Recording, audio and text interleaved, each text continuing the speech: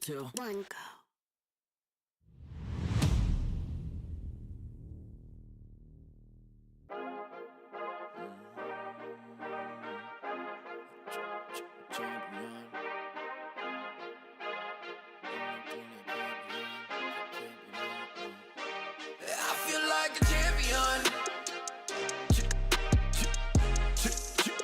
Champion, ain't nothing that can't be done. Oh yeah, I put it all on the line. Definition of divine. Yeah, I feel like a champion. Ain't nothing that can't be done. They told me I wouldn't be nothing. Came on now, second to none. I need me a trophy, I need me a ring. I'm not with the bull, but keep it a beam. You know what it is, you know what I mean? Shit, all I do is win, win, win, win. Haters wanna hate, they ain't made top 10. Double, triple team, what they need to defend. I juke left and I'm gone with the win. I'm gone with it. I feel like a champion. A champion. Ain't nothing that can't be done. Oh yeah. I put it all on the line.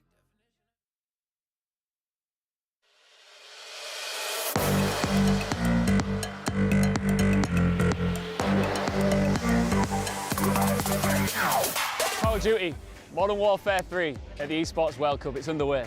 We'll get to that, but Alan. Yes. Shift. Yes, sir. We got Stud in the building.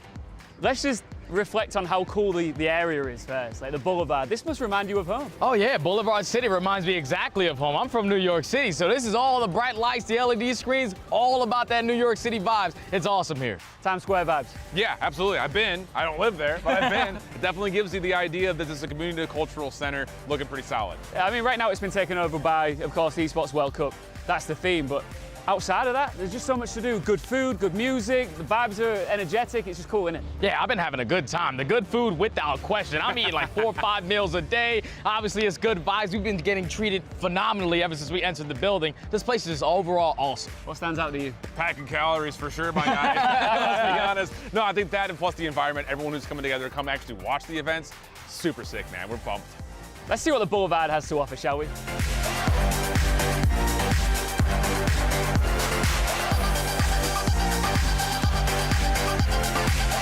Right, there's so much to do here on the Boulevard, right? But the reason we are here is for the Esports World Cup. Yeah. Specifically Call of Duty Modern Warfare 3. Stud, you've been in the game a long time. This is different level. This is totally different level. We got teams from all around the world. Obviously, Team Falcons representing this place. Saudi Arabia, they came out and had a showing. Challenging teams from all over the world, the pro teams all over the world, all in one place to play for the big prize. The players are getting such a unique experience out here as well, treated so well. The hospitality is a different level, really gets them in the mindset where they can show up and show out. But the club championship, that's awesome. Dude, it's more than just the players. We're starting to reward out some of the teams that put together some of the best rosters across every esport, not just one. So why not give the orgs a little bit of love too, bud? I want to do this every year. All right. I'm down. For now though, let's go explore the Boulevard. All right, let's go.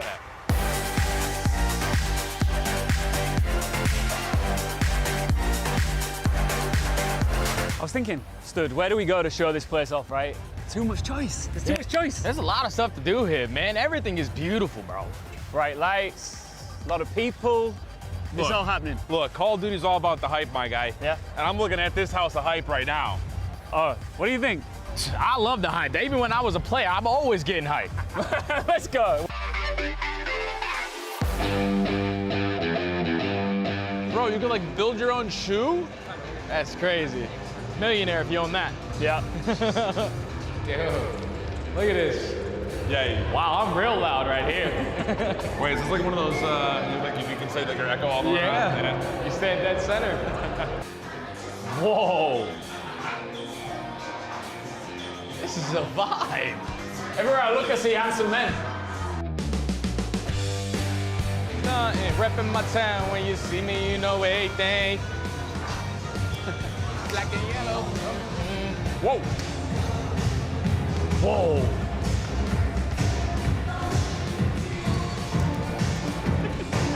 Dude, this place is dope. I feel like I'm in like rush hour.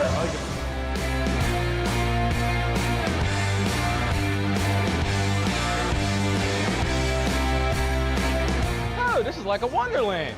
Are you kidding me? Are you joking? Ian, what are you doing? Dude, just vibing. Vibing.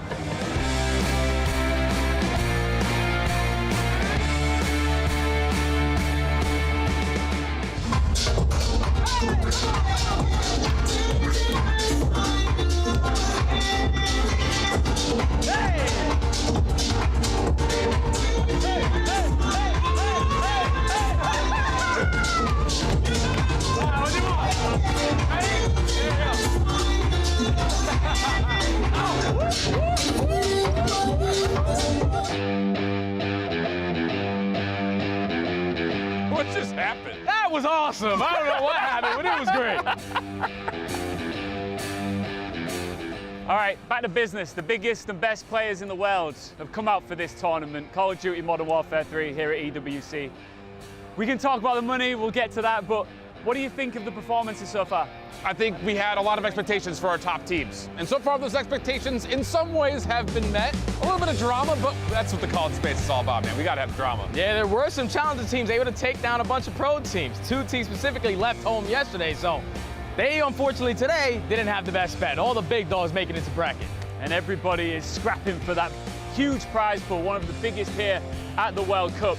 $1.8 million, stud. That's a lot of dough. That's unbelievable amount of money. When I was playing, it was $10,000, 1.8 million. God, hey. Oh, you should have gotten a little bit later on, man. Born too early. Big prediction, who's winning? Give me Optic for a back-to-back. I'm going Atlanta FaZe. Whoa! All right, well, it's still all to come. Do not miss a beat of the action here at EWC.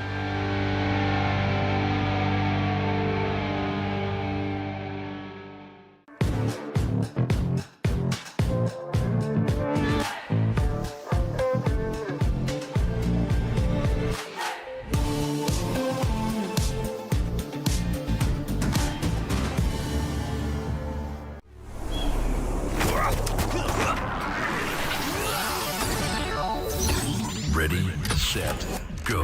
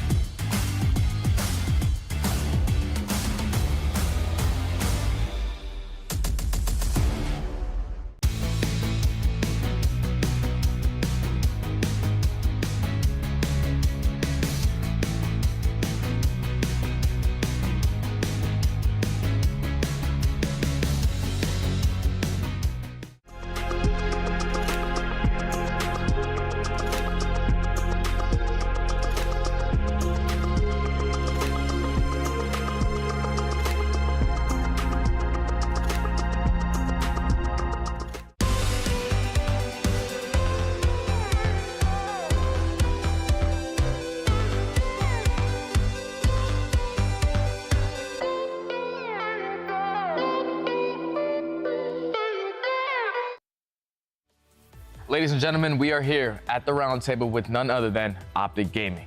Most recent champions, holding the ring high. Let's start off the rip right to that. How do you guys feel being world champions? I mean, Well, you. Listen, They got a couple already. Yeah, How you feel? they both got 2. So like they're both like, yeah, this is pretty cool. For me, it was relieving. It was elation. It was, I mean, there was so much emotions, but it was an experience that I'll never forget. But I feel like I'm on cloud 9 still. Yeah. No pun intended to who we play, but I feel like I'm on cloud 9. How's it feel for you guys to earn your second ring? For me, I didn't win my first one on land, so it felt good. I mean, felt like another tournament, but yeah, it was definitely good. Another tournament. Another tournament. Yeah, we winning too much share. There's 7,000 Green Wolf fans in the stands. Another tournament. Another tourney's up. Another one to the book. I mean, for me, it felt good. It felt good because like you leave a team and then you join a team. You want to win championships and then you win the biggest championship the first year there. So like for me, that was probably like the biggest thing coming to the year. Especially because I promised the fans championships. So I'm like, I got to keep my promise. So when this roster was formed, obviously everybody was like the Green Wall, they got some shooters on their roster, man. How? Because you guys won Major 3. What was the process from the beginning of the season? It was all bumps and bruises, getting to learn each other's chemistry. Like, what was that process like? I mean, for me, since I haven't really I've had literally a different sub duo every other year, or every year for the most part. And this one, it was like, honestly, it was pretty easy. I felt like at the first, I had to get adjusted because like, I feel like his play style kind of meshed with like his old team, and he was trying to do that into this team. You're talking about AG, right? Yeah, Okay. Pred. And I like saw that, and I had to like work off that, and like I'm really good at doing that. So I feel like later in the year, like obviously I was really comfortable with it. So yeah, it was a little bumps like you said, but it was good. So when you guys went through Major 1, made through Major 2, got to Championship Sunday, lost in the Grand Finals, and you get to Major 3, you guys win that Grand Finals. Like, you're feeling fantastic at this point. You're holding another trophy up, but then right after that, you guys get dead last at that next event. Like, what happened between Major 3 and Major 4? Yeah, that was, that period from Major 3 to Major 4 was definitely a little odd, but it was probably a blessing in disguise looking back at it, just because I guess we didn't really know. I don't want to say our S&D was always that bad, but we definitely were kind of relying on like, I guess, situational plays like a lot more. And then after that Major 4 happened, then we kind of saw that like we lost 12 in a row. We got to fix this. You know what I'm saying? Like there's clearly an issue. Insane. 12 in a row is insane.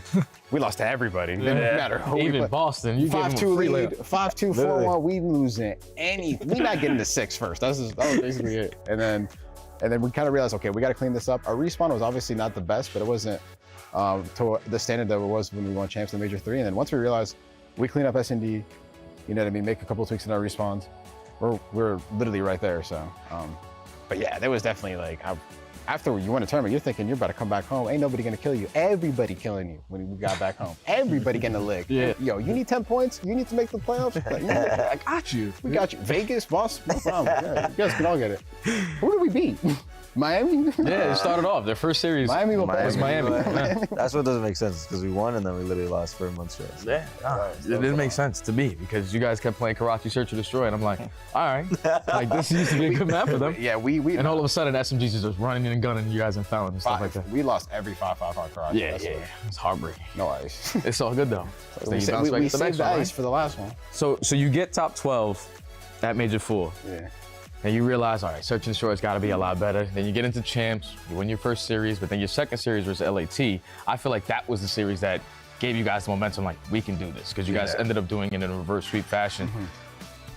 What was that moment like for you guys? Because you guys got 7,000 Green Wall fans behind you in the crowd. Now, obviously, every time you get one kill, don't even matter, you shoot on the back, it's raising. Like, the energy is real loud. You feel it. What was the moment, I thought it was the LAT, but what was the moment for you guys where you thought, like, we can win this? Definitely with the LAT. I've always said like, I've won before, so I feel like every tournament I've won that wasn't like dominant, you always have that one series, even if the tournament is dominant, where like it's a hard, like it might not be a team that you thought was gonna be a good team, but they might push to the limit. And I feel like those kind of like help you with momentum and confidence in the bracket. So like LAT was a good team going into champs, but reverse sweeping them probably like gave us so much delusional confidence going into the like next matches that like we kind of were unbeatable at that point. We got battle tested, and it kind of gave us the mindset that we're pretty much never out of a series until it's over. So Yeah. you win a series like that, it's Literally what they said. There's no other words I could put. Honestly, I'm sorry. And then we won. That's all you need. It's literally all you need. All right, so now going a big picture role. Going into a tournament, you guys know who you guys play round 1, potentially round 2. What's the preparation like when you're knowing who you're gonna play?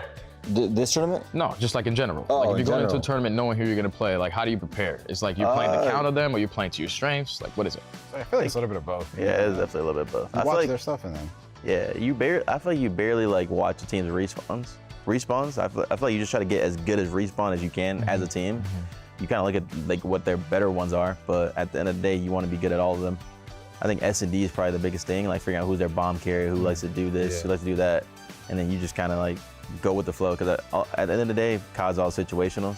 You'll never be able to like get down every situation, like we need to do this every time type of thing. So it kind of just like bases off your practice. Like, okay, in practice we might have got into this, or what did we do before we got into this? And you just kind of hope that as a team, you just do it. Remember. Yeah. And I swear for like the normal viewer that like tunes in, they sit there and they watch you guys, more specifically you, Ant, they just be like, this guy's just moving. Yeah. It's everywhere. Like when you guys are in practice and stuff and he's doing the things that he does, like you just like, go ahead, like just do your thing. I'm telling you, the first time I played with Ant, I still remember, it was 3 years ago. I remember I kept team killing them with cobes across my, because I'm like, how are you there this fast? So then for the first month, I remember it was dashy to shots, you just cash nades. I'm like, how are you? Vanguard? Yeah. Good. That's when you could chuck nades. And I'm Yeah, like, I'm just and that's when I gone. realized this guy's everywhere. And I was like, but then I was like, even like whenever you die, you get that 2 to 3 second like glimpse of like, I might get Ken, I might get Ant, I might get AG. But sometimes when I get Ant, I'm like, oh my God, he is literally everywhere right now. I could just tell on their screen, it looks insane. But I was like, over time you get used to it, you're like, okay, that's just like, that's just what he does. That's just Spider-Man, that's just what he does. That's insane. Boy, be moving, I'm telling you. He's everywhere. He's hitting everywhere with the dolphin dives. All of a sudden he's a blue, now he's a mannequin, and he's a brown cafe. Shout out Hybrid. He's just all over the place, Shout out man. Hybrid. He's Shout out so I Hybrid. promise you he's fine. So whenever people think about Optic Gaming and the vocal leadership, it's usually on you, Ken. Yeah. Do you think it's solely on you or that everybody plays a big role in that? Like, because I feel like SMGs in this game have to talk to set up those kind of plays. I mean, I think that was our biggest takeaway from at the Major 4 too, was that everybody kind of needed to be a part of, like vocal. I think like going into Major 4, I was probably like doing too much Too much talking? talking, yapping. Like, I mean, that's just my thing. Like anytime the map ends, I'm always yapping, talking about what's going on the map. But like, we had just won, and I feel like we were just making so many repetitive mistakes. So it's kind of just like, I was confused, like what is going on? And everybody kind of felt their way about what other people were doing, like as a team. So that was kind of my main thing, was we had a call, like, yo, we got to all be vocal in practice. Like, we need to make sure making sure everybody's accountable. Yep. And like everybody can like, because we've been teaming for a good minute now, and I feel like we have a good, healthy relationship as the teammates. So like we can be very honest. So I was just like, we gotta be honest with each other in practice and just kind of like let it out instead of like letting it build up so long that like we get last. And I mean, most of the time, like I said, I talk the most, but I feel like it's definitely more healthy and better for a team, especially of our caliber, to all be talking. Okay. Yeah, nah, when I watch you guys play, obviously you guys look completely in sync, even when this guy's running all the way around the map, you know, but It's a Spider-Man. you guys have put it together very, very well. So you guys win champs, right? But there wasn't the final tournament. I've got Esports World Cup. What mode do you guys feel like you had to prepare even more to try to go back-to-back here? I think we're riding off some delusional confidence still, Okay. just as being champs. Like, we went home, practice just went as like usual, like we're just casually playing like normal, and we were playing really good. So I feel like the main thing for us is we're the best, like we see ourselves as the best team, we come show up, that's it. Yeah. I feel like S&D is gonna be interesting this like tournament. Yeah, because you got challenging teams coming in. It's gonna be a Yeah. whole bunch of different like strategies and stuff that you gotta adapt Yeah, to. they're probably gonna be throwing some weird stuff. Yeah. I'm down to end of the year on 3 though. You feel me? Like I'm down to get 3. Listen, because we already got the Got the cherry on ring. top of the Sunday. You won it in the hometown. The Sunday. Listen, the ice cream J was Toronto. Yeah. Then the cherry on top was Champ. I'm down for like You need the sprinkles? fudge. The Little fudge. fudge. You gotta get the fudge on the World Cup fudge. You know? I'm down. That's what this is. I'm down. All right. Oreo sprinkles. I'm down for actually the sprinkles too. Throw them in. Sprinkles are good on ice cream. I'm Tell you. down. Throw them in. Throw them in. We down. We down. Yeah, that's everything. All right, final question. I feel like I've gotten the same answer from all the teams I've asked this though. At the end of this weekend, where does Optic Gaming place? Everyone's gonna say first, right? Everyone Everybody says else say first, yeah. I mean, has everyone said first? Yeah, so far. There's a real first though. They might not be a real first. It's a fake first. A little fake first. I mean, we're the champs regardless, so I'm taking first. I mean, I'm taking. Hold on. We're first. We're first. Take all that. Okay. Actually, I think we're first. Good. We have another title coming up in a couple months. Back to Treyarch, Black Ops 6. How excited are you guys for that? Because I know the movement. Oh, that's crazy. You're about to have a field day. break my hands, but yeah, that Hybrid might be shoot while you dive, omni movement. What else is there? Can you nade while you shoot or something? There's a lot of aspects. It looks crazy. So yeah, I'm more excited for the guns. I think Treyarch got some of the best guns. Yeah. Like They some usually iconic put it together ones. well Yeah. for competitive COD, you know? So Yeah, there ain't nothing like Treyarch. Spawns, yeah. Nothing like Treyarch. The game, the maps, just the dev support. It's just. I just want to see the pacing of the game because like with omni movement, you're basically sprinting all the time. Yes. So the pace might be Yes. You can sprint in any direction. So you can sprint sideways, backwards, like That'd be the jetpack boots, bro. exactly. That's what I'm saying. Like, I promise you, like, the developers and stuff at Treyarch, they're thinking, like, what can Shotzi do to break this game? I swear. 100%. They got 100%. him. You know, like the wanted list. Yeah. It's a picture of Ant. It's a picture of Ant when he's doing like. He's doing this face, and then they're like, "We gotta counter this kid. This kid's everywhere.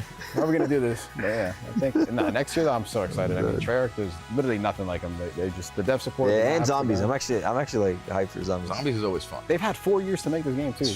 Think about it. We had Vanguard, MW2, MW3, which is like that was supposed to be their year, but then they had an extra year to cook on BO6. So we're It's about gonna to be in for cook. some stuff. It's going. Okay. Should do that. All right.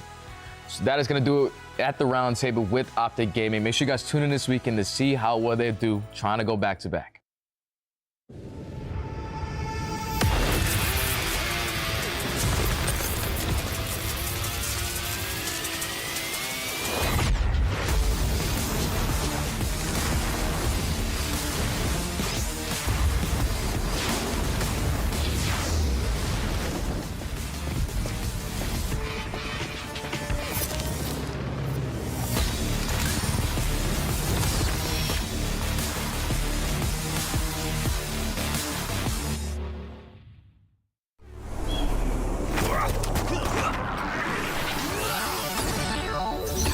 Ready, set, go.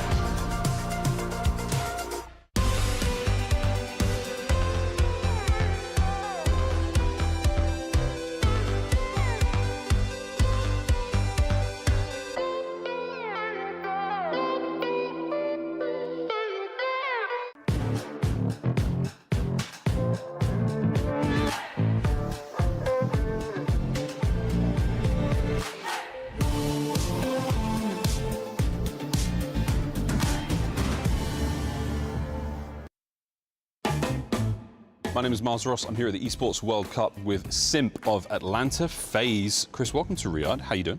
Doing good. Vibing? Pretty refreshed. Refreshed. No one has said refreshed. So that, I mean, you've already got a leg up on the competition. I love it.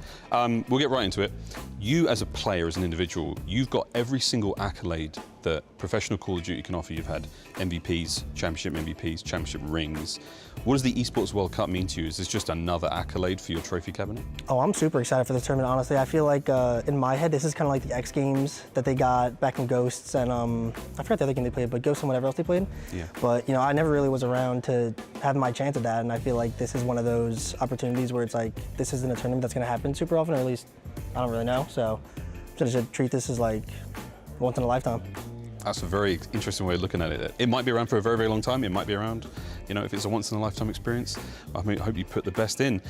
What would it be, what would you feel like to lose your long-time duo of BZ? Because as of this year, you're now the longest-running partnership in the CDL. Okay. Hypothetically, what would it be like if you split, and what would it take? I think we'd have to have a really rough year, or like a lot of personal problems for us to kind of split. I feel like, as players, we mesh really well, and like we always have since day one. So I feel like we'd have to have a really, really rough year, like even just feel like a rough team vibe at the beginning of the year to be like, oh, maybe we have to like switch something up here. But that's crazy that we're the longest duo. I didn't know that. Long time, really long time. If you did split, who'd you go for? I have no clue, to be honest. That'd That's be like a tough one, right? That'd be like a split of the moment thing. I feel like, because you'd have to see who's up, who's available. I mean, any of the top subs I'd be looking out for, I guess, but. It's a weird question. I love throwing people under the bus like that. Here's another weird one. 2v2. You and a BZ versus Shotzi and Hydra on Rust. Who wins? Oh, we're taking that every day of the week. We have the chemistry, we're the duo, we're taking that. Chris, throughout your career as a FaZe roster, you've had some amazing assault rifle players. Arstes, you've had Slasher, now you have Draza. Draza's arguably the most aggressive of those players. What's it been like having him on the roster this year? I feel like he's done a really good job of making us confident, or at least looking confident on the outside. I feel like we've always been confident on the inside. It's just a matter of that looking part. But he's good vibes. I feel like he looks at COD in a very similar way that I do, and he's always striving to be like the best. So it's great to be on his team. That's really cool, man. Very, very good. It's from the outside looking in, it looks like you're having a lot of fun. We're excited to see how you do this weekend. This is a crazy one. It's 1v1 for $1 million. $1 million? $1 million, right? You get to pick the COD game, like any of the games and any of the weapons to play with. So like you're playing BO4, you know, you're using the sword, right? Whatever. What game are you picking and what weapon are you picking? I think I'm picking BO4 Paladins. Paladins? Paladins. Actually, that no auto aim. I was the best. No one's gonna be able to hit me. That is actually That's a so $3 million. good. $3 million. That's actually It's so never good. been more fair. I thought you were going to say like the Sorg or something. No, I actually might have led you there with the BO4 call, but that is a very, very good shout, Paladin. I'll never forget that Arsenal clip. Last question. Vaznev or Rival 9? Ooh. What cooked more in your hands? I think I'm better with the Rival, but I think the Vaznev as a sub was a better sub to use. Yeah, little shotgun? Yeah, I enjoy the Rival more though. I always enjoy the fast shooting subs more, to be honest. Why is that? I feel like they're just, it makes you feel faster, if that makes sense. Like, you're always kind of moving, you have to hit a lot of shots, so I feel like it makes the subs kind of be a little bit harder to be in the role. So I kind of like that, a little bit more of a skill gap. Chris, thank you so much for your time. Appreciate it. Yep.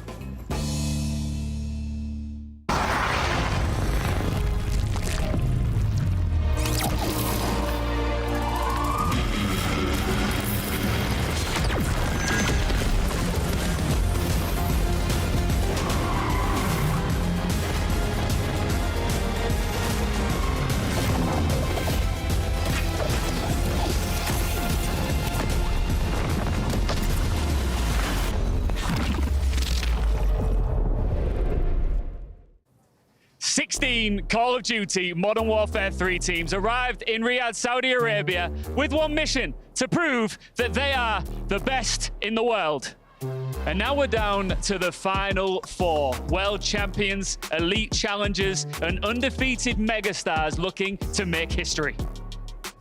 The trophy, the bragging rights, and of course, the biggest share of the epic $1.8 million prize pool. It's all at stake here today. 2 semi-finals and a grand final. You know what time it is. The Call of Duty Modern Warfare 3 Esports World Cup Championship Sunday starts right now.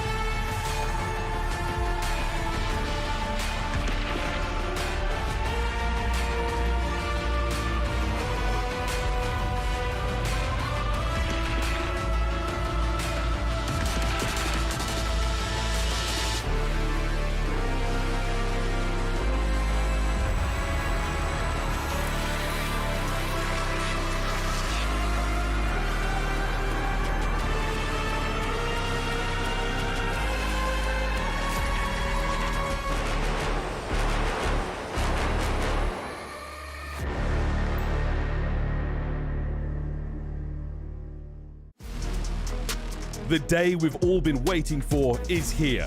Oh my goodness! The EWC Call of Duty Modern Warfare 3 Championship Sunday is upon us. What a shot! 4 teams remain, and today their grit and tenacity will be put to the test. They are 100 Thieves, Vancouver Surge, Atlanta FaZe, and Optic Gaming. Oh, there's the action! Oh! It's a familiar group, one who constantly wage war for the top spot, their powers shifting from competition to competition. Today, they vie for the championship, the highest prestige, and a heaping serving of the $1.8 million prize pool. Who will prove themselves worthy of the trophy? Whose keys will crumble in vain? Who will win it all? Nothing is granted, everything is earned.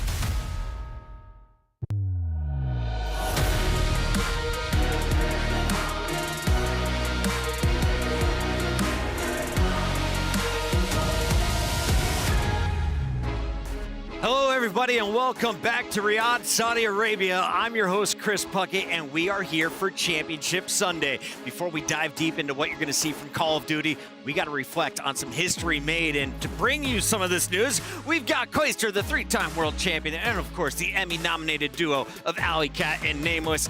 Nameless, I want to start with you. Esports World Cup is not just about one title. It's been 8 weeks of competition, and the Falcons made history yesterday. Yeah, it's been unbelievable. Obviously, you have to have multiple different teams in different esports to win that trophy, and they did it. It was an incredible long journey for them, but yesterday it was solidified. Team Falcons are your champions of EWC. And Alley Cat, you got a chance to go see this bad boy in person. It wasn't just AR. The solid gold was in front of your eyes. What do you think about it? It was beautiful. It was much bigger than I thought it was going to be. It was shiny, it was gold, but you know, as much as this is the cherry on top of the cake, there was some ice cream involved called 7 million. Absolutely, and Clayster, we got to talk about how cool this is and how unique it is for some of the clubs, because the CEO of the team was in competition. He made it deep into EAFC. Yeah, and to see the passion coming out of him as it announced that the Falcons did secure the #1 spot in the club championship, it was getting me a little misty-eyed back here. And I honestly wasn't so familiar with Team Falcons, but seeing the support that him and his team has, look at the crowd going crazy, giving him love, it was amazing to see. And this was the best, jumping over the barrier to hug the fans. You can tell it's all about passion, and he said it in the interview. What does this mean to him?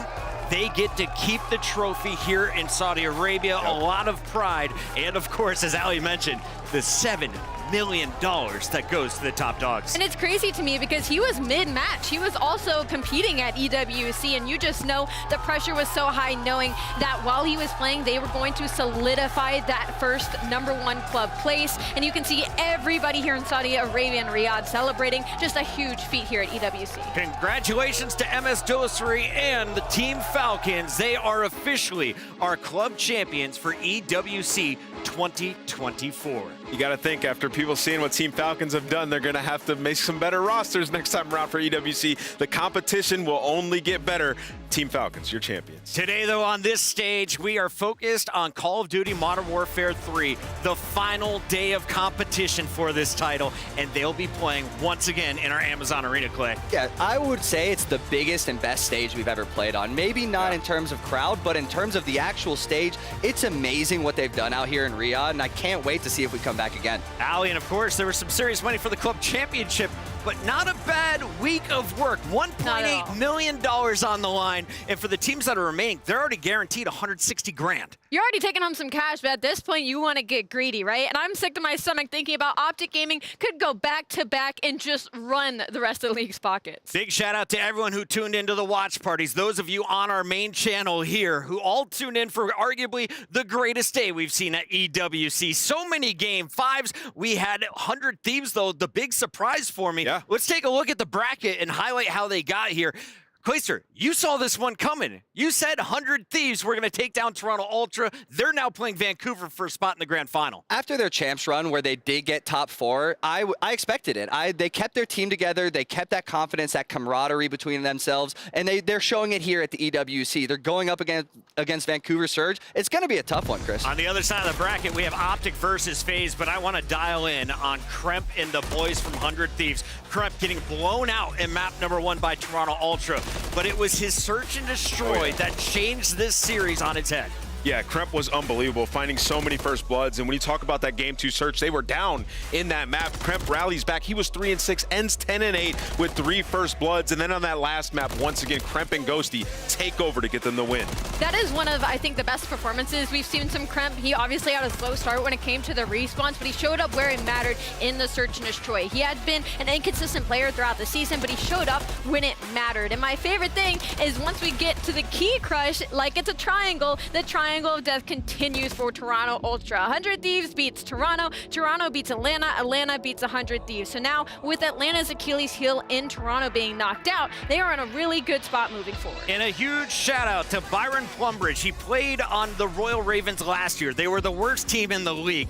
He comes into 100 Thieves after they're at the bottom of the leaderboard, and he and Kremp are having a huge impact in Riyadh. Yeah, and we look at the top 4. There's a lot of foreign players not from North American soil, and I love to see this in Call of Duty Esports. Nasty coming over. We have people on the other side on Vancouver, Surge from France. And then it's just crazy to me that COD is now global. It's not just focused on North America. Let's speak about the French speakers because we had Abuza and Brezzy putting on a clinic. It wasn't the cleanest of wins, but they took down Carolina Royal Ravens. And when they got those dubs, they were the clear favorites in each one of those maps. Yeah, the Vancouver Surge, they've been working on their game. The hardpoint got so much better when they made this roster, but they needed to get better at search. So far throughout this tournament, they have not lost a search and destroy. They have been excellent there, and we saw that put on display yesterday in that Game 5. It was a grueling series up against the Royal Ravens. Beans came out going absolutely crazy, so they had to respond, and even with the slow start, you got guys like 04 who can take A lot over. of people forget about Hook.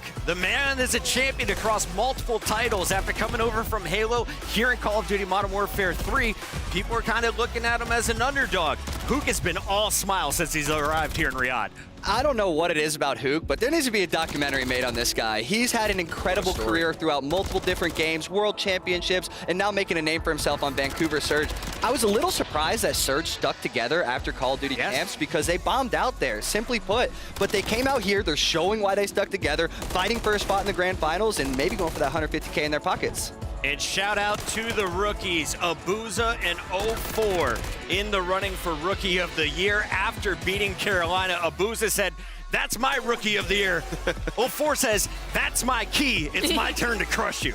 Yeah, 04 is one of the more impressive rookies that we've had in a while, right? Like, he came up so fast. It's like instantly from challengers. He had a great tournament, gets put in a tough spot, and he has to be that aggressive SMG, and he has been excellent with these guys around him. There's no telling what they can do. If they're going to keep powering forward in the bracket, though, you got to think it's going to come down to the play from Abuza. Can he keep these numbers rolling, Alley Cat? I think he can. Abuza has been one of the most consistent players and the most consistent on this team throughout the entirety of this season. And there were times we forgot he even was a rookie because of the plays he would make and how consistent he was. So expect to see him fry today. We've got another squad to talk about. They're always at the top of the leaderboard every regular season, but Champs has been eluding them. Atlanta FaZe is here to make bank. They want the trophy. They are hungrier than ever, but everyone is saying it. They've had the easiest run. They were in Group D. They boppity-bopped 100 Thieves with a hot 3-0. They took care of Boston yesterday with another 3-0. How is Atlanta so consistent, and can they keep it going on a Sunday? I do think that they can keep it going, and I think what makes them so consistent is that core of Simp, Abizi, and Celium has been together for so long, they don't even need to communicate sometimes. It's like they're telepathic, they know what's going on, they know what each other is thinking, and they all 4 had to perform because Awakening on Boston Breach was absolutely frying in this series, and they all had to perform to surmount him. Yeah, I mean, when you do look at their road, though, they're the only team left that hasn't beat a top 4 team. So questions still remain unanswered when you talk about the Atlanta FaZe, and they have an extremely tough matchup up against the world champions in this round. So for these guys, it would rectify their year if they could come in and get this championship. You know they want it. The coolest part of this match for me was the fact they were down over 100 points in hardpoint. Awakening's dropping 40 bombs, and yet they still claw back in that game behind Traza. He led the way, but it's Celium who gets the honors of crushing the key. And you know, this is just so fun. You can see all the players watch it, saluting goodbye to the key. Celium puts it in his mouth off for some reason, like a medal. I don't really agree with that decision, but I do agree with the fact that Draza is going to be your player to watch today. Sunday is usually where we see Atlanta FaZe kind of struggle, and he's got to step up for them if they want the chance to lock it up. That thing's 55% gold. You just got to test it with the mandibles, you know? All right, let's talk a little bit about another squad to keep eyes on. They had the crowd going wild last night. That, of course, is Optic Gaming. Optic facing off against Cloud9, the rematch from World Champs. This time around, a 3-1. Optic taking care of business. Pred, Shotzi, Kenny, everyone contributing to the win last night. Yeah, you know, this match meant a lot to Optic Gaming, right? Because people were saying, like, the crowd gave them a buff at the last tournament, and here they wanted to showcase they were just better than Cloud9, and that's exactly what we saw put on display. The first two maps were not close, Clay. Not at all. And yeah, sure, they drop a Karachi control, and then the Rio Hardpoint was one of the best maps I think I've seen all year. I love the IGL call out of them at the end to go for that last 7 seconds on the P2. And honestly, I think this matchup that they have against FaZe is a win-win for them. It's either, you know, they win against FaZe again, or FaZe couldn't do it at Champs. So they're chilling, I think. I think they're hanging out. I think they want the win, though. And you just look across the board, this was an even playing field. Everyone contributing, everyone getting some hill time in that final game 4. Is this the gameplay you want to see continue on a championship Sunday? Absolutely, and I mean, we have to talk about Kenny. I mean, Dashy obviously had some very highlight plays yesterday to make sure Cloud9 didn't have an opportunity to crawl their way back in. Shotzi and Pred doing SMG things, but Kenny, what's added to his roster, they got their first chip in years. Like, I don't think we talk about him and the impact he's had on this squad enough, but of course, the final key crush of the night in the orange jersey is gonna be Pred. And what about that weird smirk there at the end, Dan? There it is. I mean, he's just downright evil. Like, who does that, man? And then waves the camera with another grin. Come on now. I love Pred. They were rocking the EWC orange, and of course, we want to see what they're going to be wearing today. Is it the championship whites? Do they have a new jersey? We also want to see, can Kenny keep these numbers up? A 1.28 against the world championship opponent in Cloud9. That's a hell of a job done. Follow-up question, is Kenny gonna wear a bandana for Championship Sunday? What color is that one gonna be? That fade's been so clean. I don't know. Yeah, you can't cover that up. You can't cover that up. There's been a lot of intense moments, several Game 5s on day 3, and we caught the best reactions. Let's take a look at your Pepsi top reactions.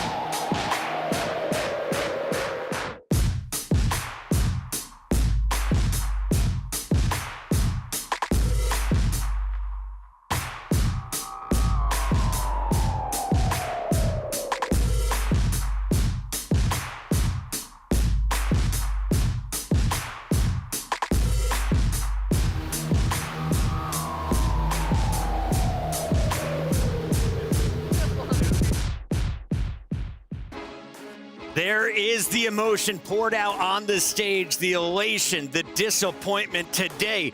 2 more teams are going out early, and we have to see how it's all shaping up in the bracket here.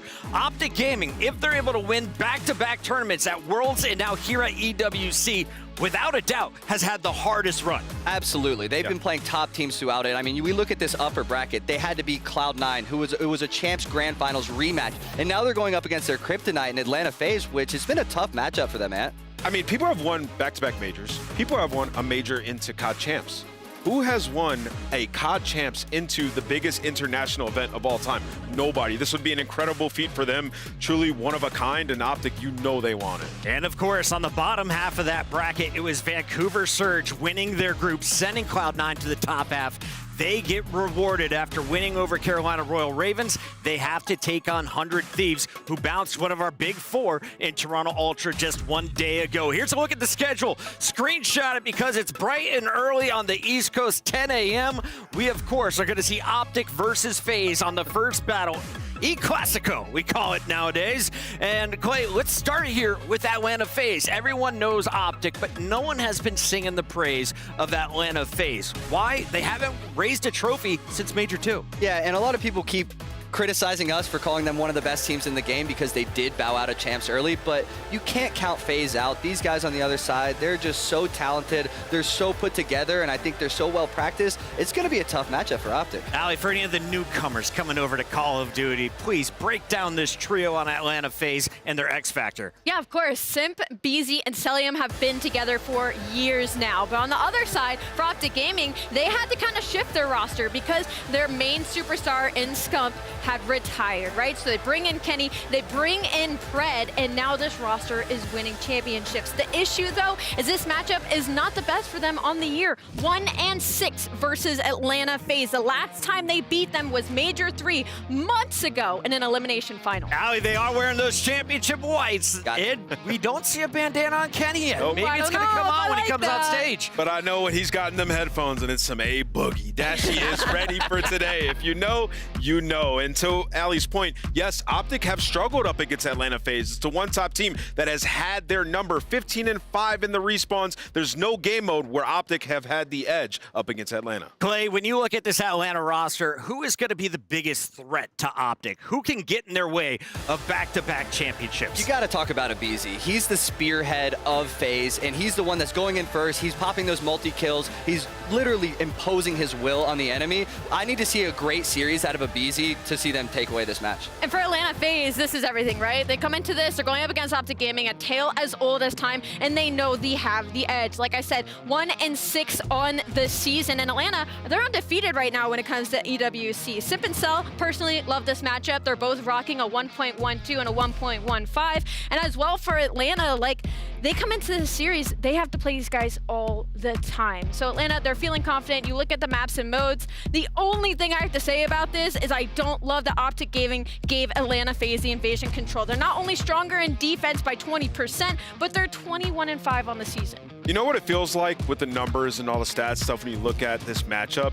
In the offseason, when Atlanta FaZe, last year they got smoked by Optic all year long. And the approach to the offseason was, let's get Draza, let's play at a pace that Optic cannot keep up with. And you could see the attention to detail that they've had. Simp and Celium so much success in the respawns up against them, they'll need it once again. Did you say 21-5 on map 3? Yes. This is ridiculous numbers. Way too consistent is Atlanta FaZe, but they haven't performed on a championship Sunday. We'll find out if they can do it, and we want to know, how do you see this one going down? Head on over to stcplay.gg and get your predictions in right now. Clayster, you were the Oracle yesterday. You called 100 Thieves. Who are you calling here to kick off our semifinal? All during COD Champs, I voted against Optic. During this entire cup, I voted against Optic. I'm doing it again. We're going Atlanta FaZe, baby. Ali, you got 5 seconds. What do you got? If you asked me this morning, I would have said Optic, but after I took my notes, I'm going Atlanta FaZe. Their Achilles heel is gone. Have y'all watched Call of Duty the last couple of weeks? What are you saying? Because I have, and Optic's got this. I'm sorry, they're winning. Let's go to the Amazon stage.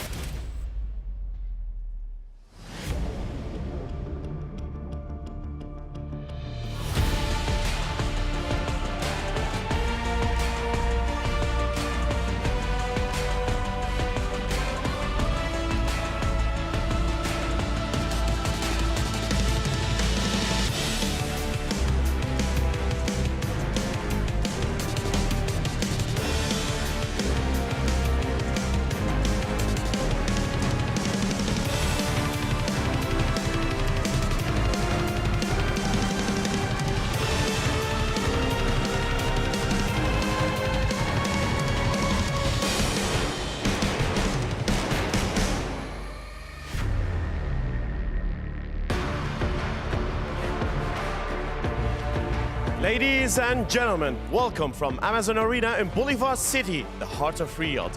To whom does this glory belong?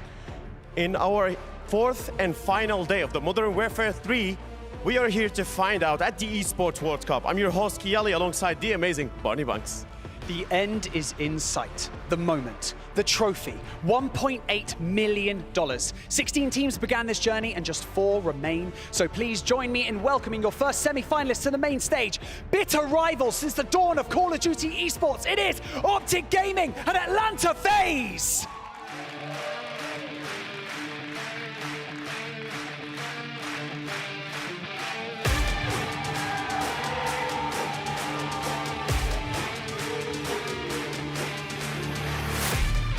Opponents, rivals, titans, here once again to prove themselves the dominant force. It is your Classico. Teams, place your keys. One of these titans will have a chance to place their key into the trophy, while the other have to see it crush and join the graveyards of the keys. Two teams steeped in history, success, and legacy. On the one hand, we have the highest ranked team in the Pro League going up against the current world champions. Let's set this stage ablaze, boys. Let's do it.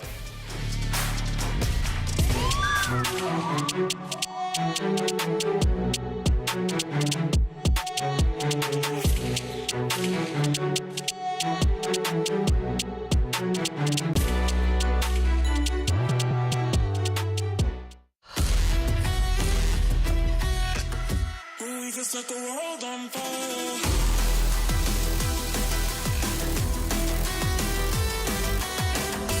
We can set the world on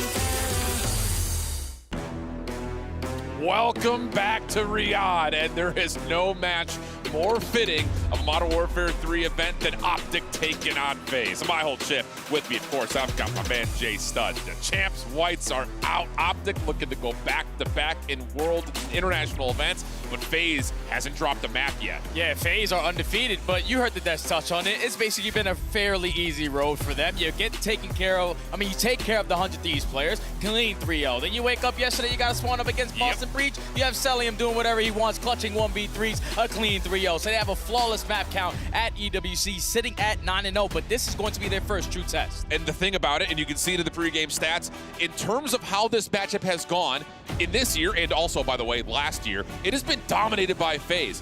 Thing is, last time they met, that was not the case. Optic found their first major win, and that may have sparked the run that they've gone on the last couple of months. Oh yeah, because that was all the way back at Major 3. They were able to take them down in the elimination final. So when you get to that series, finally getting over that hump, because it was Atlanta FaZe in 6 straight series, they were getting better, getting the better of the green wall. But now, once you get over that hump, you were able to walk away with that championship there. So now you stand in front of them again. Can you make it a repeat? Without the question. And I think the thing about it was there were questions about this Optic team, not about how long was that run going to be, but on top of that, would they find the same energy in a neutral environment where there isn't as much of a crowd as we saw at Champs? And so far, I think they've not just met, but they've surpassed the eye test in terms of them being caliber and ready for another championship. Without question, man. You got tested yesterday. You go up against a team that you faced all the way in the grand finals at COD Champs in Cloud9, and you took care of them with ease. So Optic game, they are looking phenomenal so far at EWC, but there's nothing better than potentially being the first team to ever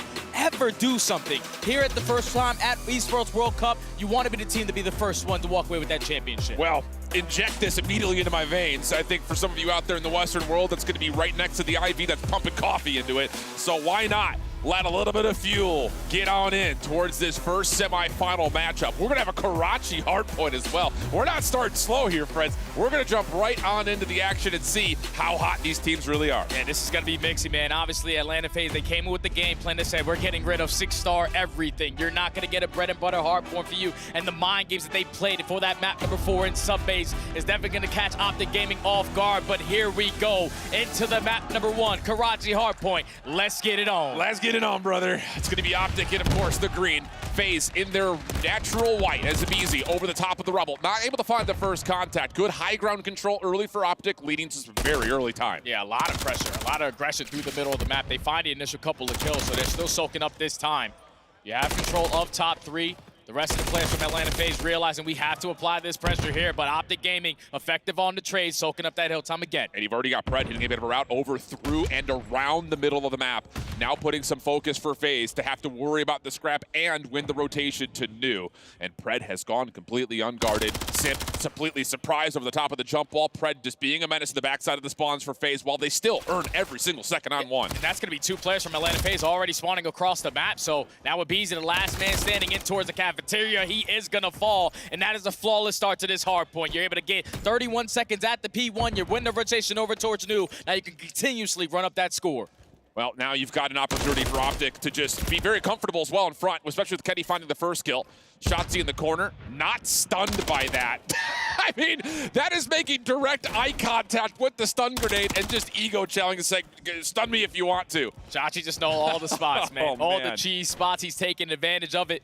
And Atlanta FaZe have yet to even spawn in. 0 points still to their name. They cannot get close towards this P2. They are trading back and forth. And unfortunately, we are still in the game. I don't know. It looks like the players are still in. It may just be our initial CODcasters. So hopefully we get a perspective swap to where we can keep on board with it. Because at the moment, Optic are up big. And here we go. Right back into it. 68 plays 0. FaZe from the front. Able to find a little bit of success here on this late break. But more importantly, they do have the rotation to do. Yeah, they have the rotation to do. And at least you have one player still contesting at this old hard point. Abizi making it very difficult for them to even work their way over towards that red side, but you take care of him, and now Atlanta FaZe down by a majority of this time. You need a full 60 here to get yourself back in the game. And we've seen this before. This was kind of what Ultra was dealing with on Subbase yesterday, where they were down like 80-0 and then got a full 60. So for FaZe fans, let's keep our heads on straight, or maybe not, as Shotzi and Dashy from the front just essentially walk on into individual gunfights, winning them both, and now Optic are in the hill. And this is what Optic did yesterday tremendously versus Cloud9, instantly finding those breaks on their first attempt.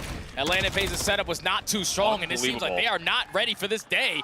Optic Gaming, they are just swinging on all cylinders. Everyone sitting positive, nearly double positive actually for just about everybody, as the crowd here in Riyadh starts to light up the comms here in the venue. And a very familiar chant starts to take over. I'm sure FaZe fans all over not happy to hear that so early on, as Optic get the break and only allow 6 seconds or so for FaZe to get on P3. Yeah, Atlanta FaZe, they tend to struggle on Championship Sundays, and this is not the way you want to start versus the world champs. Now you're forced to make up a lot of this time at P4, which is not going to be very successful because we know this hill is all about the contest, trying to keep them off as much as you possibly can. You have to feel like if you're FaZe, we need to get 20 seconds plus here just to try to get something going. Not an easy premise to start to build, but at the moment, FaZe are at least finding some success holding around the front side of the hard point. Question marks on where Shotzi has gone. The double chow from the front is really just a 1v2. Draza didn't have any support at all because everyone's so worried on where Shotzi's gone. Seems like right now Atlanta FaZe are playing a little bit scared. Everybody's sitting on pre-aims, and Optic Gaming are flying entirely around the map. They find the initial 2 kills, but something is happening. Yeah.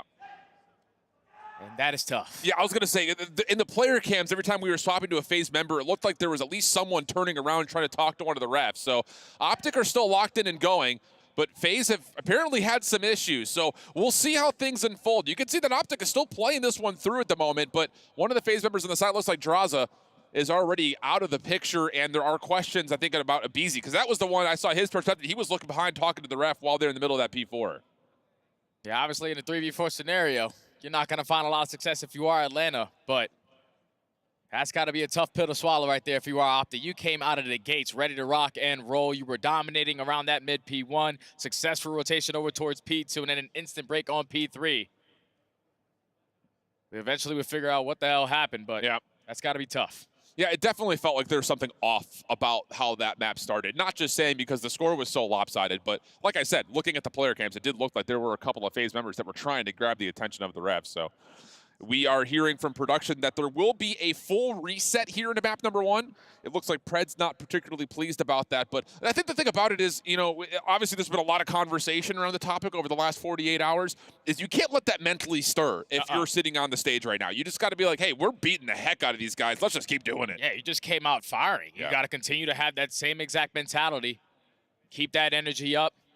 Obviously, the restart is not ideal, but want to make sure the game is at least in the fair playing territory. Yep.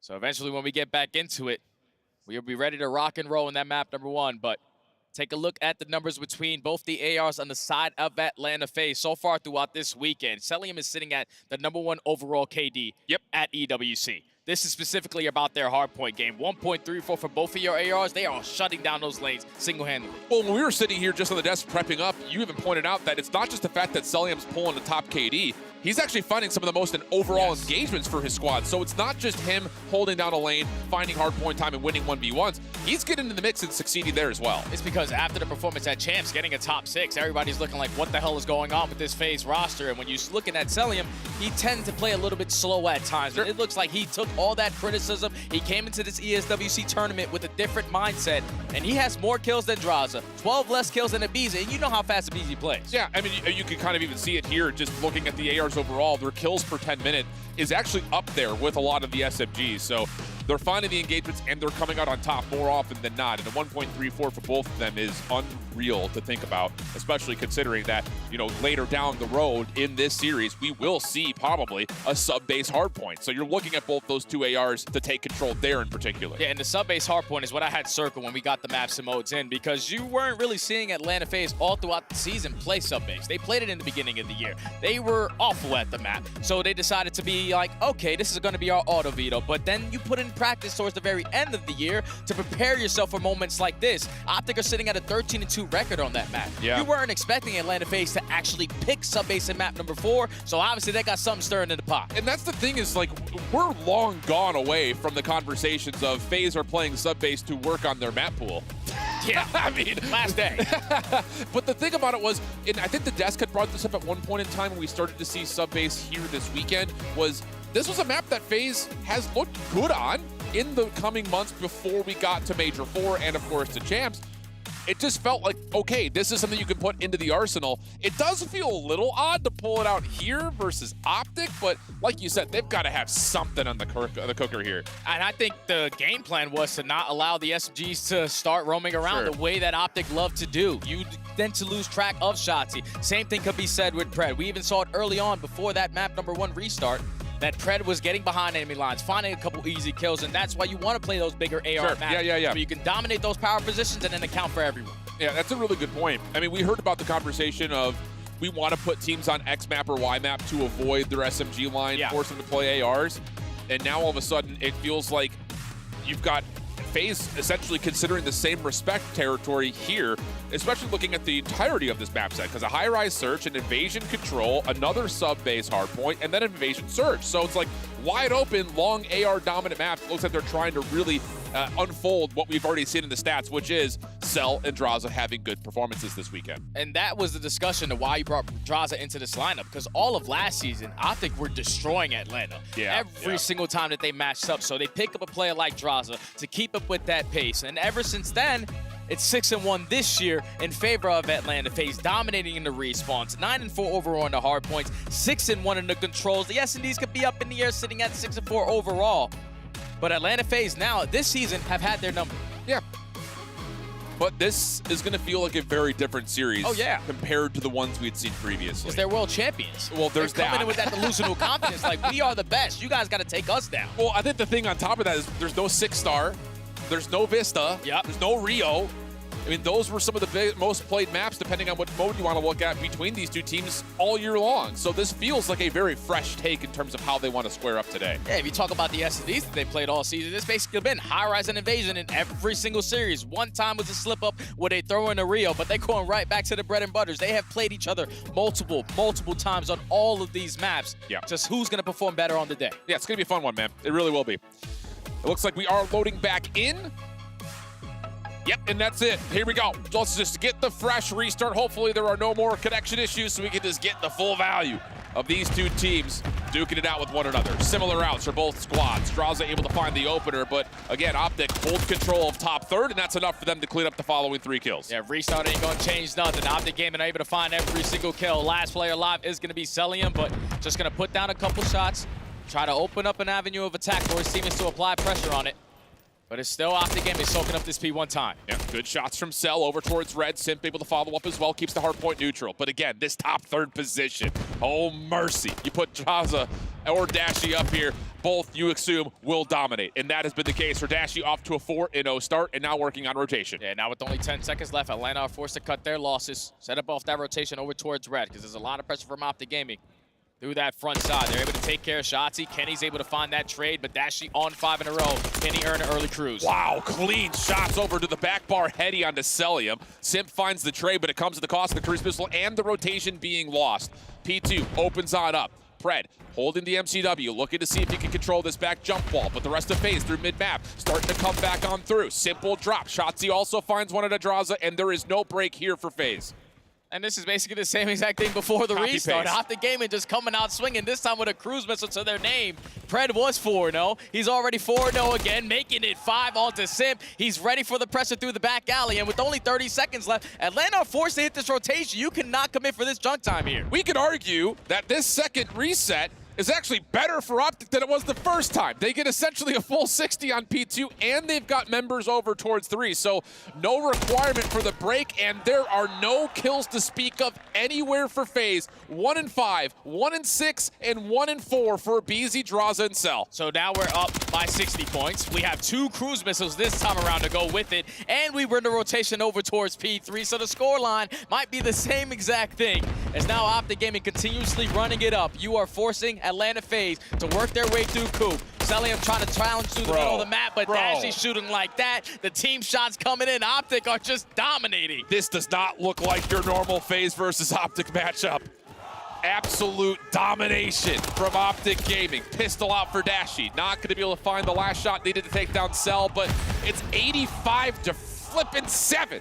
And FaZe are still struggling to break on through for any time. They just can't get in. They're attacking from one single angle, and Optic Gaming know where the pressure's coming in. They are trading more effectively. That's a 2-for-1 there in that scenario. And now with only 15 seconds left with the lead that you have, if you can keep them off, even better, because your teammates are already thinking about that new rotation. Well, there will be a little bit of scrap time here for Atlanta, but again, you look towards the macro side of what's happening on the map, and Optic, once again, controlling the high ground, surrounding the new hill. I mean, this has been legitimately the most beautiful Karachi hardpoint we've ever seen, and go figure it's Optic versus FaZe in World Championship form. That's insane, because this is a strong map for Atlanta FaZe. They have a 14-4 overall record here. Usually don't get caught slipping because Optic Gaming do not prefer to play a map like Karachi. But to start off, you already got 2 cruise missiles. Atlanta FaZe now trying to soak up time here at Pay 4, but it's not going to be successful as Optic are able to find another 3, almost 4 in the feed. I mean, what do you talk about here? I mean, legitimately, this is just a mismatch. Cell from the back, try to deal with the trophy system and the rest of the Optic members in the hardpoint, but there's just no good fights to take. And it's another 3-for-1 feed. I mean, we can't even break this down. This is just sit back, relax, and watch Optic dominate. And now Optic Gaming are going to walk away with that final 20 seconds. And keep in mind, they still got 2 cruise missiles to work with. So if you are Atlanta FaZe, you hit that early rotation. You're going to need this time here at P5 to get yourself back into the game. But this is where you're going to see Optic manipulate around that mini-map. Yep. SMGs hit certain routes to spawn those players all the way across the map. Then here comes the cruise. Perfect. They take out Cell over towards that front side of red. This should deal with the player inside the point. So open it goes. And again, look at the crossing angle from Pred. He's able to stop the reinforcements from finding a way back into the hill. That is absolutely perfect. Only one player drops, and Optic again find a quick break. It does not get any better than this for the green wall. Mentality that they have had so far in this map, number 1, has been stellar. As now Atlanta are able to work their way through the front with a couple kills. 25 seconds still to fight for here. Optic Gaming going to spawn all the way across the map, but you still got players like Shotzi, and a team kill from Abizi will help. I mean, it's just legitimately everything going the way of Optic Gaming. A moment here for Abizi, trying to keep the hard point neutral. Pred right through mid, trying to cut that off as the scrap time will be fully captured by Optic Gaming. And again, because you've got Simp trying to play for the exit, you don't even have a setup here for FaZe. This does not look like the same FaZe team we saw all weekend. Yeah, they did not wake up yet. Remember, they were not actually tested so far this weekend versus the top 4 team that we had throughout the entire season. Their best win was versus 100 Thieves, and they took care of them with ease, but this is a different kind of animal in Optic Gaming. They are already up by 100 points. They're soaking up this P1 time again. This time Simp is trying to hold down that top 3 positioning, but as soon as he finds one, the trade comes in, and now Dash on 6, making 7 in a row. Another cruise missile for Bruce. You just can't let Bruce stay on a high ground position like that. He's just not going to miss. 21-7, kill number 22 around the corner. What? Are we kidding? God. What are we talking about? 166 to 38, and it's not getting any better for FaZe. Yeah, this ain't even close. Like, I don't know if Atlanta FaZe got their monitors on or something. Guns are not working. The teamwork is obviously not there, and Optic Gaming are continuously just running away with this game, as they're going to put themselves in a position off the rotation over towards New. Now they still have 2 cruise missiles to work with just in case Atlanta find a little bit of success in that slaying department, but They're breaching at 180-point mark, and they continue going up. This is wild. I mean, you're dealing with, again, we saw the head-to-head stats. FaZe had Draza and Selim at 1.34 KDs. They're combining for 16 and 30 right now, but FaZe desperately need a lifeline as we jump into an Atlanta FaZe listening to see if they can spark one up. Okay, I'm trying to cross. Team Alley.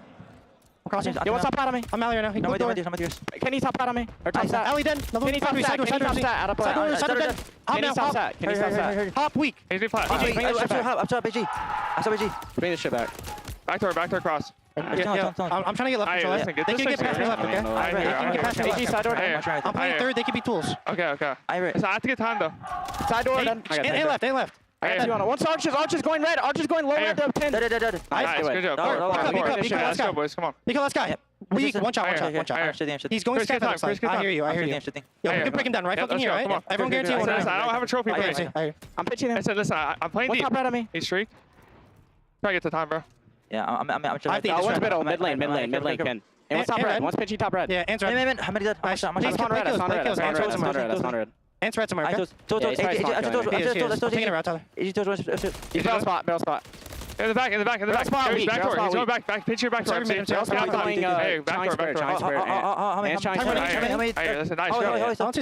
coming with. Hey, I get you in the Yo, he's 10 still. He's still just spawn killing. Second. Hey, 1 second as well. Listen, you're by yourself. Yeah, you're by yourself. Nice. Where's your Chris? Let's go. I'm trying to keep this white. Alright, that's a good time. And getting in the back, one shot, and on time. I'm pitching Coop. Heard. Went to the back. AG one shot on time. I spawn bridge. AG in the hallway. Get me. Nice, good one. AG. And CV's behind the hill. Last guy behind the hill. I'm getting shots. Legitimately, Jay, I think the biggest takeaway I just had right there is the constant comms of someone's still spawn killing. No one's winning their ones anywhere on the map for FaZe. Okay, and I don't hear any energy on the side of Atlanta FaZe. Obviously, when you're down by almost 200 points, you're not going to be having a good time. And Optic Gaming continuously just running away with this map number 1. Atlanta FaZe have a tall ladder to climb if they want to get themselves back into this game, but still, the kill feed lighting up green. Finally, Selim and Simp are able to catch a couple, but it's still Optic soaking up that time. Yeah, I mean, we're dealing with 220 to 70. So, I mean, trying to paint a silver linings, but I don't even think Bob Ross has that shade of silver in his palette. It's just dark clouds all around this FaZe opening Karachi hardpoint. Moment of recovery here as Optic are going to default for playing for rotation, so they're going to get another 20 of scrap unless Shotzi clears this out himself. But as he does drop, now a chance for FaZe to work on rotation. Yeah, FaZe got to work, and they got to work quickly. And keep in mind, Optic still have a cruise missile in their back pocket. They only need 31 seconds to close out this map number 1. They're not finding a couple kills off the rotation, so Atlanta giving themselves an opportunity, but you see those close spawns still in the back for Optic, and now you have a free pinch from Shotzi. Dashing good for the opener, not going to get the second, but lots of damage tallied, means that Kenny can get his trade, and then the turn back around, gets the read on Cell's pinch, and this is how the game likely comes to an end. And look how Optic are spawning FaZe so far across the map. They've got every bit of contest they could possibly need for the final 15. Yeah, this is not good if you are Atlanta FaZe, not the way you wanted to start your championship Sunday, and here's when you let all the streaks start to rain. Give the call outs to your teammates, realize where the pressure is coming from, everybody to iron up. Final 5 seconds. And it's gonna have to be onto a Beezy. 1v1, not one. I mean, that's it. Just single-handedly speaking, individual 1v1s were dominated by the green wall. And you were talking about the mentality of the restart, if it was gonna play an effect on the way Optic are gonna come out playing. They said, no, we're gonna do it this time a little bit better. They earn early cruise missiles. They find early breaks. They're winning a majority of those rotations. And Atlanta FaZe simply were not ready for that map number 1. That's all it came down to. Everything that Optic Gaming did there worked out to perfection. Yep. That's probably the best we've ever seen Karachi hardpoint be played. Full value, winning your individuals. Of course, the macro of how the team's moving on the map is perfect. The space they're creating in front of hills, beautiful. I mean, I'm at a loss, Jay. This is El Clasico on a championship Sunday, and Optic just put FaZe in the 100 freaking point club. And it's all up to start, to be honest, for me, out of Dashy. Because when you usually look at Dashy's stat lines, he's sitting around 15 and 15, soaking up a majority of the hill, the best objective play that we have on the season. But the fact that he goes 7-0 to start the game, you know Pred is matching his energy. He also finds a cruise. Both of those young men dropped 28 kills, 22 non-traded kills. No one even had to breach 5K damage because you're respawning Atlanta FaZe all the way across the map. You were barely getting into these gunfights that actually matter. Optic Gaming punch Atlanta right in the mouth in map number 1. Wow. Well, Optic getting absolutely fiery after map number 1, but this is just map number 1. We've seen this series go a long way, and I think the composure is definitely going to be something that both teams will have to make sure they keep in the back of their mind, because this one could get sweaty quick. But to start, anything but for Optic. I mean, it's legitimately perfect. Hard point, everything felt good. The way they used even cruise missiles was perfectly efficient. Everything just came out in favor of the green wall, and that's a heck of a way to get some momentum going for map 2. When the hell have we ever seen Atlanta FaZe get a 100-point club in a hard point? I don't know. I need to go back and look at that because I don't think it's ever happened. Optic Gaming just came out and just did everything that they wanted. We're challenging gunfights. We're setting up crossfires. We're finding the more effective trades. And even though Simp was able to find a couple kills here and there, it don't matter. The green wall got more players on the right side of the map. And they just absolutely put the beat down on Atlanta in that map number 1. Now can you continue that into a high-rise search and destroy where we have watched Optic Gaming play it this weekend. They played it versus Carolina, and they ended up losing it all the way in around 11. But I think my main focus, if you are Optic Gaming, when you have that objective control, we have to work this bomb down, because when you give Atlanta a lot of time around the map, that's when they take the map away from you and throw a whole lot of different looks at you. Jay, I'm just looking over the course of some of the stats that I have in front of me, and looking at the history, outside of sub-base, there are only 3 times that Atlanta FaZe have not accrued more than 200 points. That's insane, man. The lowest amount they got was a 128 to 250 versus Toronto on sub-base, and that was back during Major 1. So this isn't just a beatdown. This is an embarrassment, considering that there's only been 3 other times outside of sub-base that they haven't gotten past the 200-point mark, let alone the 100-point club. I know my boy Turtle's already looking through all of his notes to figure out the last time FaZe got a 100-point club. As you take a look at the maps and modes, obviously the high-rise search and destroy coming up next, but Optic Gaming, they usually don't find a lot of success versus this Atlanta roster in hard points. But when you come out like that, you got to carry that momentum into the search and destroy. Continue to play confident, but also make sure you're playing super smart. Because Atlanta FaZe, they can take advantage, especially in this map mode. Absolutely the case. But again, last time these two teams had played, this map was in the pool, and it was an Optic win, 6-3. So we'll see if that history has anything left for us to possibly dig further into. But I think you're absolutely right to point out the objective focus. It's been criticized. It's been a byproduct of that long S&D losing streak that they were on in Major 4 quals, but that seems to have been mostly corrected as we jump into round number 1, Optic on the attack. Look at how aggressive shots he's getting. Gonna put himself in this angle that he found a lot of success at the last tournament, but FaZe do their homework. They strike for the first 2, and now it's Pred.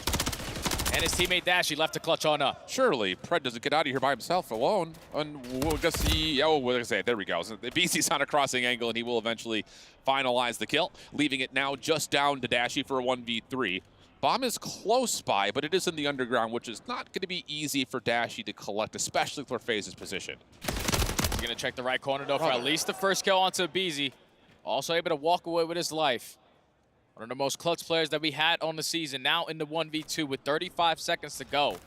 But that bomb being down towards bottom pit, he's trying to get early info of where the hell the rest of the Atlanta FaZe players are so he can try to make that play. He has some idea where Draza is positioned because there were a couple of shots from Draza over towards these A windows. And now the follow-up tags will also alert him that there's someone nearby, but he does not expect Cell to be up top on the helipad. So no crazy antics in round number 1. Quick opening first bloods for FaZe. I think a lot of that is just doing your homework and knowing that shots is going to hit that route to the top side of that wall almost every single offense. Yeah, and they put basically all their reinforcements over towards B Street. They're realizing, okay, Optic like to work on this side of the map. Shotzi's going to work his way through bottom pit. So let's just 3-stack it on this side of the map. They find the initial 2 kills. Even with Pred finding that trade, it turns into a 1v3. It's going to be very difficult to try to clutch that scenario versus this squad. Keep in mind, when Shotzi was hitting that route at Champs at Major 4, it was with a smoke in hand. Yeah.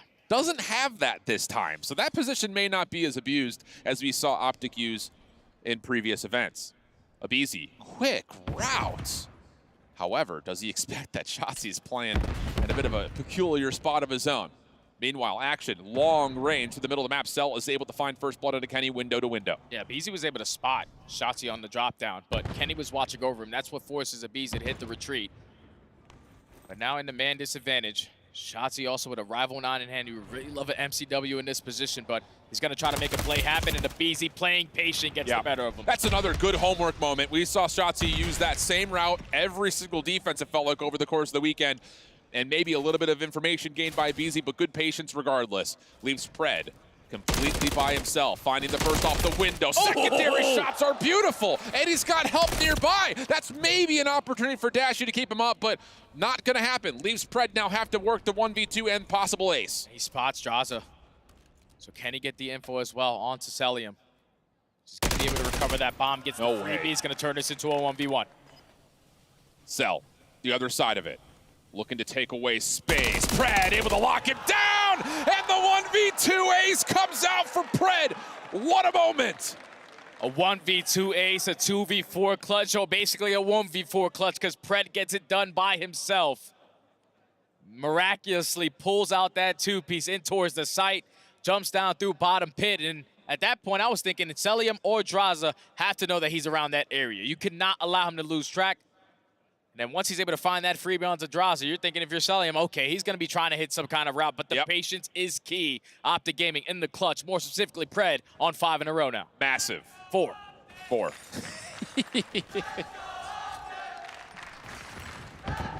Greenwall knows no international borders or boundaries. Draza, I believe, did get stunned over towards B elevators. He's slow and laboriously making his way into safety. And yep, Shotzi trying to find the up and over, does get pushed off, and then in the same moment, Pred drops on the other side of the map. So now it's just down to what Shotzi can find, forcing the action through, and Draza's right there to meet him. Numbers advantage for FaZe. Kenny and Dashies now. Their opportunity to clutch on up. Kenny finds that kill onto Simp, instantly gonna turn it into a 2v2. You have a lot of this B side control. But this is where Dashy's gaining that info, and you probably want to work this objective.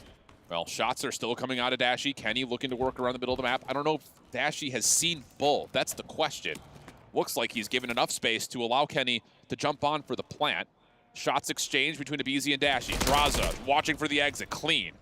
Now it's just down to 1, and Dashy's already isolated, so now it's just to a 1v1 situation. Dashy versus Draza, another AR-v-AR battle, and Draza the opening peek, clean shots on the corner, and enough for Draza to clutch things up with him finding 3 in the round. Yeah, that was beautifully played right there out of Draza in the 2v2 scenario. He realized that he was able to spot Kenny sitting through underground on that cross over towards the site. You knew that Dashy was sitting at top of paint, so they had to work in this bomb plant. And catches the timing, pushing up through bottom pit for that first kill. And then in the 1v1, the YY out of Dashy gets him out of the pre-aim, and Draza was ready for that gunfight. Atlanta, 2-1. Big regain after the 1v2 ace. I think that's just, again, mentally, it puts you right back into the driving seat. First blood battle has been representative of the score. 2 for FaZe, 1 for Optic. Nades aggressively for FaZe, going over towards the A windows. Draza's going to take an early peek up towards helipad, but then back off as Abizi will take his spot. And this will all be about trying to see if they can catch any intel over towards the A side of the map initially, and Shotzi will be able to kind of exchange a little bit of a battle with Draza early. Yeah, you see the way that Optic Gaming are playing this. Dashy watching from his spawn. That B street. Fred watching the underground, and the rest of the players from Optic Gaming watching over towards his bottom blue, because early frags were invested from Atlanta FaZe on this side of the map. So this is potentially where the push is going to come in. Follow-up nades coming out of Optic, just making sure no one's playing inside of blue. Shotzi continues to play off this angle. Draza down low, tough fight. Shots are decent though from Shotzi, just can't quite finish the kill, and that's just an aggressive game of tag as both teams reset 4v4 with the BZ now making a move. Oh, and Abizi's ready for this first fight onto Pred. Finds that first blood, the first blood king. Is now in the man advantage for Atlanta FaZe. You gotta start thinking about that bomb plant, but Shotzi's here to contest it from top heli. He's got a lot to worry about though. He knows he's got FaZe members over towards the staircase. Kenny trying to follow up behind, not gonna work out. Exchange is good for FaZe. Dashy now by himself. This would be a 1v3. First 2 shots, whoa, super clean. Bomb though, gonna be planted. Doesn't get an angle at any of these FaZe defenders. More damage, but not enough to confirm any kills. And everything will reset 1v2. You would really love to have a frag grenade in your back pocket for those gunfights, but Celium somehow, some ways, eating every single bullet, staying alive, changing up his corners, and then you set up the team fires in the 2v1 scenario, realizing that Dashy is most likely going to be pre-aiming in the back of his spawn, playing for that guaranteed one-on-one. But a 2-on-1 is a lot better. Atlanta FaZe starting to pull away. He was a bullet away from killing Cell maybe twice. Yes. But the big news, like you mentioned, is the little bit of separation here for FaZe. Doesn't feel as convincing as the scoreboard would lead you to believe, though. Shotzzy still at 0-4, Simp still at 0-3, so there are some elements to still be considered here as we jump into round number 5, and FaZe will take an aggressive setup with the trophy system down over towards the underground. Yeah, they're pushing aggressively through bottom pit, so got to be ready for this play if you are Optic Gaming, and they were prepared for that aggression. Yep. They find the initial 2 kills. Draza effective on the trade, but man advantage Optic. Yeah, this is just not where you want to be as FaZe's defense. Shotzzy gets tagged down to a bullet, but stays alive. He'll be the one to collect the bomb. Meanwhile, I say Pred had an angle over towards Cell's direction, but as Cell makes his way into the A site, he actually finds the kill. So now it's just to a 2v2, but still there are questions for FaZe on where exactly this Optic offense is. Tellium's at least getting the read of where the play is going to be developing as that bomb does go down. He's pushing his way behind enemy lines, going to take his sweet time working behind the spawn. And it's a crossfire setup from Optic Gaming towards B Street. Time on Optic's side at the moment. Cell and Draza taking their time, but the shots from Cell are great. But Shotzzy hasn't taken any shots of his own, so now there's question marks on where he's at. First 1v1 is good, pistol out and almost. You thought for maybe a second he was gonna pull the beat down out, but Draza too clean with the shots will get FaZe to 4. And that's all comes down to Cellium finding that kill onto Dashy, because once you get that kill, you're realizing, okay, they're probably setting a crossfire setup here because he's not watching his back, so Shotzzy has to be at an angle to try to cover his teammate. But the headshot's good enough for the first kill, the trade more effective for the final. Atlanta FaZe starting to run away with this game, 3 first bloods to 2. But even in the man disadvantage there, the ARs for Atlanta FaZe clutch on up. Yeah, that's massive from Cell, I think, in particular, because it really starts with the 1v1 he gets over towards the A side of the map versus Pred. If that doesn't come through, that round's just over. So, really good save. Easy, MCW in hand. Looking to catch some aggression, and what a read this is. Doesn't finish the second, but Draza's right there to pick up on the damage tallied. That's enough for now FaZe to what would you assume be a comfortable 4v2. Make it now a 4v1 as a Beezy starts to pop off. And now you know who the last player alive is. It's going to be Dashy, so he's most likely in the back of the spawn watching an angle from one of these windows. He finds that kill onto a Beezy, but the bomb is getting planted. Another 1v3 opportunity, and his positioning is known. Hey, we saw it with Miles on the interview. Pred said the most likely person on the team to pull a 1v4 would be Dashy. This one, maybe a little bit more hard-pressed, but still, the snap the center is decent. Not enough to deal any further damage to the remaining couple of members, and with that now FaZe, again, it feels weird to see a 5-1 tally because these rounds have been so tremendously close. But it's Atlanta FaZe doing their homework once again. They're realizing, okay, we have shut down the Optic's play over towards Helipad. Shotzzy's not going to jump up on that angle to try to contest for that first blood. We have shut down that pressure over towards B Street. So their only go-to to try to switch this game up in the pacing department is try to push out towards blue. And with the Beezy going from a Ravo 9 to an MCW, he just finds a free first kill, sets up Draza for the second. Easy round for Atlanta. Yeah, the reads really have been great for FaZe off the breakoffs. It's just the fact that even with first bloods tallied, Optic have fought back pretty considerably. Not enough to make up on the scoreboard, though. So now it's going to have to be 5 in a row for Optic Gaming. Otherwise, it'll be a very convincing map number 2 for FaZe. Abizi thinking he's got time and space to maybe get a little bit aggressive, but his window is just barely missed. Team kill. Yeah, and that's enough for Abizi to find one. Pops back open. He's got every other member for Optic around him. That's enough to catch Shotzzy before he can jump to safety, and now it's just down to Kenny. His now position is known. Kenny gets the beatdown though on to Cell. Now it's just down to Abizi who finds the final 1v1, and what a bounce back for FaZe. 6-1 in map number 2. And that was a 2v4 clutch. Abizi was stuck between a rock and a hard place, but the team kill is definitely going to help. Because as soon as that happens, Abizi finds the second. He realizes there was pressure over that top propane. Whips out the Renetti, the movement too strong. Both the SMGs for Atlanta FaZe recently into this event switched to that hybrid. Yeah. They're able to hit them dives, but Abizi just finessed tremendously over towards B Street, and what was a dominant map number 1 for Optic responded by a dominant map from Atlanta FaZe to tie it up at 1. Get your get back real quick. And I think in particular, you had good maps from Cell and Draza. Oh, yeah. That's huge in terms of just getting the ARs clicking, especially with the maps to come. It was a lot of clutches as well, man, because if you think Optic put themselves in a lot of man advantages situations. So if you think about that 3v2 where Pred gets picks all the way across the map, you have to play those numbers a lot better. But then Atlanta FaZe, you allow 2v4 to happen. You allow a 1v2 to happen. All these things that bring them icy moments in Search and Destroy. They've just showed it to fruition. Simp didn't really have to do anything. Don't worry, I got your comms. I'll plant your bombs. Don't worry about that. And then Shotzi on the other side was the biggest one that I looked at because he's the playmaker for Optic Gaming. He never found those openings and took advantage of them. I think the thing about it is you got no smoke this time. How different this map feels, especially for someone like Shotzi who's trying to get those aggressive angles early, and if he gets in trouble, he could smoke himself, or if he gets there, he could smoke deeper.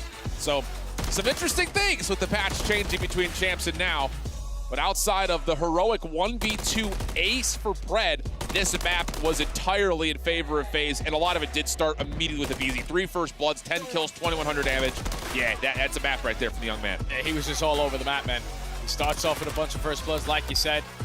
But then having that switch up in his game plan. All right, I'm going to run the Rival 9 here. I'm going to switch to an MCW. And in that final round, he puts out the MCW and gets aggressive over towards B Street. Usually do not see players make those kind of plays, but a BZ never shies away from those kind of moments.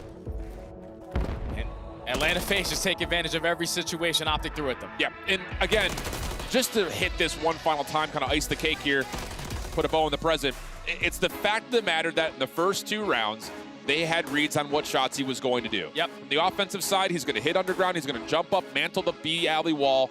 You're dealing with it. You lay prone, you find the kill, no worries. Defensively, you know he's going to delay hit helipad. If easy, maybe got an early read, maybe didn't. Regardless, he still held Shotzi back from taking over the map, which is critical when you play Optic. And the good thing to do versus Shotzi specifically early into these rounds is that his confidence is getting shot on those kind of plays. So he started to switch it up, trying to find different angles of attack, but couldn't find any success anywhere around the map. Well, it's been pretty clean. And, well, my duo here looking pretty clean. Good, baby, good. We're feeling it here in Riyadh. But after 2 blowout maps, we're going to go to an invasion control, which will hopefully get something a little bit more back and forth. Don't go far. We'll be right back after this.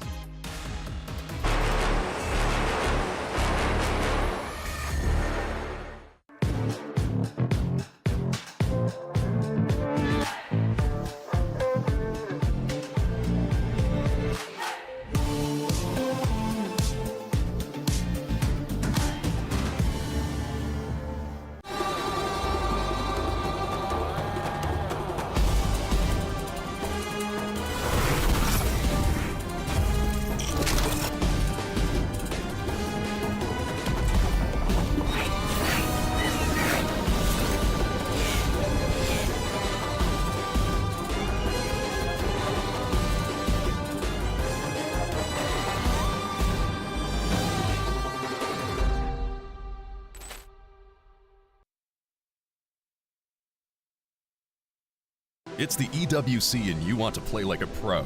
Well, we've got a lesson for you. Axe on.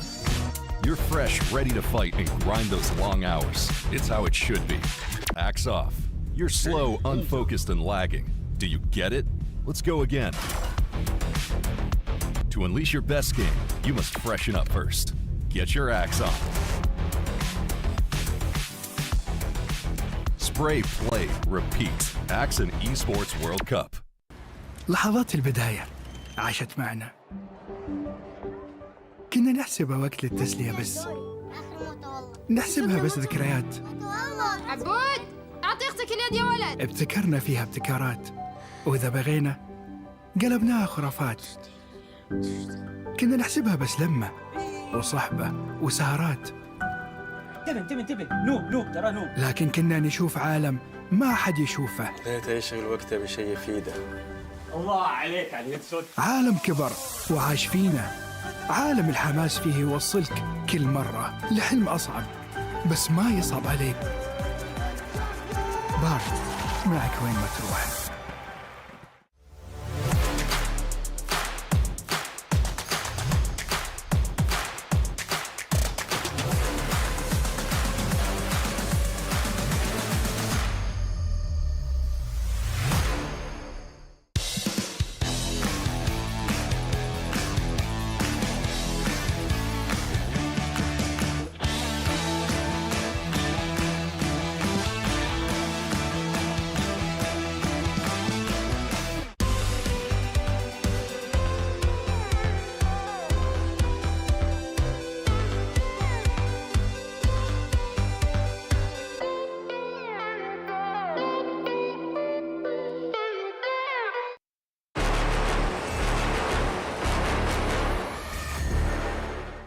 Welcome back to the Esports World Cup, featuring Modern Warfare 3 on Championship Sunday. The Optic Whites are out, but FaZe, after a disappointing map number 1, gave us the immediate redemption that we would want to see from a series fitting of El Clasico. Jay, we saw some dominance, though, and I think the thing about it is Optic are playing perfect hardpoint at the moment. Yes, without question. It doesn't get any better than that. We know that Atlanta FaZe barely get a 100-point club. So let's go back and look at something from that map number 1. We got some toys to play with. Okay. So we're going to do a little live telestrator breakdown of this break towards P5. Okay, so here's the deal. What we started to see was FaZe were down bad. And what you're setting up is a P5 hold that has you watching every single cross point, and then one player in the middle that's going to flex between what happens over towards red or what happens over towards middle. The thing that's different about this play, though, is the fact that Optic have the cruise missile to play with. And I think more importantly, the fact is they get the information early, they get the elimination on towards cell, and then from here, you're only looking at one thing, and that is the player inside the hard point with this cruise missile. So you pop it in, you take them out of the point, and then here's where we really saw Optic dominate. It's in moments like this, not just on this hard point, but in others where, okay, we've got a free route, not only through the outside, but possibly through the middle, and then you've got players watching the cross. So the remaining members of the backside of this hill have no chance to actually get to Jay, and what that means is spawn manipulation. You push them all the way back towards the outside, and that is about as clean of a break as we could possibly see from Optic. It doesn't get any easier than that. It all starts with that first kill onto the player in towards red. And then you realize, okay, we can invest the cruise missile onto the player on hill. We have the crosses covered on the back end. And then even with Pred finding one and getting traded, there's a teammate right behind them because you put yourself in a numbers advantage. It's just beautifully played in that map number 1 from Optic. And I think the thing about it, comparing it to maybe the Toronto cruise missile or the Cloud9 one at the end of the day yesterday, was we're not just using the cruise to get the kill inside the hard point. We're using it to break down the entire map. Yes. That way we get an easier break, not just finding one kill, but separating out FaZe so much that they don't get their hold and they don't even get their spawns afterwards. Yeah, it was just tough, man. Like, the map number 1 did not treat them well. Optic made simply no mistakes in that map number 1. And it helps when you're earning cruise missiles early on into the game. But enough about that map number 1. We already got through the search and destroy. It was about a 5-minute S&D from Atlanta FaZe. Multiple clutch rounds, but there is nothing more important in this series than this control. Because on the season, Atlanta are 6-1, and then we're playing on an invasion where they are, without question, the number 1 team on this map. That's such a big point. And let's be honest, in terms of this series between these two teams, the control has often been the difference maker between them. So it feels fitting that we get an invasion, one that can often go the distance. But I will say, you know, looking at the recent history, we've gotten a lot of really good offensive looks for both. I think more so for the side of FaZe, who don't just get it done by the ticks, but they also are going to outslay you. Yeah, they outslay on both sides of the field.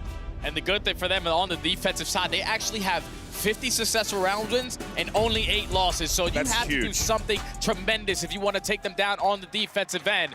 But it's going to be Atlanta FaZe starting off on the attack. No trophy systems to show in this round number 1, but they're applying a lot of pressure around that mid-map. Yeah, really good from FaZe to clear out mid, like you mentioned, but they do get taken down from actually stopping the clock on the B zone. And with the spawn from Cell, that allows them to move over towards Water Street. FaZe are going to test their luck over towards A. And with the first blood going the direction of a BZ, there's a chance where you could stack and get some early progress here. And it was just great plays from Simp, causing havoc over at that B point. You open up the lane over at A. First segment already in. All the initial kills in favor of Atlanta. That's 3 dead. Playing for the 4th. The double stack is going to be in. And Draza, he's communicating. Stack, stack, stack, stack, stack. I think that's, I'm not, you know, professional lip reader, but it did look like that may have been the call, and they will get the extra 60 seconds. So what a gut check call for FaZe. Win in the middle of the map, and now a chance to cut off Optic on rotation. This is getting bad very, very quickly. Optic Gaming were not prepared for the aggressive Atlanta FaZe. We're going to start off on their attack. Already able to extend this game by an extra minute. So now all they have to do is work the easier point over towards B, but Selim is just playing for the spawners. He's watching the cross, making it difficult for Optic Gaming to have that numbers advantage over to at that B point. Oh, and this is what we're talking about when it comes to Cell getting active on respawn. He's the one hitting the long pinch. Alerted is going to be Kenny. Decent fight back, and that'll be enough for Optic to clear out the flank and also simultaneously get some space from the front. Fantastic plays right there from Pred to hold down that front angle, find a double. Now Abiz, the last player standing for FaZe. He's able to catch a double. An effective trade still here from Optic Gaming. A lot of presence around this broken area, and was just a 6-point life lead in favor of Atlanta. Optic had brought it right on back. I mean, considering the fact that Atlanta looked so good off of their breakoff, you're still dealing with Simp at just 1 and 5. So I mean, the kills continue to be dominated by Optic as they set up a very aggressive zone in front of the B point. FaZe looking to work back through mid. You've got Pred watching one angle and Kenny getting deep in towards Ice Cream. This is not where you want the ARs of Optic to live. Oh! And Dashy, a little fadeaway onto Cell, takes down 2, and Optic continue to dominate in the kill feed. If you shoot against the Batman, you better be shooting straight because that guy does not miss bullets. He's on 4 in a row. And at the same time, Draza at least finds an opening on that pinch. So one player coming off the respawn, you're able to take care of Kenny out of Ice Cream. Now Dashy has to clutch up and get a couple more. Space through mid-map, though, for FaZe. Time becoming a bit of an issue. Dashy will be shut down, only getting 4 in a row. Alerted, though, is Kenny and Shotzi. And as they try to hold ground in towards the backside of the B point, it's just down to finding Draza. And he may have slipped the net here. Simp on the point. Does get taken down, so Draza's going to have to step in to stop the clock at 16 seconds. Only 16 seconds to go. 9v9 in lives remaining. Draza just hoping that his teammates can watch over him. He's trying to put the game clock at a pause, but Dashy again finds a double. You send in Shotzi to find a third. That's a clean 4 dead. Would look to be a dominant round to start it all for Atlanta FaZe. Optic come back swinging with a 2-minute hold at that B point. Unreal scenes, man. And we're going to exit away from this saying, hey, it's just 3 ticks of progress. 3 ticks! Doesn't matter what zone it was on, it's still only 3 ticks. I think the biggest part about this is you're starting to see Cell get super active, super aggressive. And even in that moment, Optic are still very alerted to, hey, we haven't seen Cell yet. Let's just make sure he's not on our flank. Kenny gets that 1v1 win, and after that, Optic are all gas. It was just Dashy finding double kill after double kill. Pred initially starting it off, holding down that tank area. But if you will absolutely take that if you are Optic game, you give up early A segments, you give the only away 3, and you're forced to hold down that B point for 2 minutes, and you hold it down flawlessly. So now you're just going to do the easy work early on. You got trophy systems, let's just send this time early. Abizi playing down low at Treehouse, shots over the top from Simp. The rest of FaZe lingering through mid-map, just making sure that all of Optic are fully intending on staying here at B. But as kills come out, now the defense has to rotate, and in that moment, Pred finds one. Maybe a chance for him to put some pressure on A, but Simp gets the quick trade. Problem is, you lose all your defenders at B. Yeah, with Pred finding that kill, you're forcing Atlanta FaZe to play for that trade instead of putting all their reinforcements over towards B. So the second segment is on the way. You already have shots sitting in towards top Treehouse, trying to find the timing onto that kill on the back end, but Simp is able to get the better of him. Still the third segment on the way. Long-range engagement also happening over towards Water Street, so FaZe will have to stay pretty responsible over towards this A site. Good pistol win from Simp. That depletes a little bit of the progress and also keeps the clock ticking for the FaZe defense. But with Cell, the only one still standing, Kenny is very aware that he's probably playing up top at an angle. Just comes down to, does he actually confirm that information or not? And the answer is he doesn't need to. Point will be captured, 60 seconds added, and now it's just over 2 minutes for Optic to work with. All tied up in segments now. Atlanta FaZe, the best team that we have on the defensive side, and they're hoping to show it here as they find an early 3 kills in the feed. You have one player from Optic who's still alive, though, in Dashy. He finds himself in towards DVD, but they spot him. Now that's all 4 players accounted for. Time to put him in the trap. Just as much as Optic dominated on their B defense after the first 3 ticks were captured, this has the makings of something similar for FaZe over towards the A zone. Draza pushing back over. Does get a couple of tags, allowing Celium to pick up on his work, not once, but twice. So, again, the ARs for Atlanta really coming to life here on this defense. Oh, great shots out of Draza to back down Dashy for a little bit, but you still got to worry about this overextension because Shotzi finds that kill onto Abizi. So he's going to play for that spawn kill once again. He's going to switch up the angle, this time go to top blue. Abizi's not having a good time so far versus Shotzi. And this is where Shotzi's going to force that spawn now behind him and take a little bit more ground away. I think that was 3 straight lives that Shotzi took down Abizi. And now Shotzi's making moves over towards the zone itself. Abizi trying to get his revenge. Stun is through. Shotzi's already out of there. Trophy system in. Cell has no chance to shoot back. Follow-up looked good, and it will be, as Draza and Simp will make sure the A zone continues to stay clear. It's already been a minute wiped off the game clock. Celium off the respawn is able to take care of the closest player, pushed up from Optic Gaming. But this is where Dashy just needs to hold down his lane. He needs to allow the SMGs who are running the ARs on this map to work their way up through the middle side. I mean, Bruce is finding every single snap. The stun lands, he immediately pops up, finds damage into Simp, who can no longer shout from the fire truck, but as the rest of FaZe clear out that back alley, now it's an opportunity just to isolate and focus just on Dashy, who continues to give him a bit of a workout here. Holy cow. Optic now taking a chance to play through the OE, 25 seconds, they got to make their move. And Dashy continue to pepper because your teammates are applying the pressure on the deep side, so you're hoping you can set up the crossfires, but more effective trades coming in from Atlanta. Now it leads to Pred being the farthest player pushed on up. With only 15 seconds left, I don't think that Optic game are going to be able to get close towards A. Likely not, unless Pred can find kills through Water Street and allow this run up to be very clean. And whoa, hold on a second. Timing here is decent. Finds Simp for the first. Draza fighting from inside the zone. Connected from Optic. Stop the clock. Can he try to get there? Not going to happen. And no one else will touch. So FaZe respond with an equally as impressive defense as Optic provided in round 1. And Optic are hoping when they find themselves in that scenario where they have a lot of mid-map control, they just need a double kill to go in their way. It was always Atlanta FaZe trading effectively. A Beezy spawning off. Even though he wasn't having a good time initially versus Shotzzy, he was able to find that kill towards the very end. And then you're keeping them trapped in. You're focused on the OE, leaving Dashi alone over towards Water Street, holding a pre-aim. You know that he's not going to try to make that individual play unless his teammates are there with him. And Atlanta FaZe respond by only allowing 3 segments to get away from them, so we're all tied up in that column. That's a really nice highlight of the discipline from FaZe. Even though they have 3 members that could rush at Dashi, there's no need to. No need to put that risk into play. It's a really good highlight out of you, Jay. Again, it's like you played this game professionally at one point in time. One time, you know, a couple times, a couple years. Opening engagements for FaZe looking good over towards B. BZ going to make sure Shotzzy does get taken care of topside Treehouse, and that will lead to probably at least 2 ticks of progress, maybe the full zone as Optic are fully focused on sending their defense up for A. Yeah, they want to make sure they maintain this middle of the map because this is where Atlanta FaZe thrive through the chaos. You do have Draza on 5 in a row. Can invest that trophy system to simply play his life even better.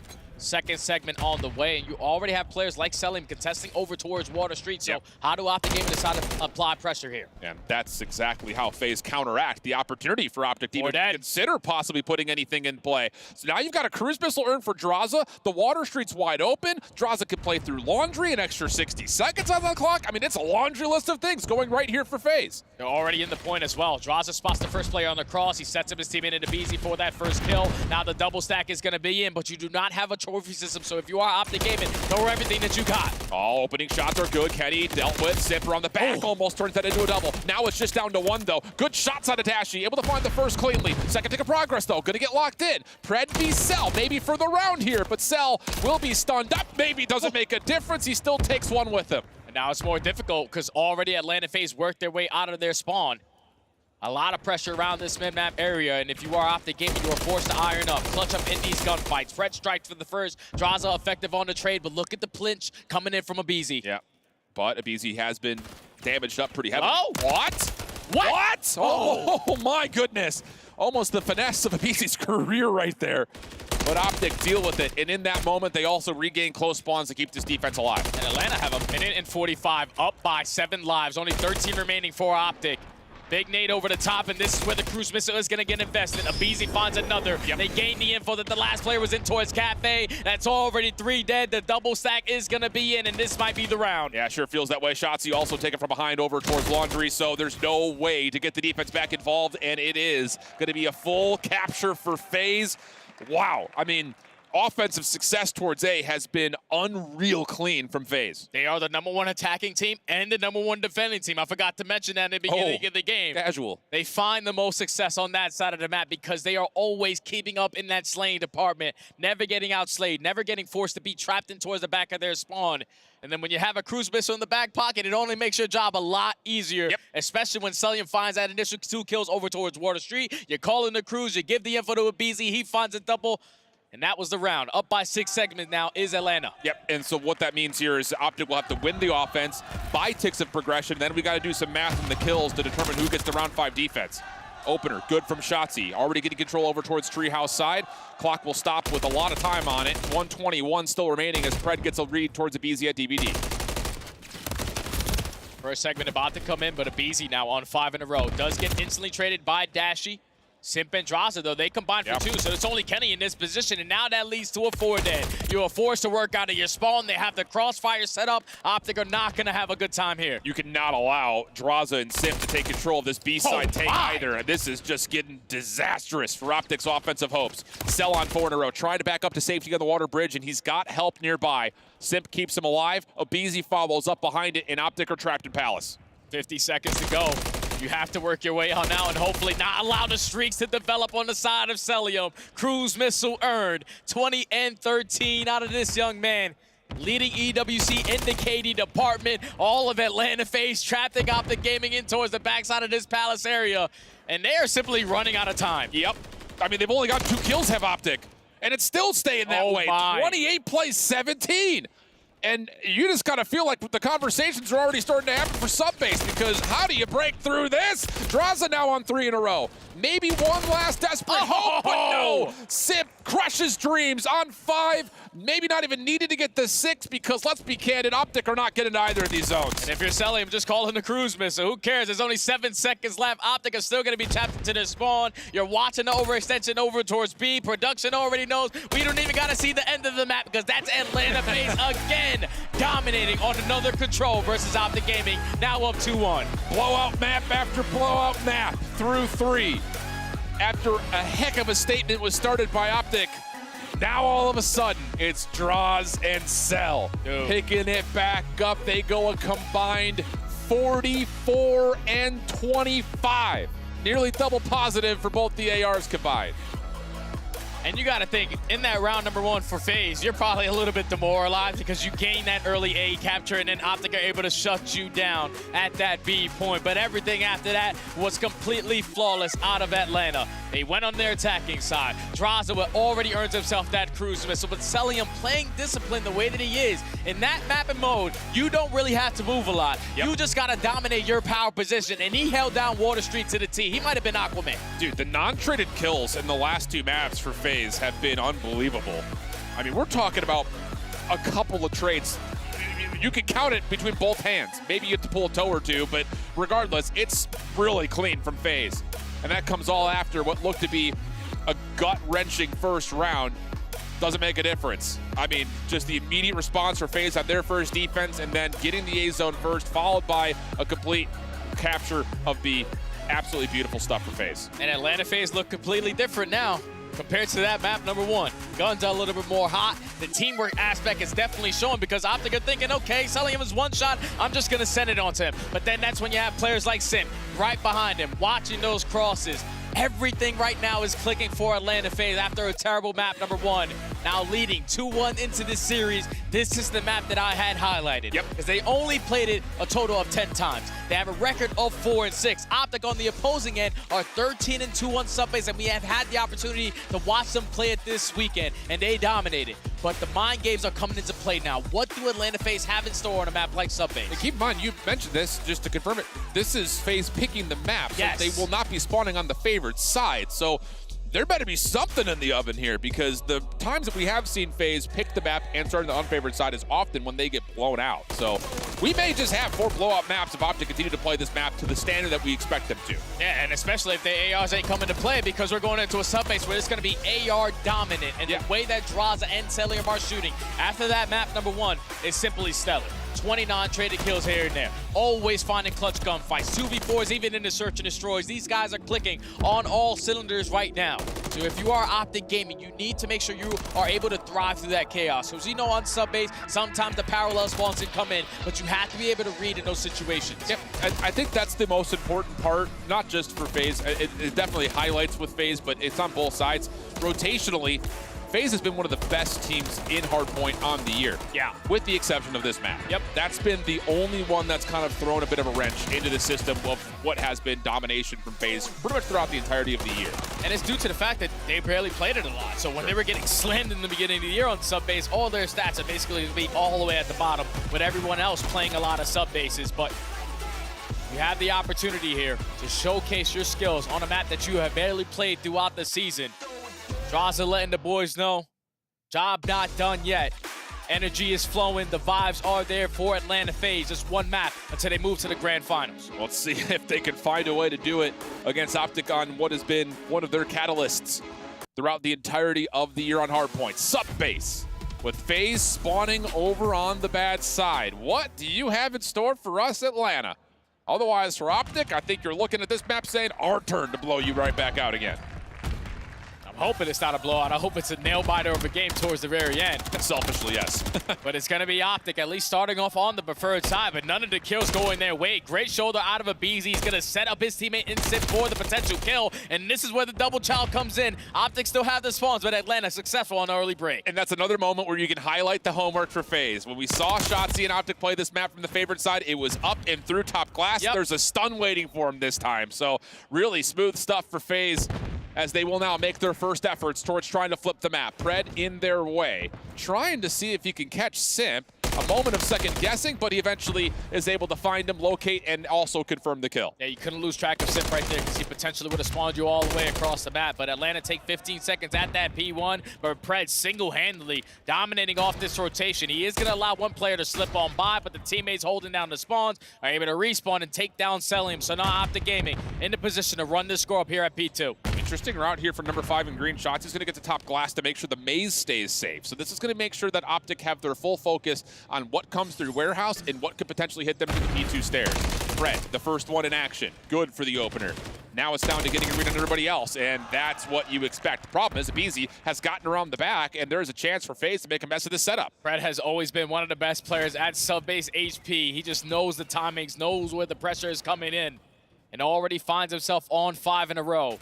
Can he earn himself an early cruise? And he's going to be blessed with that kill onto Draza. Now you can start to hit that rotation because the break only comes in for the final 15. Yeah. You would take that spawns flip, Optic Gaming win the rotation anew. Especially with the cruise whistle being earned, I know it's not going to feel like a net win on P2 because FaZe were able to contest a lot of time and also earn a bit of the scrap, but this is where the game could get very out of hand very quickly. Dashy double over through Warehouse side. However, FaZe, because the hardpoint wasn't open yet, will actually get one more spawner close. Can they find a way to surprise the setup? And Celium will give us our first answer of a yes. You see the route out of Simp. He's going to spawn, continuously spawn that player in Pred across the map. He's applying pressure on the back end. Dash is sitting at one shot. 38 HP. Wow. He's going to commit on the gunfight, and the early break comes in for Atlanta.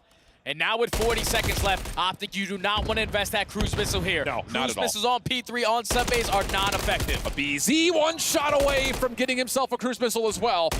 Going to be denied. Trades are decent. Optic a chance to try to work their way back in for some scrap time, especially with the spawns being close, but Simp, perfect tracking, takes down Dashy, and now it's just down to how long can Chris stay alive. That's all it comes down to. What more can Chris get done on this side of the map? Unfortunately, nothing. So Optic are basically going to tie the game up with that final jump time. But Atlanta FaZe put themselves in a position to win the rotation over towards New. But Pred already causing mayhem over towards the generators, is able to take down one, but he opens up a lane for his teammates to get out of that backside. And I will say, just kind of again, talking about what we said at the pre-map, this has been good macro game from Atlanta. Optic are giving them a workout, but FaZe have manipulated enough to get themselves a bit of a lead. Cruise missile now being called in. Pred's going to take down 2 from the backside of the site, and simultaneously, Kenny's going to play backside tarps, but he gets shut down, and FaZe will still spawn in. That's because Optic Gaming were blocking that Water Street spawn. You would love to push yourself around the OE, allow Atlanta FaZe to spawn all the way across the map, but the cruise missile is not going to be non-effective in this scenario. You get a double, but Atlanta spawned right into the back. They are still holding on to the hill. Simp and Draza finding the trades, and I don't think Optic Gaming are going to find a break here, so you're forced to cut your losses and hit that rotation anew. Yeah, this is just down to if Kenny can maybe take someone out of the hill. Not going to happen, so you have to resort to coming off spawn and purely focusing on the mid lane, setting up for P5. Dashy over towards Tankers. Shotzzy going to join him. Kenny off spawn will be the one to get into the hill. 40-point difference right now in favor of Atlanta. As Celium, I don't know how he wins that second gunfight versus Shotzzy, but he's always prepared for those gunfights. And now Optic taking away a lot of the space on the left side of your minimap over towards Jens, but you would want Dashy to find that kill. Celium again, finding another clutch gunfight. Now the rest of the teammates swarming their way through the middle of the map. Easy break for Atlanta. Now all of Optic spawning at Warehouse. Quick reactions from FaZe. Not able to just get the players out of the key positions towards P2, but the snaps up to the Warehouse high ground, also good. 40 points. Again, the lead for FaZe. Growing beyond that as Optic can't go through Warehouse anymore, and they're being shut down on the long route by Abizi, who's purely watching the OE. Again, they're forced to hit that rotation early on. This is what sub-base tends out to be. When you're trapped on that side of the map, you have to work your way on out. You have to flip the map on its head for you to stand a chance back into this game. A 60-point lead from Atlanta FaZe, but you can already see Optic have worked their way around that Warehouse through P2. They're finding the kills around the middle of the map, and now they take the spawns right on back. And that's what I was about to say, is this is not only a good neutralization of FaZe in the middle of the map, but it will flip the map as well. So it's a long game. It's a patient game, but Optic are doing what they need to try to get themselves back into the game. FaZe still fighting, but Optic desperately trying to hold on. We jump into an Optic Gaming. Listen it. I know time. I spawn out, PJ. Wasn't hit right late, bro. Be kill on time. Watch out 8 ball time. Can I, our boxes. And he's laying down our boxes. Watch your server. I carry him. Start aping the time, bro. Let's go, come on. Yeah. One long. I can kill the guy right. He's the server on top. One's out tunnel. Both sides on time. Both sides. Simple time. I might be from B2, Simple bro. time. Could be from B2. I can try to play right. I hear you. Simple time. Absolute. One lockers. Lockers in simple time. Absolute. Lockers in simple time. Absolute. Lockers here. Cat room Ape. He's just going old. I'll tell you. One's out tunnel. Let's go. Front tunnel. All right, front node. Both node. Last two node. MC node. I'm trying to push right. Hey, what would a BZ? Half health for me. All right, I needed it for you, bro. Take your time. Abe on We're gonna top cat, boys. Ape still out. One top hill. Top's not going. We gotta live. I'm trying to play duo. So dead, dude. Two on you guys. Top B2. I wrapped the right. I'm on your left. There's 2 on you. One more. He's close. I got one. Time, top B2. You're all over time. I'm I got one on you. In the back. On me. Bad. Missing one. Probably dark or some shit. Yeah, get me back on me. I'm soaking. I'll see him. Top B2 guys. Last guy. He's on time. He's on time. MC. Low right. I'm dead. Nice. Spawning in the back. There's one tunnel guys. I stun him dark. I get you top in 1 second. I was dark. Top B2. Shut up. Dark. Side on me. Side over the cave. Cider. Three. Get that Last guy sell. Should be close. Yeah, I'm with you, Ken. I'm playing close right. Play close right. I'll block. I'm loading, Ken. I'm blocking. Loading, Ken. I'm on shot. I got needed. There's 3 I can stun 3. All there. 2 loading, 3. All there. Forklift. They can go out too. Oh, good. 2 loading the plant. I reset We plat. can chain these. Here we go. I reset plat. They can go right. He's super weak. Let me play the right. I'm trying to get the right. Really weak side there. Going P1. 2. Okay, one with P1. One P1. All right, from B5 node. Yeah, one P1. He's gonna go top snow. I think he's grabbing top snow. I hear you. I have the right, okay? I have the right. I stun 8 top side. Yeah. I have time. I have your low P5. You can play out. I'm a tunnel. Some struggles there, going from 1 to 2. Optic do a decent job on the second hill, but the gap is still 100 points, which means they need a full 60 here at New, and Simp again from the front is able to take the 2 contestants of Optic out of the hill, and a BZ slams Dashy as the break is already good. The season MVP walked his way right through mid-tunnel and is able to find a 3-piece, and at the same time, that's why your Tiny Terra duo in a BZ blocking that back spawn, spawning Optic all the way across the map, and now Chris Slayer, he's everywhere on 5 in a row. Trying to find the 6 for the cruise missile, and there it is. Well, this has been just about as clean as you get. Atlanta's going to get to 230. One last final comms check with FaZe, trying to take down the defending champs. MC's flying on you. I have time. Try to block the next kill. He spawns out probably. I'm going secret, okay? They're still spawning. In the back. I left him in the back. This last two. Let's go. Last kid. Oh, nice! I'm out ramp. I have mid. Yep. Yeah, nice. I have a streak. I'm streaking. I don't have secret. Call him out. Listen. Yo, 2 warehouse, 2 front. Top P2. P2. 2 comms. P2. Yo, comms up with P2. I'll get on P2. We're good. Well, it looked like FaZe about to put the game away here, but a team kill comes out of the cruise missile. Optic will hold on by getting in from the front. FaZe split spawning, still trying to find the final 10. Optic have the numbers. They just have to find these gunfights through the back end. If you are Atlanta, you just want to take your time here. Wait for this pinch to develop out of Simp. He's able to find the first. The turnover potentially onto Dashy, but he's going to set up his teammates. Still 1 player left in the hill, and Dashy, he's making it happen. He's able to find a 3. Optic game and take the spawns right on back. Still a lot of work to be done here, though, for Optic. This is just step 1 of what's going to be about a 15-step process.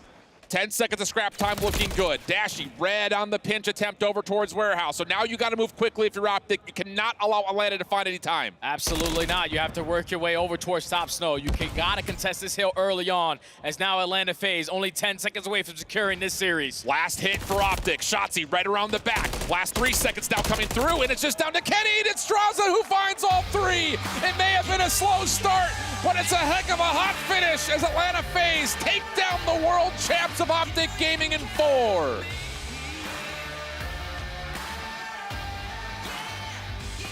And that is why we will always call Atlanta FaZe a big dog all through our Call of Duty. Even them getting absolutely beat up in that map number 1, the next 3 maps weren't even remotely close. We knew it was only a matter of time before the MVP of the season put his stamp on this series, and he gets it done on that sub-base in those final moments to move on to the grand finals here at EWC. And that's a huge moment, kind of silencing all of the doubters, all of the haters, talking about, is this trio gonna stick? A top 6 at champs? We're talking about only 1 major win for this dominant squad? How about a chance to go through what a lot of people labeled as a soft opening bracket to take down Optic in 3 straight convincing maps, like you said, Jay? That's huge towards the momentum on the day, and even more so towards what this FaZe team could look forward to deep into the future. Man, I'm not gonna lie, when they play like that, that's why we think that they are simply unstoppable. Everyone had their time to shine. Abizi in the search and destroyed. Nobody obviously played great in that map, number one, but then the ARs were great on the control. Now when you get to the sub base, a map that they have barely played throughout the season, the practice, the preparation, everything going into this event, it worked out flawlessly. Unreal scenes, my man. And after, again, it was a slow start from the ARs, I think we kind of were wondering if they were going to be able to provide, but draws us down on the main stage with our final reactions and interviews with the boys. Atlanta FaZe with a huge opening win on the main stage to kickstart Championship Sunday. What a phenomenal performance. I got Draza here with me on the main stage. Draza, let's touch a little bit on that opening map. That was tough. You even got handed a little bit of a lifeline with that reset, but you just couldn't find your groove. What was going on? Yeah, honestly, we just weren't in flow, and they were just shooting, honestly. They deserved the map, obviously. They were just shooting. Like, we just had to hit a quick reset. We're switching S&D, and if you want to be the best team in the world, then you have to be able to take a loss like that and turn it around. Which is exactly what you did, because that S&D, that 6-1 schooling, that was absolutely phenomenal. Do you feel like you guys have kind of made up for, you know, lost time, made up for that performance at Champs as well at this point? Not yet. Obviously, we still have the finals, and, you know, we wanted to place better at Champs, but we have to wait until next year. Now, when you guys were standing backstage before you walked out, you dared Kenny to carry the key, and now it's that fun part of the day where you get to accept the key from your opponent. Kenny, can you please bring over Optic's key that is going to be crushed backstage and be placed into the graveyard in the podium? That right there, that is an important key. How's it feel? I mean, I'm the CEO of this org, obviously, so I already knew I was going to get it. But you seem supremely confident. Now, speaking of confidence, obviously, after taking out Optic from this competition, after such an impressive run by themselves, you've got to be feeling supremely confident for that grand final best of 7 later today. 100%. A win like that against the world champs, nothing you can do but, like, be happy, you know? But any team can do anything if you're off your game. Showed map 1, they smoked us back-to-back times. We got a blessed, you know, reset, and they still smoked us. So it's not over yet. Time to lock in, and yeah. Time to lock in. Draza, thank you so much for joining me in this interview. What an impressive performance. We're going to be seeing them later today, but make noise one more time for Atlanta FaZe. And we're going to go back to the studio. What a performance on a Sunday by Atlanta FaZe. They are our first team to lock in their spot in the grand finals. Here on the stage, I have a very happy Clayster, a smiling alley cat, and a shameful Nameless. Nameless, anything you want to say to everyone on Twitter right now? Man, I count my chickens a little bit too early. I really thought Optic after that map 1, they were going to run away with it, but Atlanta FaZe putting in that work, bringing it back. 12-in-1 map count you are pointing out. Ridiculous run. Unreal. This is now Optic down. This is 100 Thieves down, and they could potentially match up against 100 Thieves again. Let's walk through these maps and modes, though, Ali. Did you think it was Atlanta FaZe's match after seeing the maps and modes, or simply the fact that they were facing off against Optic? I feel like when it comes to this matchup, you can't feel like guaranteed even when you look at the map set, because either of these teams could take each other on at any given day. But I will say, when I saw that invasion control, I felt worried for Optic Texas. I said the point earlier that the biggest difference between these two teams was Atlanta FaZe has dominated the control in this matchup, and they have dominated invasion with an 80% defensive win rate. Optic sits 20% below that, and you saw it with Atlanta FaZe able to take the only offense in that round and end up winning that map. Clay, Atlanta FaZe finally showing their true strength on a Sunday. Who was most impressive from this squad in your eyes? From top to bottom, I think they all did what they needed to do. They all had rotational gunfight wins, anchor wins, they were slaying, two-piecing. But honestly, my MVP's got to be Celium. In that map 3, he was not losing Water Street repeatedly, holding down the bridge, holding down those Hummers, not letting Optic out of their spawns, and there's not much you can do when Celium's going off like that. I'm going to go with Celium play great. I'm going to go with Simp, and here is why. Matching the AR on the other side against Pred on Optic's best map in the sub-base to close out the series is massive. Atlanta FaZe added that map to their map set in order to do that. Ali, who would you give MVP to? I would give it to Abizi. I think he's played incredible the whole weekend, and in this series, he was the reason they won that search and destroy, but I think we should find out who it actually is. Well, I'm giving your Bravia MVP to... Where's our key? Show us the key. Give it to the whole team. Show us. It's got to be Draza. we all choose a winner. Draza was mine. I get the final say. Let's take a look at the CEO, baby. Draza also one of the key factors in that invasion. If you're watching him from Humvees, so many times Optic was trying to single him out. He and Celium working incredible as the AR duo locked it in. Yeah, and he also had an incredible map number 2 as well. He was right along with the BZ behind him, sitting at 9 and 3. He wasn't getting the first bloods, but the second his teammates were in a pinch, he was the one on top of the trades. Yeah, and you know, coming into this year, obviously the last year matchup between Optic and FaZe, it always went Optic's way. Atlanta FaZe, they go ahead and they pick up Draza, and in my eyes, it's because of the added aggression why they've had the edge in this matchup on the year 7-1. But Clay, as somebody who played against them with these last 2 years, why does Draza give them such an edge? I genuinely believe it's his intelligence. The way he moves around the map and the way he controls the flow of the entire map, it's so hard to deal with because he shoots so straight on top of it. He's bringing that energy, he's bringing that passion, and I truly believe he's the lifeblood of this Atlanta FaZe team. He brings that confidence and he lets you know it on stage. Excellence in action, presented by Bravia. This is your MVP for our semifinals. A 1.19 across the board, over 12,000 damage, and a 3.0 in Surge. I want to touch on that 3.0. After losing the first map, basically twice, we go into the Highrise Search and Destroy. There was a 1 versus 1 Draza versus Dashy, and Draza broke Dashy's iron so hard, and I know what that does for confidence. And I guarantee you the momentum just started rolling from there. The highest percentage I've seen from our fans was 82% for Optic. That was way back on day 2.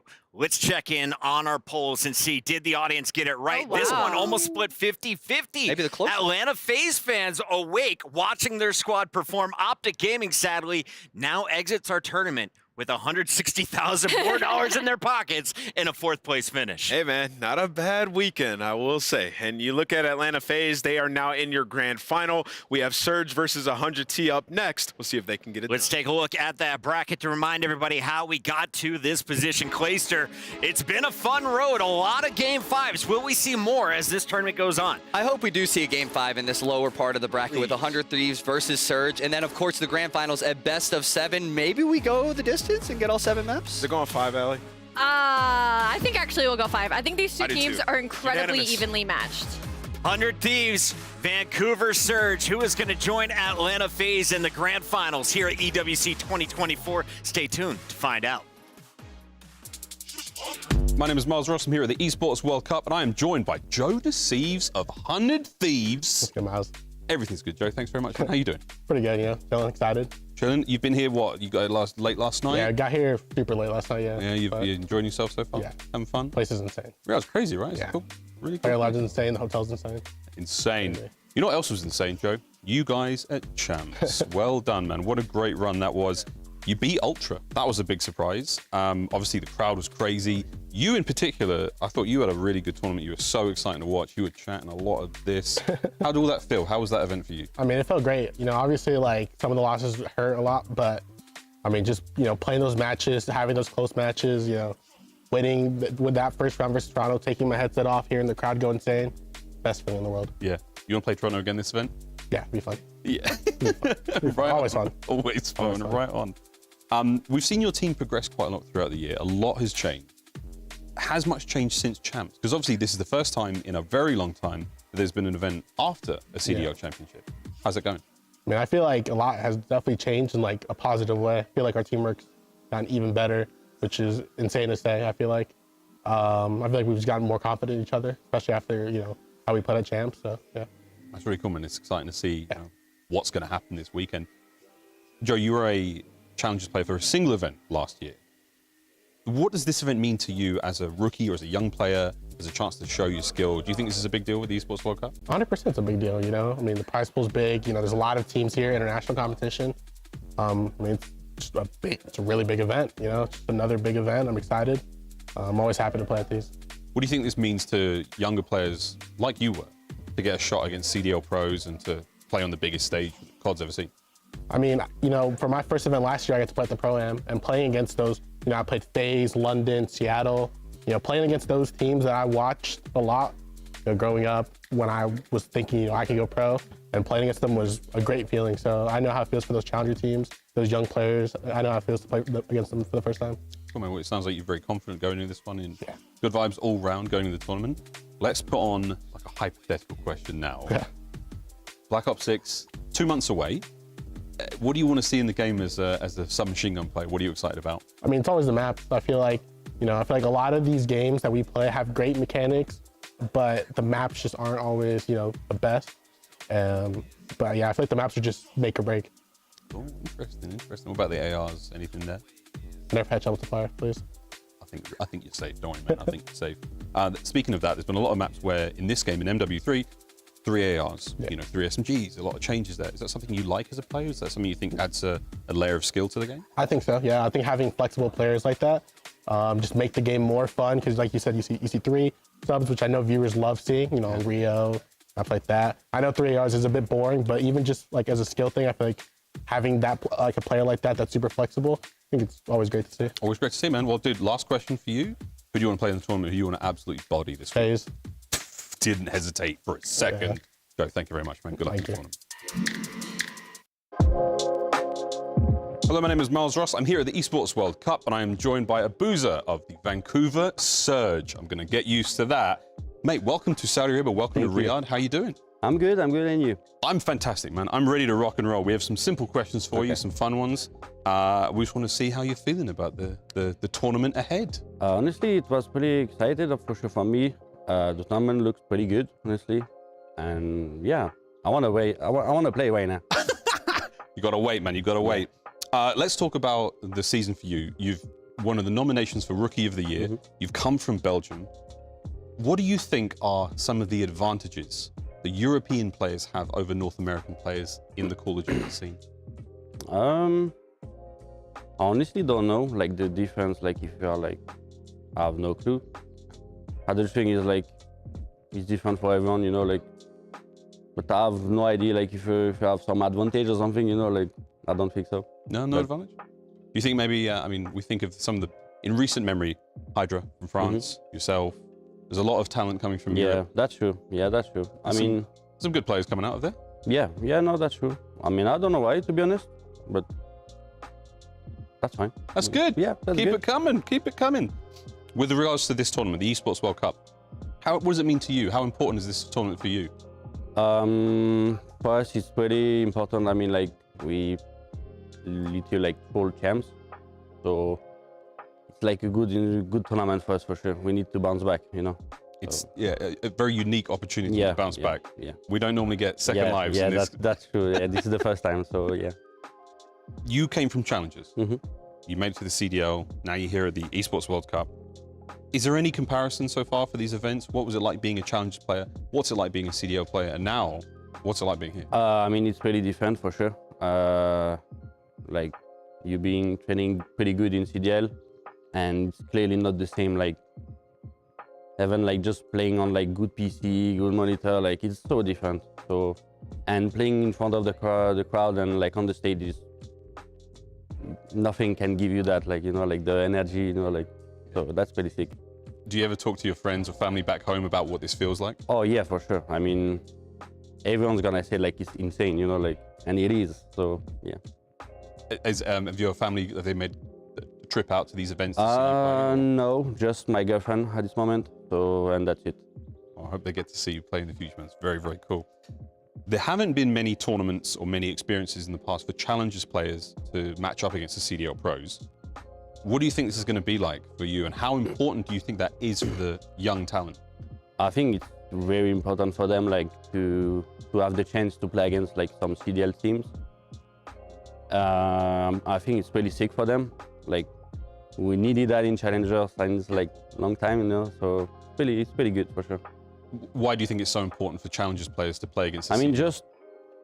just to know and compare you like against the best, like you wanna play against the best to know, like, and I think it's pretty good for them for sure. What does it feel like to be a rookie who's being well celebrated now? What does it feel like to be in the CDL at this point? I mean, it's pretty good for sure. Like, I mean, being a rookie it's mean nothing for me. Like, like, I'm not 18, so so that's fine for me. And yeah, that's it. That's cool, man. That's cool. Well, thank you very much. We appreciate it. Good luck in the tournament. Thank you. Welcome back. It's your upcoming showdown. 100 Thieves facing off against Hook and Vancouver Surge. This should be a good one if you've been following the track record for both teams. Seattle Surge dominant through their group. They stole Group B over Cloud9. That was a 3-1 performance to lock in their spot in the playoffs. For 100 Thieves, not as easy. You lost to Atlanta FaZe, and then you had to pull off a ridiculous run against Toronto Ultra yesterday, Alley Cat. Yeah, but the thing is both these teams are kind of at the same level. 100 Thieves have been beating everybody they're supposed to, unfortunately fall to Atlanta FaZe, which has not been a good matchup for them all season long, so this could easily go to a Game 5.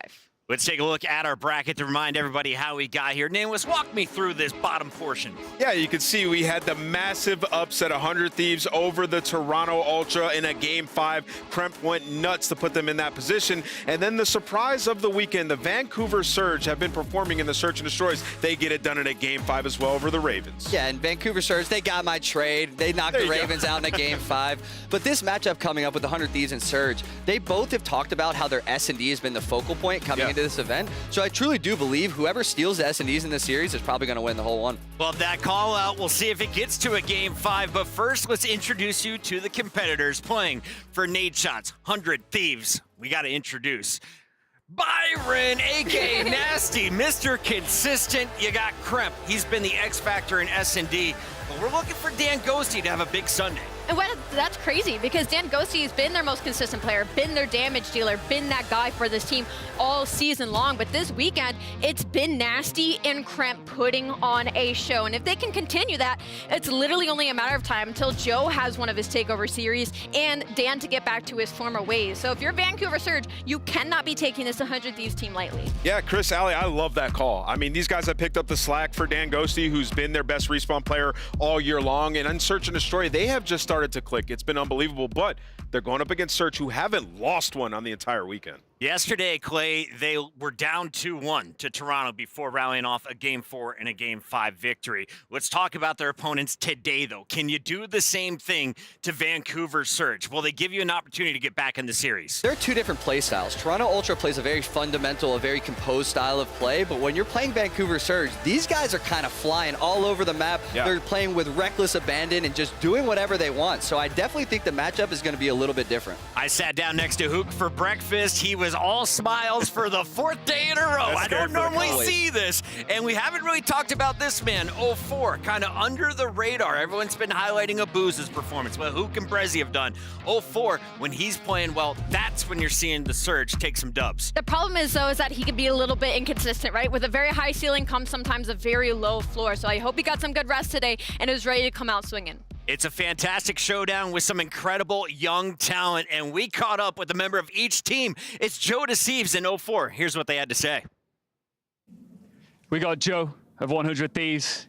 We got 04 of Surge, and we're standing right next to the Key Crush. Guys, you were here yesterday. You know what it's like to break hearts at this tournament.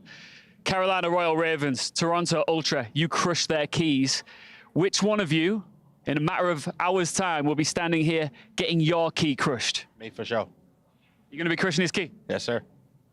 What do you think? I mean, listen, if that's what he thinks, that's what he thinks. Doesn't mean it's going to happen. Shortly, you'll be on the stage competing for a spot in that grand final. Now, the interesting thing is, you guys are undefeated out here. Do you think that that gives you a little bit of a mental advantage against 100 Thieves? Maybe a little bit, but I know it don't play a huge part into the game. So as long as we stick to our game plan, I think we'll be all right. What do you make of this team? I mean, you know, like you said, they're undefeated. They're a good team, you know. So I'm excited to play against them, but you gotta lose at some point. So I feel a little bit of tension in the air here, guys. I don't know if it's just me. Can we just get you looking at each other just for a moment here before we get into this crucial semi-final? There is a lot of money on the line here. You said to me yesterday, you don't think about the money. Big part of you wants to take these guys out personally, right? Yes, sir. Yes, sir. I just want the bragging rights from him. What do you want to say to him? I mean, he know he can't kill me. So we're going to come out high and hopefully take this one. What do you want to say to this guy?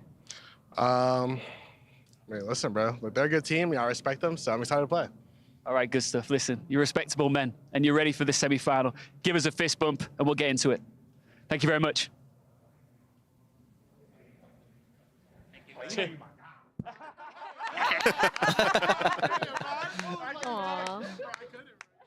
Oh, you love to see them having fun. I was getting Step Brothers vibes right there. Adversaries at first, but across their Call of Duty careers, eventually they'll be sharing bunk beds. Let's talk about the duo here, though, for each team. If you're going to dial in on 2 players nameless, who are you looking at for Vancouver Surge? Who are you looking at for 100 Thieves? Yeah, it's the SMG duo for sure, Chris. I'm looking at 04 and I'm looking at Hook. When you talk about those guys, 04 has matched Hook's speed. He always needs that dynamic duo. You think back to Hook and Shotzi when they were when Hook was at his best, it's because he had another player with that movement who can take space on the map. And it would be the same thing for 100 Thieves for me. The SMG duo. Kremp has been unbelievable so far this weekend. You also had a few goats there on the roster.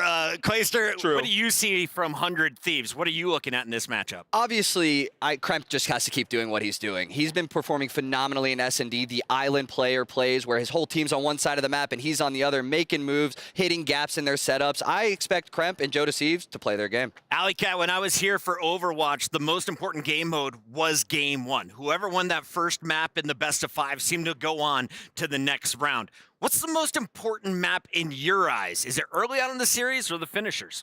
It just depends on what teams are matching up. When it comes to these two, it's the search and destroy. So that map 2 for me is going to be everything. They're both on a winning streak right now. 100 Thieves on a 3-map win streak on search and destroy. On the flip side, Vancouver Surge is on 4. So both these teams going to be in a serious battle for 2 and 5. And looking at this map layout, I can't really lean either way. I feel like these vetoes went incredibly well for both teams. My only worry right now is maybe going to be that Karachi control. Shane versus Rambo Ray. You love to see the old guard leading their team when it comes to the picks and bans. Clay, what's your vibe, though? Go with your gut on this. My vibe is definitely that Rambo made some good moves this year with picking up 04, picking up Brezzy, adding him to the roster. Something I want to look out for, though, is that Rio S&D Game 5. If 100 Thieves gets to that Rio S&D, it's going to get scary for Surge.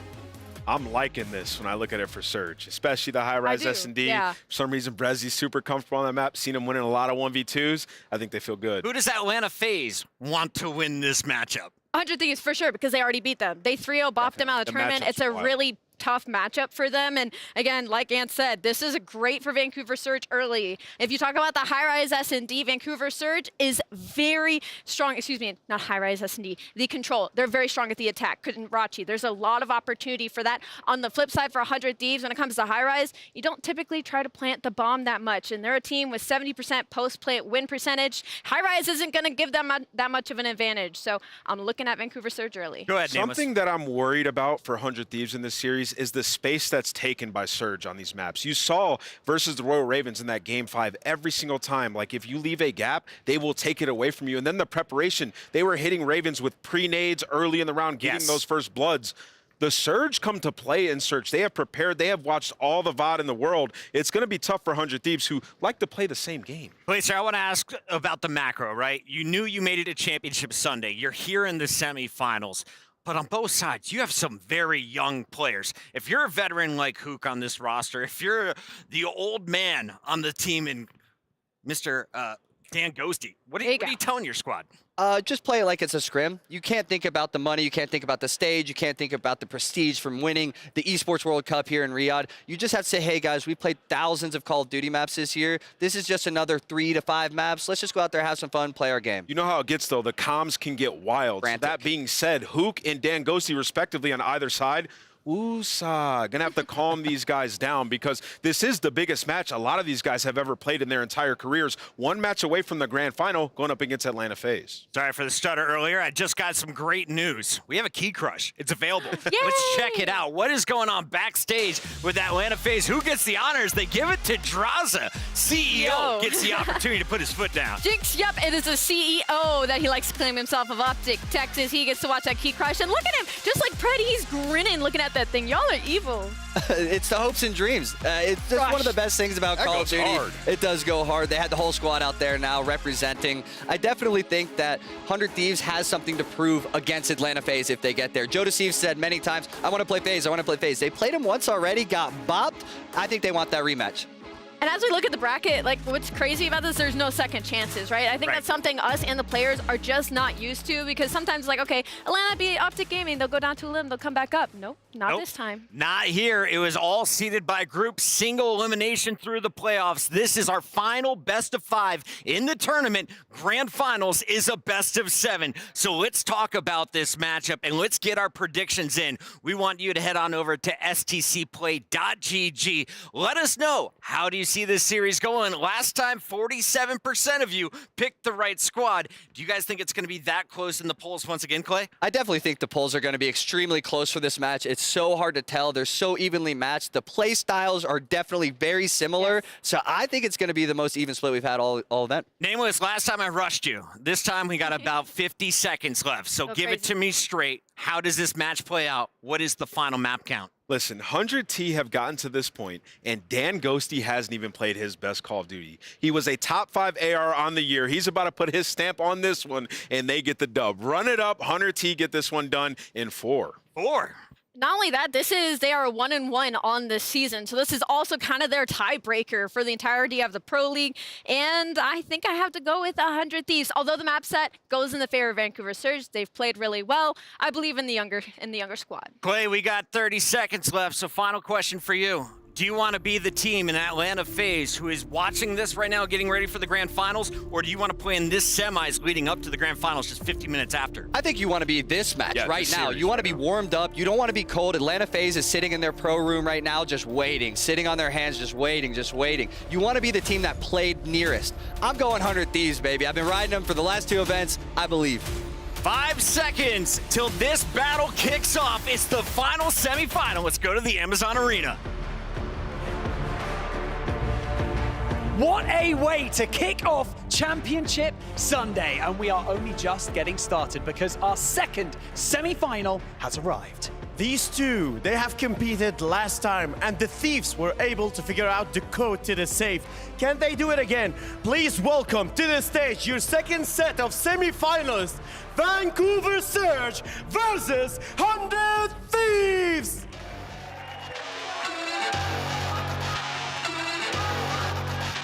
Both of these teams went the distance yesterday, and both of them claimed their victory in glorious fashion. And I tell you what, Kayali, I think that they could go the distance again. Teams, place your keys. Search and Destroy is particularly strong for both of these teams, but who's got the edge? Yes, Barney, let's see that. Just one more best of 5, and you will be either in the audience or here on the stage, creating your own legacy in the first Esports World Cup. Let's get to it.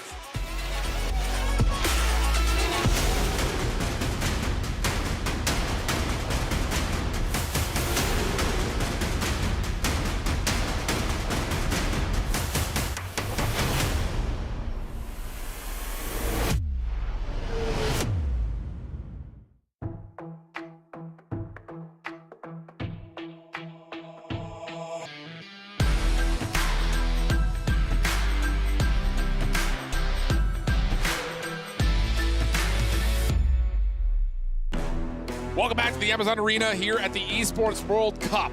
And like Ali had said, not a lot of history between these two squads.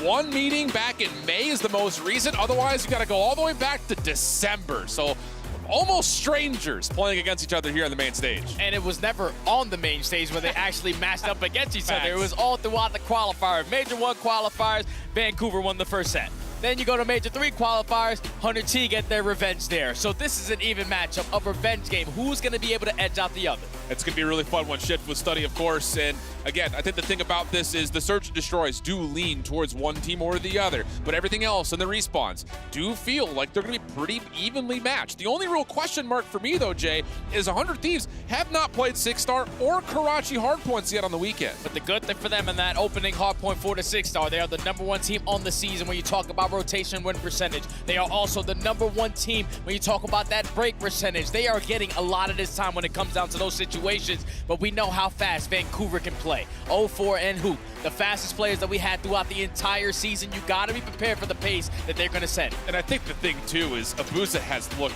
unbelievable. Oh, yeah. Like, if Vancouver, let's just sell the Cinderella story. If they go on and win this thing, he's definitely EWC MVP in my mind. Well, again, a lot of fiery conversation has been talking about the Rookie of the Year, but thing is, he has been in prime form, dominating in every single matchup that we've seen to this point. And this is a very young matchup between both of these teams because you got 3 rookies on one side and you got 4 players on the opposing side who are in their second year in the pro league. So this is all about who wants it more, who's ready for the pressure to make your way into a grand finals versus an Atlanta FaZe roster. I know if you're 100T, you want to get that rematch to right the wrongs of the earlier series. Well, let's take a look at our series layout here one more time. Like we had already kind of alluded towards, 6-star and Karachi hardpoints. 100 Thieves have not played yet on the weekend. For Vancouver, they've played each once, a loss on the 6-star, a win on the Karachi. The Search and Destroys, though, is where things get really compelling because for Vancouver, they've looked really good on Highrise Search. On the other front, 100 Thieves have looked really good on the Map 5 Rio Search.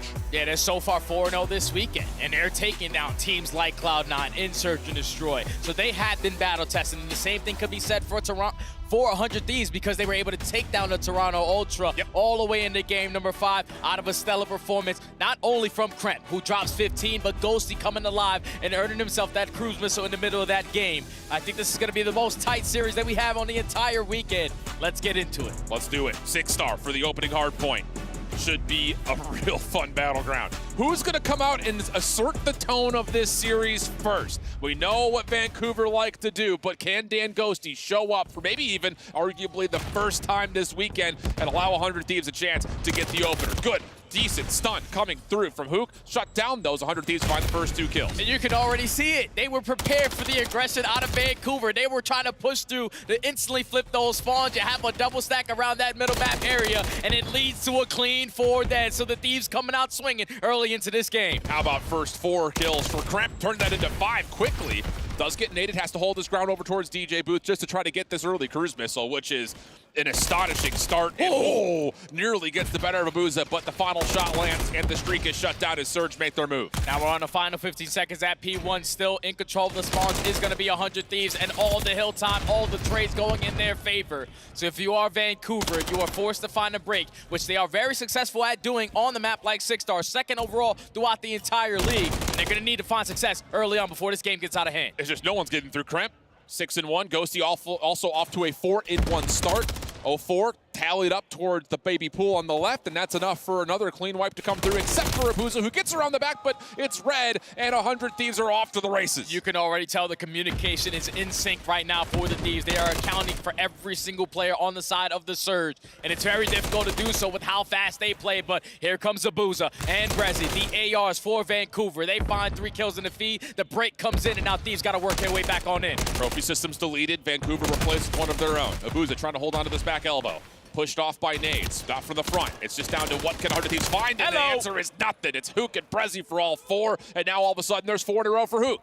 And this is a scary moment now because Surge are walking away with that junk time. They're going to put themselves in a position to be at that new hill early off this new rotation. You have 0-4 finding a couple cutoff kills through the middle of the map. Can he find the second? He was prepared versus Ghosty. Now it's Nasty. Last player alive. You want to play your life because look how far your teammates are away from this new hill. Yeah, problem is that Vancouver have read this, but the Semtex lands. Brezzy forced to take the engagement, and he does at least win it. Vancouver not going to have the prime setup that they want, though, from the front side of the hill. And with that, 100 Thieves can jump over the wall and try to get themselves in, but 0-4 shuts it down single-handedly. A stun locks him in place, but the damage has already been dealt. 100 Thieves still trying to contest, but immediately bounced out of the hill. Surge are right back into this game now. Flawless off that P2 to P3 rotation. They withstand that first push coming in, but Nasty, the dirty work player for this 100 Thieves roster, finding a couple clutch kills in the moment. Now he's also able to find the third. He's able to find the 4th. Nasty just had himself a takeover. Ghosty trying to follow up behind that. He's going to have Joe Deceives with him. Final 15-second fight as 100 Thieves continue to wiggle their way in for a little bit more time here and there. Nasty off his next life. Oh my Goodness. Nasty 10-5. What a time for him to start to pop off as Thieves will win the scrap and enjoy about a 40-point lead as he rotate to new. Seattle Surge, Vancouver Surge, apologies, are going to have the rotation over towards new. They start off with the initial 3 kills in the feed, so now Thieves will force the break once again. They are the best breaking team that we have on 6-star. Can they find success early on, or at least keep this contested, because we know how impactful this P4 hardpoint can be to get yourself back into this one. Couple of question marks here for Vancouver on this opening setup, but Brezzy from the backside of the secret catwalk able to find at least a response towards this play over at security. Now the full focus for Surge right towards the middle of the map, as this is a 2v4 elected fight coming over for 100 Thieves, and it gets absolutely shut down, and with that Vancouver clean in the first 40.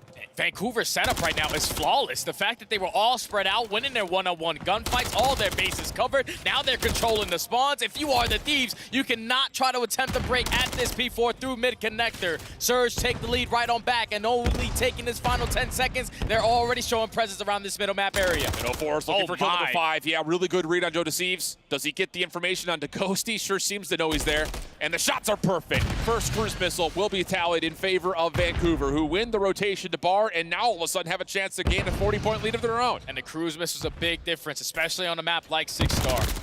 With Vancouver now in control of P1, you would hope that Hoop would have gotten at least one kill over towards Steps, because the trade spikes now in the advantage position for the Thieves. They are flying in, they find that break, and now Surge got to work their way back on in. The map continues to ebb and flow evenly between these two squads. 30 seconds to battle over. Hoop from the mid connector, stunned up. Joe finds the trade. Now it's just down to what else can he do. Second kill is decent. Tries to go to the Semtex, shut down. Ghosty looking for a double, and oh, nice snap over to 04, who is low on health, and that allows 100 Thieves to still fight for the hill. Right now, 100 Thieves know that they do not have any presence on the opposing side, and Ghosty's starting to get activated.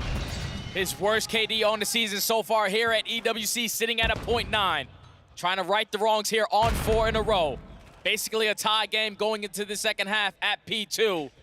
Thieves are going to go to try to attempt this break opportunity. Let's step aside and go and listen in with the Thieves. He's something kind of one shot. Take your time. Way behind now. Off dead. Nice, good job. Nice. Nothing else shot off time. Nothing else shot off time. Nice. I'm waiting. He went back. He's diving mid. Back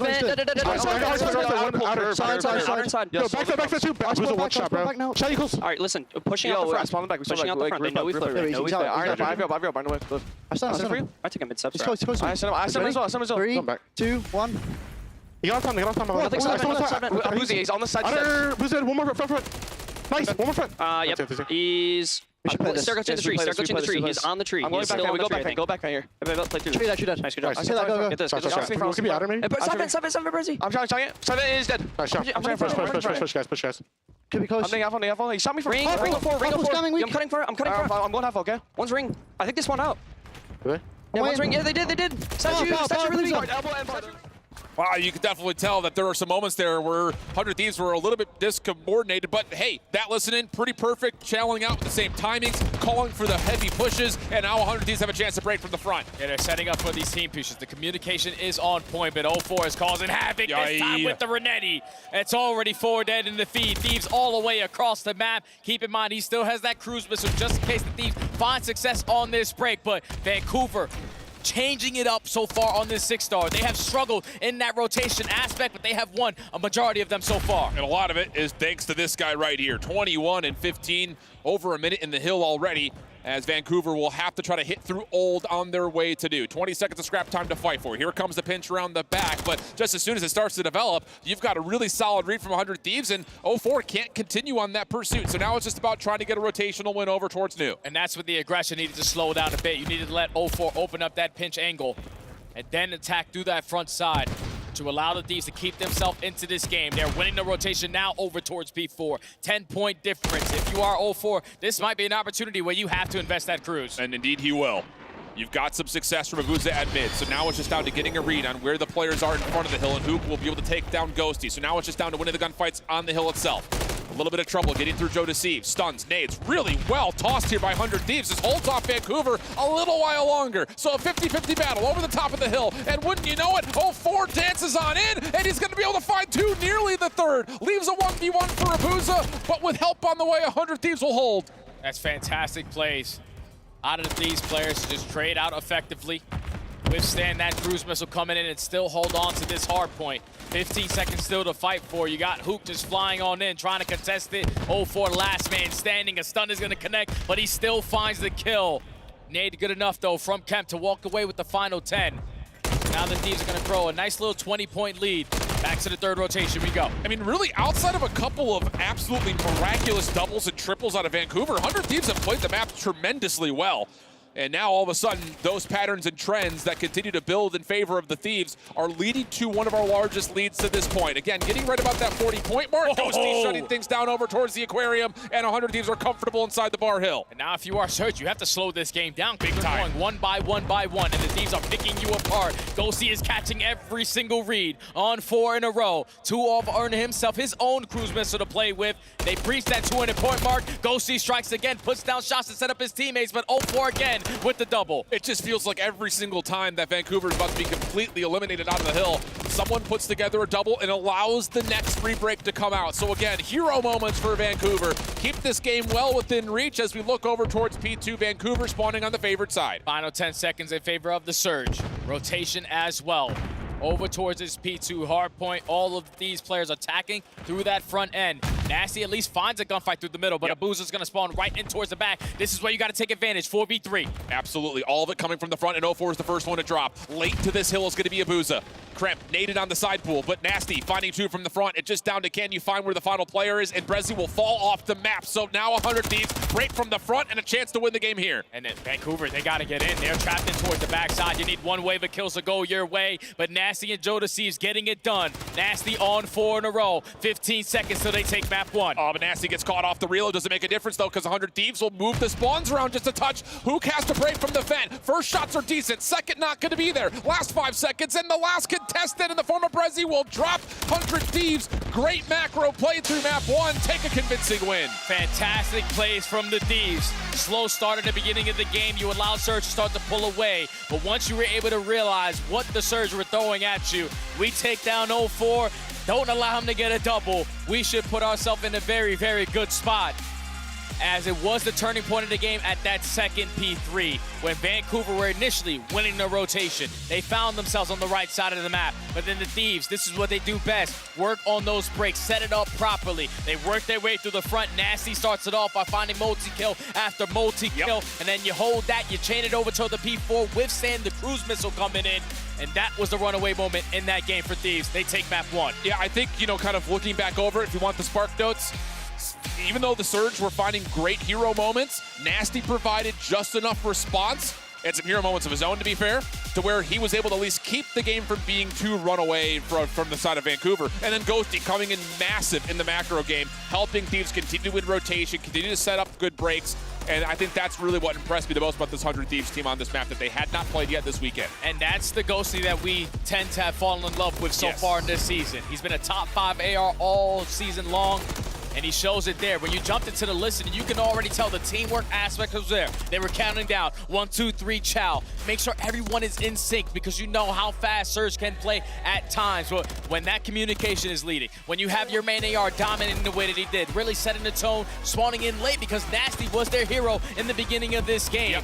It was only a matter of time before Thieves doing the fundamental things correctly, holding down certain hard points, finding early breaks, led to a great victory in that map number 1. Really clean stuff.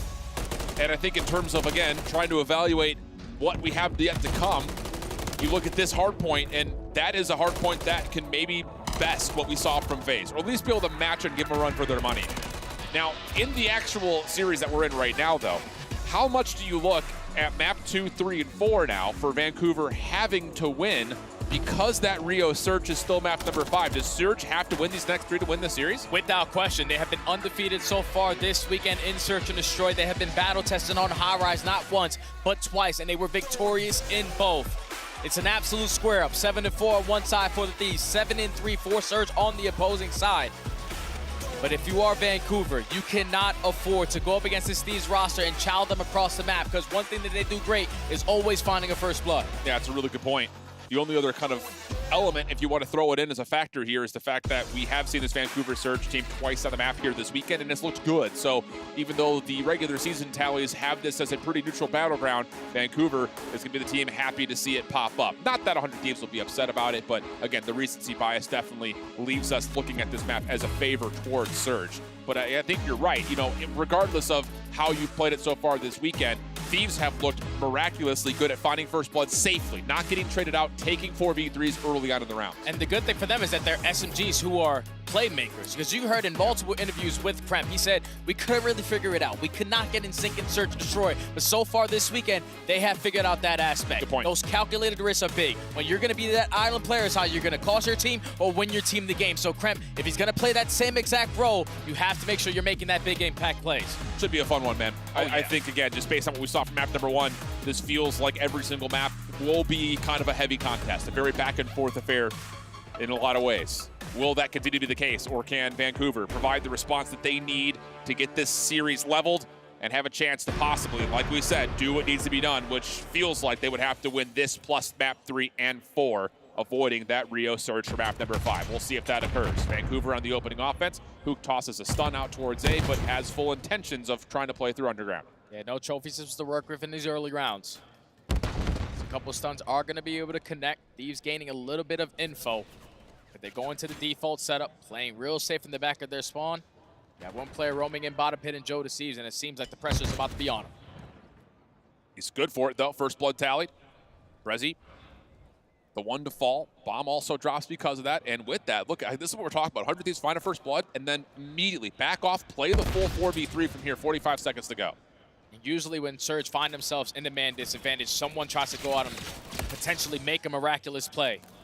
And it usually falls into the hands of Hook, but he is that bomb carrier. Yep. You got to work your way back to that objective, but here comes the double pinch from Thieves. I think that little push-up plus a boost of watching the lane, though, allows them to know that they can make at least a plant occur. Kremp, good timing. Difficult through the barriers over towards elevator. And eventually trades will come through in favor of Nasty. So the numbers situation, again, able to allow 100 Thieves a very comfortable retake. Fantastic plays to start it off from Joe Deceives to win that one-on-one through underground onto Brezzy. And then in the 3v4, they realized, okay, they're not showing any presence over towards blue, so let's just decide to push on through it. But we're not going to send just one player. We're sending two on two different angles. They gave up the B Street. Surge were thinking, okay, we can work this objective down for free. We got propane control. We should be good on this post-plant scenario. Yep. But they were just not expecting that pinch to develop so fast out of Thieves. They take round one. And that's the thing that I like about how Thieves, like what we talked about just a moment ago, when they find an opening first blood, especially from the defensive side, everyone backs off. Yep. You don't allow Seattle to come forward and find an easy elimination. And then you essentially retake the whole map in a 4v3 form. Really clean stuff from Thieves. And now they get their first crack at the offense. Focus down mid lane, and that's enough for first blood. So again, it's that opening focus for Thieves, finding very early elimination. And also knowing your opponent. Surge are always going to be the aggressors. So Hook is not able to find success around bottom blue. Again, the man disadvantage for Surge, but a lot of presence over towards B Street. You're just simply outnumbered, though, because Thieves still have all four. Nade's going to come over the top of this B site. Before still holding deep inside, and he may catch timing here. Joe is trying to stick in the corner. Trade is good. Numbers still favor that of 100 Thieves. Brezzy trying to make a move from the opposite side of the map, and he's going to try to join up with Abuza to see if they can stop this plant. But again, 100 Thieves just back off, and they just absolutely allow Surge to come forward. They're spinning a web, and Surge are just flying right into it. Every time they have the man advantage, even if you're able to spot one player from the Thieves, there's someone there for the trade. Phenomenal plays out of them to find that early first blood onto Hook. Probably don't want to be aggressive early into these rounds. You want to slow this game down because this is a high-pressured match to make your way into the grand finals at the EWC. But right now, Thieves, they're just playing correctly. Yes. In Search and Destroy, this is how you win. You were in a 4v3, you trade it out, you will have at least one player left at the end. Do not let your numbers advantage go to waste. It's just good, clean, efficient search. May not be flashy, but it works. It works very well. So now all of a sudden Vancouver are going to take a little bit of a page off the Thieves book, just kind of playing a bit passive through mid. Going to try to see if they could scout anything out that may have gotten aggressive, but not to be. 100 Thieves is, again, just playing this 2-2 split very comfortably. This time Joe Deceives switches up his spot. Pretty sure he's sitting on that top little hop up, but Hook with a Semtex across the map is able to find that kill onto Kremp. So now man advantage in favor of the Surge. Already showing a lot of presence over towards B Street. You have top propane. Let's just get this bomb down. Yeah. Joe, this could work. Just comes down to the timing. And I think he's actually checked to see there is no plant yet. And the thing that's scary is that Brezzy was the guy holding down top propane. He now has to give up the positioning to work this objective. Joe Deceives wants those gunfights back. He has everybody one shot, but Hook takes care of him. 0-4 finds Nasty. Now Ghosty left in the 1v4. You stand no chance. I thought Joe Deceives, he almost timed it to perfection. But Vancouver able to secure their first round off of the first blood. I mean, I think if you're taking that evaluation, he did time it correctly. It's just a bullet away from finding a two-piece. Sometimes it just be like that. But good response from Surge. They get the quick trade. They also read the surrounding presence from Thieves right afterwards, and they don't drop a single member after the first blood comes through. So good bounce back for Vancouver. Definitely helps when you're hitting a sticky grenade, Yeah, Semtex over the map onto Kremp over at that A site. So now they go back to the defensive end. It was slow and steady wins the race for the Thieves players, and you allowed the Surge to walk right into you, and this time they're just going to take B Street away. Yep. But Nasty's watching. First blood is good again. And again, 100 Thieves don't push anything afterwards. It's just sitting there and saying, we know you guys have to make some sort of a move. Abuza now going to get isolated over towards Bialy. I mean, it is just absolutely perfect of how to play a man-up situation. Every single time you think you spot one, there's always another player behind you. But this is what Surge need to get better at if they want to try to make this S&D even competitive. Because when you find that first blood early on, or when you're first blooded, the second player in Hoop, or one of the SMGs, always tries to be a playmaker. And then you get caught, then you instantly put both of your ARs in a very, very tight situation. Another first blood in favor of the Thieves, instantly turn it into a 4v2. The double chow comes in over towards B Street. Then you work the plant. 4 up, 4 down. Clean round from Thieves. Yeah, I think if you're Vancouver, you need to take a little bit of a moment here and just start playing a little bit more patient, right? Take a breath. Yep. I won't say that they're trying to force things, but their identity in Search and Destroy has always been to try to be a little bit more aggressive, and that's just not working out to this point. So we'll see if those adjustments will come through. As we'll swap the sides and do it again. Now Thieves back on the defensive end. Do they decide to change the pace up a little bit? And yeah, it's going to be Dan Ghosty applying a little bit of pressure over towards B Street, not allowing Vancouver to take propane for free. Ghosty does get stunned, but ultimately not really affected. It will at least keep JD a little bit more avidly aware of what could possibly be happening over towards B. 0-4. This is a route with an MCW, tell you what. Trying to see if maybe he can catch a jump up peek through the window. Not going to happen. Instead, there are shots behind him. First blood tallied, but 0-4's behind the play, and that's going to work out to break down the defense. Perfect timing right there to 0-4. To hit that hop up to find the double. So man advantage in favor of the Surge. And I don't know if you're going to have a read that. The Thieves are super aggressive over towards B Street. Some bad Call of Duty timing in favor of Ghosty, but 35 seconds to go. Yeah, really good patience here for Brezzy. Not trying to force for an early plant. Yep, let that play towards A. Come back over to the other side of the map. You've got high ground control at helipad. No reason to do anything too crazy. And that, I won't say is a page out of Thieves' book, but it is a good counter, a good read, saying if they want to take these long-range AR gunfights, let's see if we can sneak behind them a different way. Yeah, so far, both squads are playing their numbers advantage basically perfect. So they're going for those double chows, making sure that they're effective on those trades, but 0-4 just catching his timing. Was ready for the double to come on in. If you were Nasty, you were supposed to be the player on the jump up to at least potentially find that call out.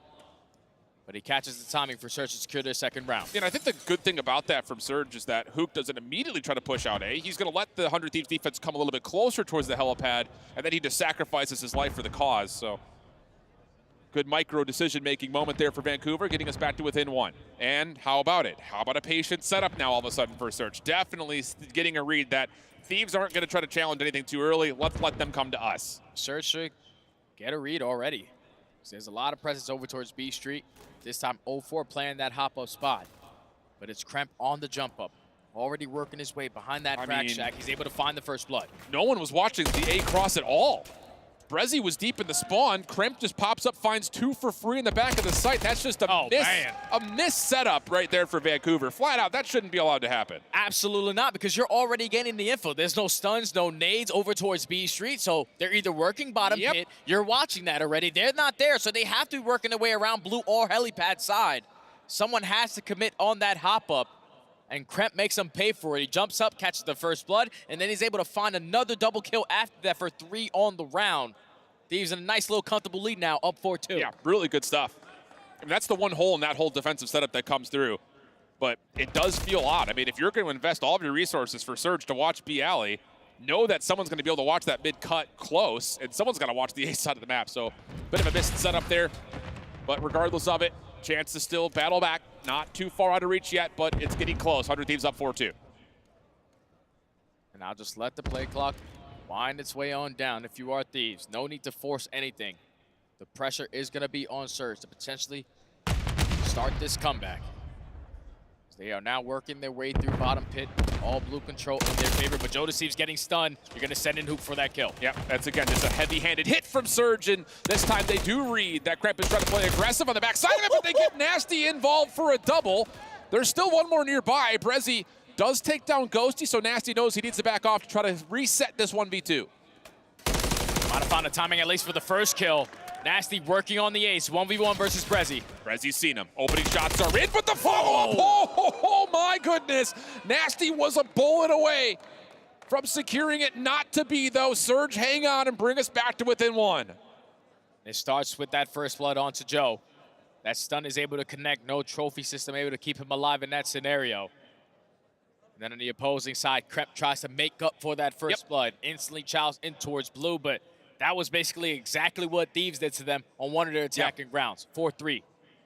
And I will say, again, just from the adjustment standpoint, Vancouver's offense has made the right reads. The first round, it's just a delayed hit towards A, get up the jump wall, find a free double. This time it's, let's isolate the player towards underground late into the round. So they're finding good adjustments on the attacking side. Now it's just down to can they do it defensively. Need to, and it's not going to be easy because Thieves on the season are the #1 attacking team that we have on Highrise. It all usually starts off of the back of that first blood.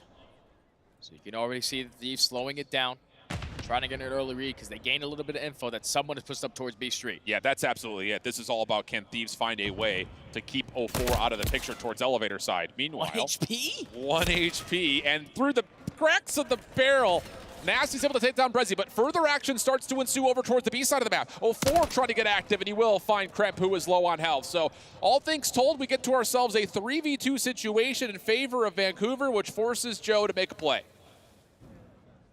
Joe's already going to have those covert sneakers on, so he's going to be dead solid on his pinch onto Abuza, but he's playing a corner. And I don't know if Joe's going to be ready for it. He's actually going to read it. And then the snap onto Hook for the double. Now a 2v1 left up to 04. 04, though, does he get any information on the cross? Oh, no, he's studying inside the elevator, so he's just playing to see if he can find timing over towards B, and the plant's going to come through. But if you're the Thieves, you already know where 04 was. He was able to at least take down one of your players at this propane area. He couldn't have gotten far. Bomb goes down at A, 40 seconds to go. 04 can't see the exit either, so he's going to have to do a lot of figuring out in terms of where this 100 Thieves post plan is. And he's taken the long route over towards window side, and I believe the Thieves have now seen him. Yep, sure have. No way you get out of windows here. 23 seconds on the clock. 04 trying to make something happen. Thieves are on the hunt here. Hold on, timing could actually work out, but not going to happen. The gunfight win comes through, and 100 Thieves get the map point. That show to see is just making those kind of heads-up plays, those risk-taking plays, working his way through underground, making sure that he has his manners to close the door behind him, so no one is able to get that info early on to give the comms to Abuza. But reads that first kill, and then the snap onto Hook just completely catches him off guard. You get the bomb down at A. There's so many spots you got to account for. And Joe Deceives was ready for that final fight. He finds 3 in a row in that round. As we take a look at it again, the first shot was great, but the second shot even better. That is versus a world champion, and now Thieves at game point. Vancouver have had a great set of offensive rounds in a row, but they need this one more than ever. And now all of a sudden, how about Thieves taking a bit of an aggressive step up over towards B Alley, and wow, they almost take down Abuza. But not going to happen. We stay 4v4. A late trophy keeps Ghosty alive. Perfect timing for that trophy. Come on in and still hold down these power positions over towards B Street. Because we know if you're Surge, you cannot commit your way out towards blue to work your way at A. You have to go over towards B because neither player has dropped on either side. Abuza's been seen again. This is 2 ARs over for Thieves on the B Alley. Hook tossing the trophy system up on into the point. Not committing for any sort of an aggressive play for B yet, though. They know that Joe Deceives is playing bottom pit. They're trying to isolate him again, but the problem is Kremp has found first blood to the other side of the map, and you've got to go to pick up this space. Hook not able to be a part of this play towards B, and he's been shot at over towards this A helipad. Look at how aggressive Kremp is getting. I don't know if Hook's going to be ready for the gunfight. Kremp, the island player, able to catch the double. Now 4v2, the ARs for a surge. Brezzy falls, Abuza left in the 1v4. Only 20 seconds left. Bomb all the way across the map, and that is going to be the Thieves. Securing map number 2, up 2-0 in the series, handing Surge their first S&D loss of the weekend, and now you're sitting comfortable. You gotta think to a certain point. I know we talk about this maybe kind of half-handedly at times as commentators of, there's a lot of film on certain teams when you play a certain map on a weekend. 100 Thieves haven't played this map yet this weekend. Surge have played it a lot, and we've gotten some really good looks at what they provide. And it did feel like 100 Thieves looked at it and said, hey, if we get first blood, which we often trust to come by way of our ARs, let's let Vancouver come to us because we know they're going to try to get to a 3v3 quickly, and that's how they punish them. Especially because you were disregarding all the AR players on the side of Vancouver. You know that the way that Surge finds success on a map like Highrise is through their SMGs finding success, making sure you're covering your bases through bottom pit. Even with Joe Deceives falling in that one round where he did get first blooded, this time they make the adjustments. They 3-stack over towards B Street. They take that completely away from Surge. And all it came down to was just focusing on those SMGs. You shut them down, you are able to secure the map. A 6-3 victory there. Now up 2-0 in the series. They are looking for that rematch versus FaZe. 7 first bloods. Send it to the next map. Yep. That's the only analysis you need.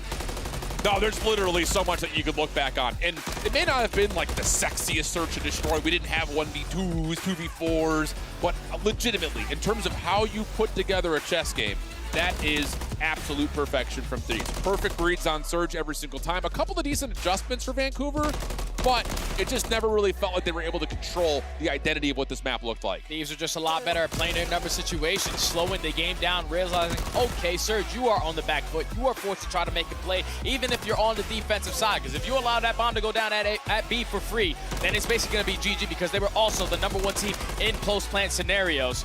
So the fact that they were just slowing down the game every single time, thinking about the fundamentals, the little things. It's just simple as that, man. You find yourself in a 4v3. You go 1 for 1 for 1 for 1. There's one player left standing, and it's usually going to be the player on your side who has the 4 squads. But the D's, man, they are playing fantastic so far in this championship Sunday. Legitimately, I think the way I kind of recap that map number 2 is in 2 ways. Number 1, there's beauty and simplicity. Take your advantage, win. Yep. The other side of it, that's just good old-fashioned boring search. You know, you don't have to do anything crazy. Just play your angles, trust each other, and it works out near perfectly for the side of 100 Thieves. So, now all of a sudden we need to start building up how exactly the Vancouver Surge could look at the remaining maps in terms of finding a way to reverse sweep. It starts with the Karachi control and then goes into a Karachi hardpoint. What's your thoughts, Jay? Karachi control hasn't really been a good map for them throughout the entire season. But now that your backs are completely against the wall, you have to play some of your best Call of Duty. It's just the way that 100 Thieves are simply outclassing them in that teamwork aspect. That's all control simply comes down to. And it looked like after day number 1, 100 Thieves figured out what went wrong when they played Karachi the first time around. So it's a difficult ask, but the question will stand as we send things to a break and come back for map number 3 in Karachi control.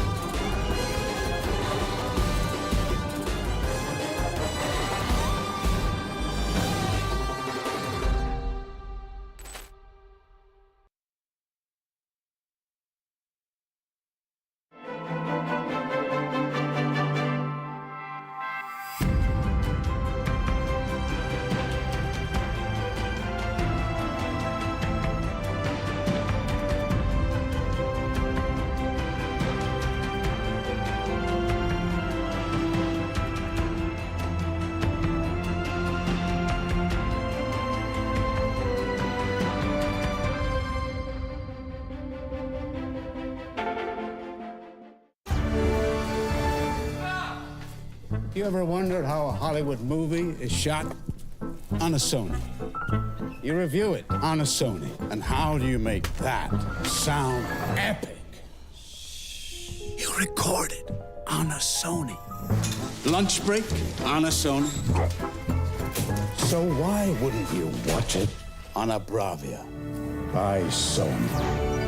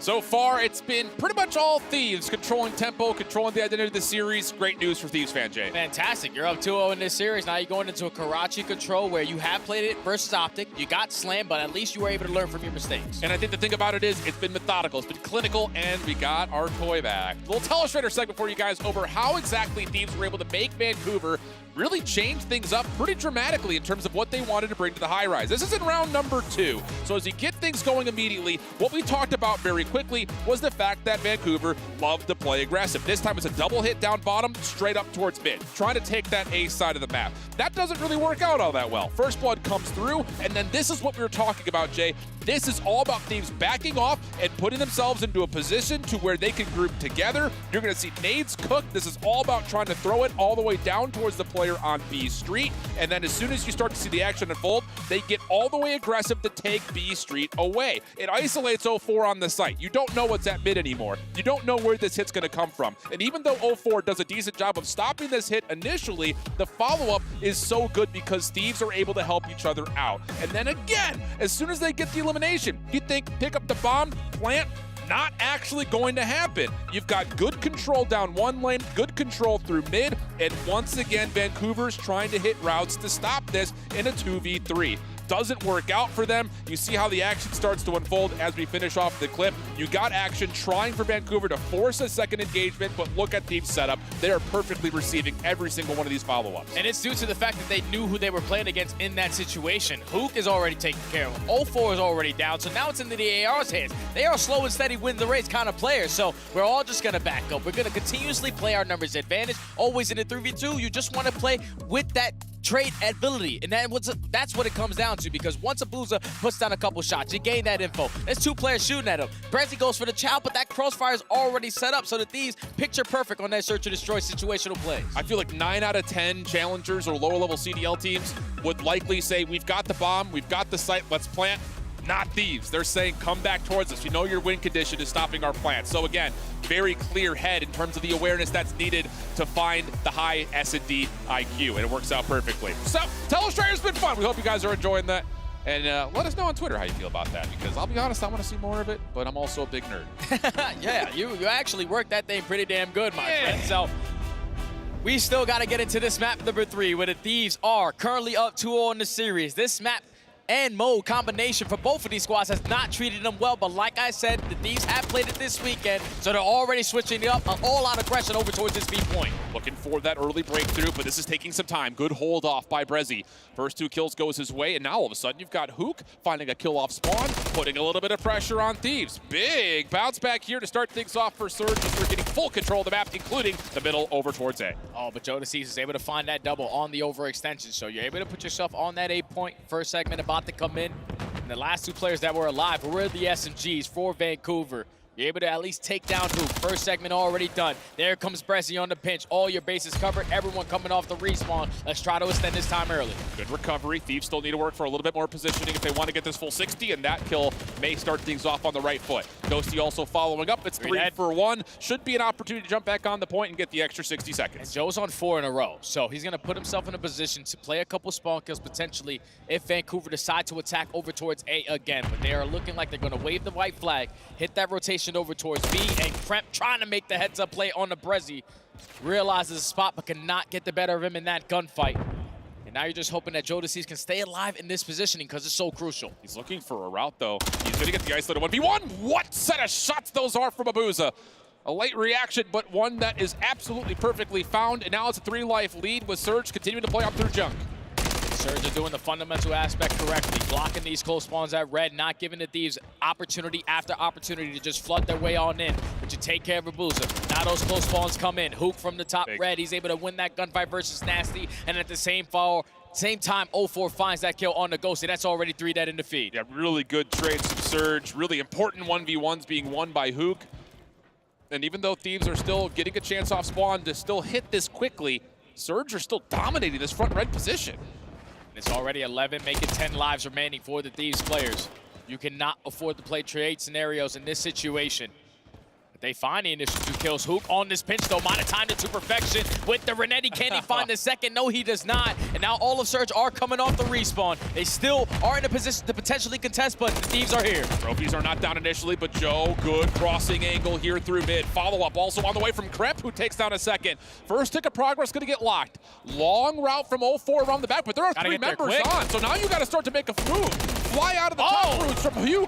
Out JD on 4 in a row. Brezzy trying to pitch, but they're not going to get there in time. At 100, Thieves just win by simply stacking the point. All it came down to was one opportunity, one double kill to go your way. You're spawning all of Vancouver now over towards that back alley. They are forced to hit routes because you know if you're sprinting down that alley, you're basically getting mowed down by those MCWs. But such a great heads-up play, and it all starts off with Joe Deceives finding that kill. He stays down, plays his life to perfection, allows the stack to come on in, and then the route's just way too long right there from the Surge. This has been a struggle for them the entire season on Karachi control, and 100 Thieves, they expose it there. That's got to be a momentum killer for Surge after the opening they had. Oh, yeah. They were dominating. They were leading by 7 or 8 lives the entire round. Well, their first offensive approach straight towards A. Good nades, lots of focus on the utility over towards this A side street, and that's good for 2 kills. So this zone's gone. First tick's going to be at least tallied. Maybe more to come as 0-4 is starting to get aggressive. He knows the player top fire, and wait, he can actually make a quick transition to B if he wants to. That's indeed the case. He's just going to force the Thieves players to be split on their defensive look. But you did have a player in Joe Deceives push out towards Junk, so he's going to come back for free and catch that kill. That's now 5 in a row. Another one right in front of him, and he was ready for it onto Hook. 6 cruise missile now earned. You block that close red spawn, and now all of Surge trapped in their base. Yeah, this is a problem because they don't even get the 3rd tick over at A. A late Septex from Hook does connect, but still, Kremp will just replace him. Moving on up and towards the barrel side at Junk, keeping this Vancouver spawn deep over towards market side. Big follow-up as Abuza will drop. And once again, Vancouver a strong start, but a whimper here in the secondary lives. Oh, but that's a big double right there from Brezzy to take top 3 control away from the Thieves. Now that 3rd segment is slowly getting worked on. They should be able to work to extend this game clock, and you're forcing the Thieves to hit that rotation. Now 2 minutes to work with. They gave up Junk control, so if you are the player coming off spawn in Abuza and your teammates are finding a double, this is the opportunity you were looking for. Yeah, this is all about isolation at this moment in time. Ghosty will drop. Joe stays very healthy inside the point. 0-4 on the hunt. Finds it, but not before JD can find a second. 0-4 still alive and kicking, though, on 4 in a row. Oh, what a snap and turn on to Nasty. That's now good for 5. Contest is in, and 0-4's looking for a cruise. He's playing for it. He's trying to finesse. Only 56 HP left in the dream, but unfortunately he is gonna fall. And Joe Deceives again with the double is gonna slow down this approach from Surge. Great pistol shots though out of Abuza to catch a triple. Close spawn still in. It keeps the defense limited in numbers. Over the jump ball, 2 more Thieves make their move in, but it's a beautiful set text from 0-4 to the front. Doherty follows up with the 3rd. Now they can stack 2 members in, make it all 4. Second tick gonna rapidly be captured, and there's just no way Thieves can get over the top of this wall. This should surely be a 3rd tick, and so it will. But if I'm Thieves right there, okay, you were able to barge your way into the point. That is fantastic because on a map like Karachi, you probably prefer the attacking side. And so far, Surge, they are outslaying them to bits, even though we're all tied up in segments. Jodeci's gave them a couple lifelines, but at least he has that cruise missile going forward in the rest of this game. As now Surge are able to tie the game up at 1. But the same defensive look that you showed in round number 1, this time you cannot allow the Thieves to break it as easy. No, I absolutely agree with you. It feels like, again, hero moments are bailing out Vancouver. Obviously a handful from 0-4, but Abuza, obviously he gets the 3. Brezzy also had a couple of good moments as well, getting him to 14-7 through the first 2 rounds. Here come Thieves. Second offensive look, pretty much the same as the first. A little bit more reserved over the side of the top third, though, as they're just going to try to extend the clock as cleanly as possible. No action yet. Finally, we start to find each other, and it will be an even exchange. Oh, that timing right there out of Nasty. He's going to beat himself up about it because he knew who he was playing against. You knew that pinch was going to be open. But unfortunately, moves at the wrong time. So top 3 control in favor of Hook. Second progression slowly getting worked on. Hook's going to give up his position. Also finds that kill onto Ghosty. Yeah. Now, if you are Thieves, you got to work your way out of your spawn because that's 3 dead. Nasty was trying to find a route over through red to B. That gets shut down. And now Hook is in your base. Spawns are also going to be forced around by Surge as they get junkyard control. Good elimination on towards Hook. Allows Thieves to spawn towards market and maybe have a chance from the high ground to jump into A. And with that kill from Kremp, they will do exactly that. Yeah, it's fantastic place from Kremp to dominate over towards top 3. That double is going to allow that second segment to be complete. Wow. But with Brezzy finding that double, Vancouver might go take another shot at this. Yeah, I mean, you've got 0-4 pushing the issue over towards P3 side, so this is forcing Thieves to spawn to the worst possible position, and the setup is perfect from Surge. Hook finds another on towards Kremp. Trade is decent for at least the numbers situation, but it's not enough to get any influence on the point itself, so now we're down to 40 seconds. Jodeci's now in a very good spot, though. Still trying to contest it. The shot's even better. So far, 15 non-traded kills out of Joe. He's looking for a little help by the rest of the guys, but third segment is coming in. Time is going to be extended, and now all they're looking for is one opportunity. Nasty starts it off for the first. Now there's only one player for Surge here to contest. Yeah, and 100 Thieves are just forgetting about Abuza at mid-map. They want to put the pressure on the zone. Problem is, Brezzy's in a good spot backside alley to at least stave off some of this hit. Not enough to get through Jodeci, though. Now on 3 in a row, 19-11. Here comes the return, though, from Surge, from both sides at the same time. It's going to force Joe to have to do something unbelievable. And so far, he's good for it. Are you kidding? On 5 in a row, 21-12, it allows Ghosty a chance to jump back in, but Brezzy on his follow-up life is good to clean up the point with the exception of Kremp, but Abuza finds him, and Surge will get back in. Yeah, Brezzy doesn't catch that double. That's 100 Thieves taking another attacking round here. But a clutch double. Always is going to allow you to reinforce your way back on in. Now that Thieves are going to slow down this round a little bit. They're able to find that first kill onto Abuza. They put themselves in the advantage situation with the numbers. 0-4 looking for a pinch, topside fire. Gonna be right behind this Thieves hit, gets the first cleanly, looking for kill number 2, but it doesn't make much of a difference if he finds this or not because Brezzy is behind him and the kills are good for Vancouver. Down to 50 seconds. Spawns are still close for Thieves. Maybe a chance to immediately try to respond here. This might be a potential call of the cruise missile if you are the Thieves, but they are falling like flies. That's 2 dead already, even though the close spawns are in. Brezzy and his teammates are combining for the team shots. Now no more respawns for the Thieves, but Ghosty, he has snuck his way on by. Yeah, this is actually pivotal, especially if you can find the elimination on top single. Instead, he backs out. Plays his life. Oh! What a finesse from Ghosty! Trophy system now down. Thieves are flooding from the front. These are their final lives, though, so it has to be perfect. And Kremp and Ghosty are spamming him out through the jump wall, and Thieves steal away the offensive round right at the end. I thought Surge blew it up in that round number 1 defense, but that one is way worse. There's no more respawns. You allow a player to work his way through red, find a freebie, and at the same time, Nasty finds the second kill.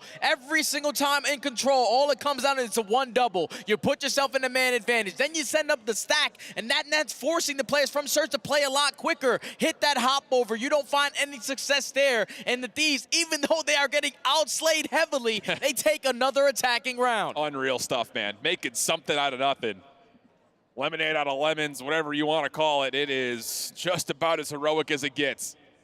2-1 the count. Cruise missile still in the back pocket. Lots of utility. Again, thrown over towards Kremp, who's learned his lesson. And wouldn't you know it, it's a self-nade coming out from Hook and 04 fighting each other, and Kremp follows behind that with Ghosty for support. One more to grab his Hook over the top of the barrels, and you know Ghosty's all gas, no brakes as he finds the kill. And the cruise missile did get invested out of Joe. He wanted to keep them trapped in the spawn to allow his teammates to take the map away from the Thieves. Now Ghosty has a cruise missile, trying to make it 7 in a row with the pistol, and he's able to find it. Now, Joe, can you find this kill to not allow the last player out? A minute has already been down. 9 lives have been taken away from Vancouver. Will it blend? Vancouver Surge Edition. They are stuck behind the cafe. Ghosty locking down tire side, a double stack over towards Junk, and you got Nasty just playing quarterback up top, calling the plays. Oh my goodness. Surge are absolutely bottled up. Brezzy creates an opening though through Market. 30 seconds to go. You have to try to extend this game clock. And also able to find that kill onto Kremp, so that's already 3 players taken care of. The cruise missile from Ghosty is gonna get called in. You're forcing Vancouver to put themselves indoors. You also keep your teammate alive over at the junk area. And now if you are Joe Deceives, you can work this pitch. How does Ghosty take down Abuza but not his teammate? That is some next level finesse around some very thin shacks, and now you've got a pinstripe kill feed favoring that of Thieves, keeping the A zone open. Last lifeline for Surge, trying to make their way in towards A, and it's Brezzy, because of course it is, able to get the second tick, third on the way. And now if you are the Deceives, this is the decision-making moment. You do not want to allow this last bit of contest over at this A point to give all the map control in favor of the Surge. But thankfully, you got players like Kremp who are doing the dirty work, blocking that back spawn, and then Joe Deceives, headset crank, catches the timing on 04. Brezzy up top though, good for his 28th kill. Hook still following up through the middle. Vancouver trying to force their way on in. Holding on as Joe Deceives, but only finds damage. Brezzy lives with 1 HP, and now Surge can keep the clock stopped with 2 members on. They have to focus on that flank too, because Kremp did just pick up a kill, so they're trying to relocate. Where the hell did he just go? He's sliding, he's dancing, but he can't do anything because he's trapped into the bus. That's all 4 dead, and Vancouver are going to be able to take the attacking round. When it looks like they had absolutely no chance, they're able to force this round number 5. From spawn trapped to triple stack in the blink of an eye. Wow, what a set of rounds we've had. And now we start to get to the question mark of who gets the offense. No, it's Thieves, without question. Okay. They are getting outslayed. There's only 2 players positive, and Ghosty's positive 1, Joe Deceives positive 6, everybody else sitting at negative 10. Guaranteed they get offense here. All right. Let's see if Vancouver can do what has not been done to this point, and that is win a defense. No tools in terms of things like cruise missiles either. What we've largely seen for this Vancouver defense is trying to win that top third side with a lot of early nades towards that A street. Will that continue to be the case? And Brezzy is on 4 in a row, so he could potentially earn himself an early cruise missile with a double. If he can find it early on, nade over the top. This time is able to connect onto Joe, so they take the man advantage early on, and now they're trying to take top 3. The trophy system just does not quite get down in time. The frag eliminates that, plus also the initial carrier of JD. 100 Thieves through the middle of the map, finding a way to get on to stop the clock, but Hook up top, a force to be reckoned with, and he's going to set up his teammates to completely overwhelm the A site, leaving Thieves trying to reel coming out of spawn. Brezzy's on 5 in a row. He wants to play his life as long as he possibly can, because this cruise missile can play a big part if they're going to walk away victorious. He's able to find it, and at the same time, Hook on the opposing side is on 5 in a row. 2 cruise missiles will basically get the job done. One shutdown here, though, onto Brezzy leads to wide open pastures for Thieves trying to streak over towards the B side. Joe Deceives in a little bit of trouble. Hook was the one throwing the initial shots, and now all of a sudden Vancouver have the crossing angles to make this very difficult, but you only have 04 pushing the issue from the front, and Hook will follow up, essentially using him as bait for a second cruise missile. So now that's 2 cruises. You instantly want to invest 1 here. There's only 30 seconds left. Call it in. You're forcing the plays from the Thieves to play indoors. It's coming raining, as Hook is going to be able to at least connect onto 1 player. There's a double that he could potentially find, but nothing is going to be able to get done with that cruise. But you still got players shooting their guns. I'll say 04 was on the chase. He only found 1 of the 2 players, though, for Thieves. So hold on a second. You've got Thieves still alive and well over towards the A site. Abuza's going to take control over towards Junk, so this is going to be an extra 60 seconds here for 100 Thieves. Are they calling a second cruise here? No. Yes, they are. Oh, they don't get the point. This is a huge 1v1. Kremp wins the first. If he finds Hook, this is going to be the extra 60 seconds. No more cruise missiles. Now that's a double coming in. If you are Crep, can you find this next wave of kills, or at least the teammates off the respawn are able to retake over towards that junk area? They do not get those close spawns. You need one more set of fights to put yourself in the advantage position. But now a minute left on the game clock. Everything tends to slow down at this point. First shots are good. 0-4 reclaiming the top side at red. Difficult fight for top single window. Pistol up, but 0-4 beats him to the punch. Now it's just down to the Thieves, making sure they can come out of spawn safely and maybe find something to the middle of the map to get over towards B, but it's all being shut down by the SMGs of Vancouver. And Nasty working his way around this pinch. He's able to at least find one kill. Sitting nice and comfy at the top AC. Brezzy trying to line up the angle, but Nasty just wants to play his line, and he does it to perfection. There goes a double. No way. Make it a triple, and now the Thieves are in. Here we go. It's going to be a stack. The only player unaccounted for is Hook. But look at Joe Deceives. He realizes this. He knows there's someone playing off the flank, and he finds the kill. Now it's just down to what can Vancouver do through the middle of the map. Oh my God. It's an absolute breakdown. Not once, not twice, but 3 times as 100 Thieves take it in 3-0 form.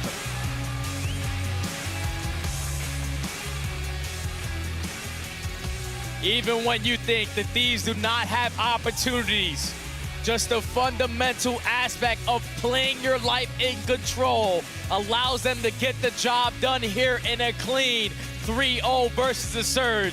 It was 1-1 on the season. Now they edge them out to make it 2-1 versus this roster. But man, oh man, the teamwork, everything was clicking. You can only imagine what the communication is sounding like. But that is going to be the Thieves taking care of business in a clean 3-0 fashion. Now put their ticket in that Grand Finals rematch versus Atlanta.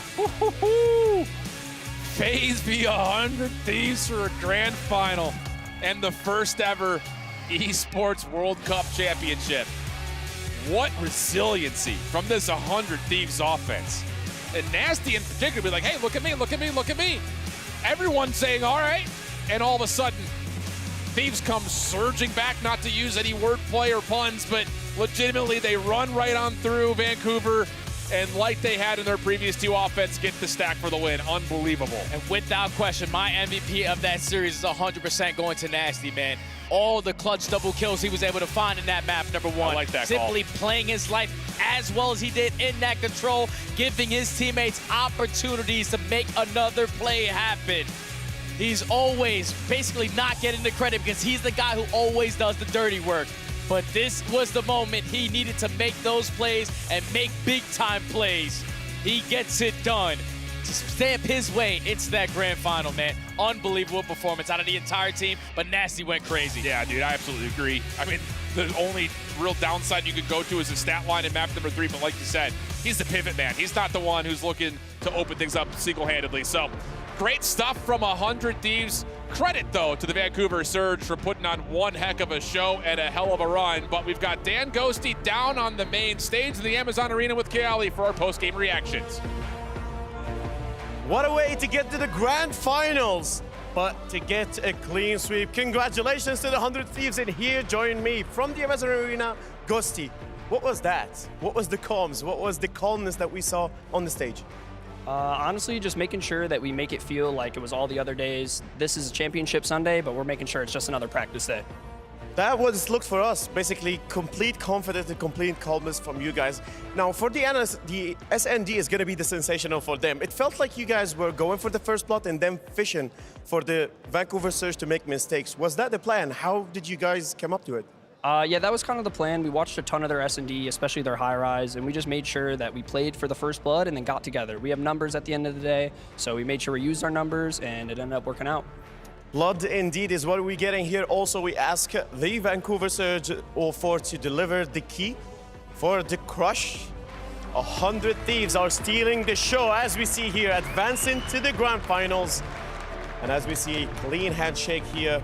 Now you're holding that key, and your upcoming opponent is gonna be FaZe. How do you feel about that? We already played them once this tournament, and honestly wasn't a great showing from us, and we're gonna come out swinging way harder. The crowd is yours, literally here, a crowd of you. Is that giving you the extra boost against FaZe? Honestly, it's definitely giving me some boost. The Saudi crowd is insane. I appreciate all y'all so much, man. I love y'all seriously. And just thank you all so much for your support. You guys are going crazy right now. Again, 100 Thieves from the Amazon Arena back to the desk to see what our great analysts have to talk about it. Congratulations, 100 Thieves. They power through to the first grand finals I've seen from these guys on a stage this big. And you just banked $320,000 with that last round of control. I got Clayster, Alleycat, and Nameless. And Nameless, I want to start with you. Dan Ghosty at the end of the round, so clutch. But what else did you see in the final moments of that game 4? Massive plays by Nasty, staying alive top AC. You saw the numbers advantage was on the side of Surge. They had the advantage, but they couldn't track down Nasty. Brezzy trying to get that kill, but playing your life reigns supreme. I think this series was so impressive from the side of 100 Thieves because Vancouver Surge has been a strong kind of gatekeeper team to the top 4 all year long, where 100 Thieves has had kind of their roller coaster of ups and downs. And the story of this series for me was that 100 Thieves, since that map #1, they would play their life. They weren't over-challenging. I can see the coaches and the work that they've done with this team, that you don't need to outplay. Get back to the fundamentals. If you are not in a situation where you have to go for the kill, don't do it. And that's something on the flip side, Vancouver Surge weren't doing. There was a lot of moments where they would heat up, 04 would go on a 4 spree, overheat, chow a guy deep pool, die, and then give 100 Thieves the break. So I think a little bit of a learning curve here for Vancouver Surge moving forward. Yeah, and we talked about the fundamentals, but 100 Thieves got outslayed like crazy in Control, which is a kill-dependent game mode, and still clutched it up. We saw many, many cruise missiles coming down onto the map. I thought 100 Thieves was going to choke when Kremp jumped off the point and they got double streaked on A. He jumps out of top red, gets a 2-piece, caps at A, and gives them a second life. And it reminds me of an old Toronto Ultra, right? They used to win maps just by playing fundamentally, and it takes one wipe in Control to get that cap, and that's what we saw from 100 Thieves, stack after stack after stack. Yeah, you know, it's a tough thing, right? Being able to stay alive, especially when you're on those offensive rounds. And when you talk about 100 Thieves and this matchup in particular, we said Surge like to take space. They like to get pushed up in the search and destroys. And you heard Ghosty, they watched the VOD. We're going to take our time, play for that first blood. Kremp got 3 of them, Nasty got 2 of them, and those boys went off to get the win. You can see the reactions, the smirk coming in from Byron, aka Nasty, the intensity from Dan Ghosty that we've been looking for all weekend long. Dan showed up in a big way in that final match, but I got to get your thoughts, Clay. Who has been the star for 100 Thieves? If you look at the lineup, these are some youngsters. This is the next generation of talent. Incredibly inexperienced when it comes to playing on a stage of this caliber, but in this match specifically, Joe Deceives was playing amazing. In that S&D, he had the flank play where he ended up getting behind him, shooting 2, gunning Hook top heli. It was awesome to see him make those moves. And Ali, how impressive is this 3-0 as we look back? I think it's incredibly impressive. And to hop off the back of what Clay just said, I need to tell you the story of Joe Deceives because he wasn't this confident of a player at the beginning of the season. He got dropped. He had to go back down to challengers to build that confidence. The coaches knew they saw something in him, bring him back on, and he has now been performing on the biggest stage consistently. I'm so proud of him as a player. It's time to give our Bravia MVP. Last night we gave it to Nasty. Today, it's the man we thought needed to step up in championship form. Dan Ghosty is going to be our Bravia MVP. Nameless, you agree with this one? I do. I feel like you could have picked anybody. Nasty was coming into mind as well, but with Dan Ghosty, you have to set the tone early in the series. And on that map #1, 100 Thieves were trailing. They weren't in a great spot. We get over towards that P4 statue. Dan Ghosty, massive plays, finds a couple of kills, stays alive, waits for his teammates as we reflect back. Looking at that map #1, Ghosty popping off early gave them the edge. Nameless said he was a top 5 AR on the season if you're looking at the numbers. Clayster has one of the greatest ARs to ever grace Call of Duty. What did you see in this young man throughout the year, and especially this match? Something that I love seeing out of Dan is him continuing on that leadership role, that IGL role that he brought over from Optic Texas last year. And his micro positioning is so phenomenal. He's like a UAV at all times, calling out exactly where each individual player is, where they're spawning, where they're going to be attacking from. He's legitimately telling his team exactly where to go, where to look at, and I guarantee you he's a big reason why this team succeeded right now. And if you think about the cards that 100 Thieves were dealt headed into this season, right? You had to replace a guy like Octane, the leader of your roster who has those elite comms, world champion, and you bring in Dan Ghosty and a group of kids from challengers who haven't had too much success on the pro level. Well, Ghosty has guided these guys and got them to a level where they're in the finals of the Esports World Cup. And you might have actually just made something click in my brain. That is a perfect comparison. They needed an Octane replacement, and I literally think they found a mini turret in Dan Ghosty. Sam LaRue, you're done. It's this man's turn to take the stage.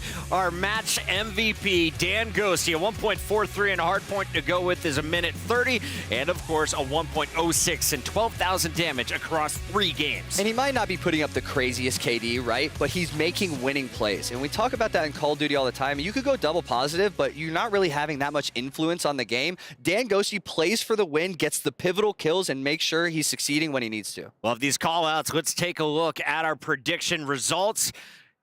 They got it almost right last time, and this time around they nail it. 56% of the audience going with 100 Thieves. It's Atlanta FaZe versus 100 Thieves now in our grand finals for $600,000 in the EWC title here in Riyadh. I have 2 things to say about that. One, I feel like as we move on, the predictions from the fans just keep getting closer and closer and closer in percentages. And also, this is not a top 4 team, 100 Thieves. They are technically the underdog in this bracket, and now they get a revenge in the grand final against Atlanta FaZe, just like Joe wanted. And maybe some jet lag caught up to our top 4, right? We look at the bracket here, only 2 of our top 4 all year make it to top 4. Optic bowing out in that semifinals, Cloud9 in the quarters, as well as Toronto Ultra. I don't know if it was maybe people got a little lazy, if they didn't practice enough, or maybe just a little jet lag. I just got to say, the old school Call of Duty format, you got to be on point across a lot of matches. We had group play and we had a bracket. 100 Thieves clearly prepared, and after getting top 4 at champs, they're looking to get the W here. Scariest part, if you remember last night, we interviewed Kremp and we asked him, when do you like to play? He said, I prefer to be the 3rd match of the day. What's the 3rd match of the day coming up, Nameless? Grand finals, Chris. We'll see if he can go off and search yet again. Game 7 potentially in the making. Alley Cat, let's talk about the historics here. We have a moment. So you have Atlanta FaZe, who have been in the running for championships every single event they attend. How long have 100 Thieves been at this level? 100 Thieves have been at this level for a couple of years now, but the weird thing is they had to completely reset their roster, right? They go on, they win world championships, and they completely split up because their main AR and Octane retires. So this leaves 100 Thieves in a precarious situation of all these good players are locked up. So they have to move to challengers. They have to find the golden gems that are going to be the next generation. What do? They land on Dan Ghosty from former Optic Gaming, where he spawned in for a couple of matches. They land on Nasty, one of the most underrated ARs in my opinion that we have had overall in Call of Duty, and then they take a chance on 2 younger SMGs in Joe and Kremp, and that chance is paying off in dividends. Clay, we always loved Mr. Shane. He was one of the most entertaining players to ever come out of Europe. What do you think of his coaching job here in Riyadh? I think he completely revamped this 100 Thieves roster. Even when they brought him in as an assistant coach last year, with JCap being the head coach, you saw their entire team really shift. And then this year, he's now the head coach. JCap steps back from Call of Duty, Shane in that head coaching role, and he's showing everybody why he deserves that title. And this was one of the first times a team has truly developed a talent by bringing them in, seeing what they were capable of in Joe Deceives, sending him back down to challengers, but by way of like, we know you're going to be coming back into this roster. When he took that opportunity back on this roster, seized it completely, and they got their 2 best placings on the season. We're going to have plenty of time to talk about 100 Thieves versus Atlanta FaZe, but first, we got a key to crush. Let's go to that live. And here we are after 100 Thieves managed to get the win and crush the key. So you managed to get to the grand final. You already secured more than $300,000. So how does it feel? It feels really great, but we know the job's not finished. We still got more to do, and coming out with a dub. Give it up one more time for 100 Thieves. Let's get 100 Thieves. 100 Thieves, let's go. Yes, sir. Let's go. Good luck in your finals. And that was it for our interview. And now back to you. Thank you, Atik. Awesome to have us joining us last night. He'll be in the show later on, and so will we, because right now we're going to break. When we come back, $920,000 on the line for one match. It's your grand finals after this.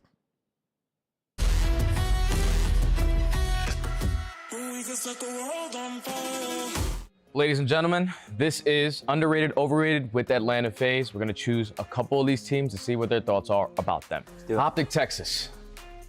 Overrated or underrated? I would say underrated. I'll say underrated. Really? Wait, why? I'll say underrated because they won champs. Okay. I think they're the only team who's won 2 events so far. Okay. Winning Major 3, obviously they bombed out Major 4, but winning champs, I think can't call them overrated anymore. Yeah. They won champs, they won the big one, and this year they're underrated now. Wow. I was not expecting that answer from you. Cloud9. I would say underrated. Yeah, I would say underrated again too. Yeah, I would say underrated. I love Zach's pulling some. Uh-oh. Okay, why are they overrated, Zach? I'm thinking overrated. They won one event, but I think after winning champs, winning 2 events the last year, I feel like they placed well. They just had a really mid first half of the year, which you wouldn't expect coming from a team who just won champs. And granted, they made a change coming into this year, but I think three majors having kind of mid placings and then winning major 4 and getting second in champs, that's how they were supposed to be the whole year. So I think coming into this year, them winning 1 tournament, granted we have 1 more, I think for them, they would think that they should have done more, especially coming off how dominant they were the last year. So for me, I would say overrated. All right, you guys both have said underrated. Why?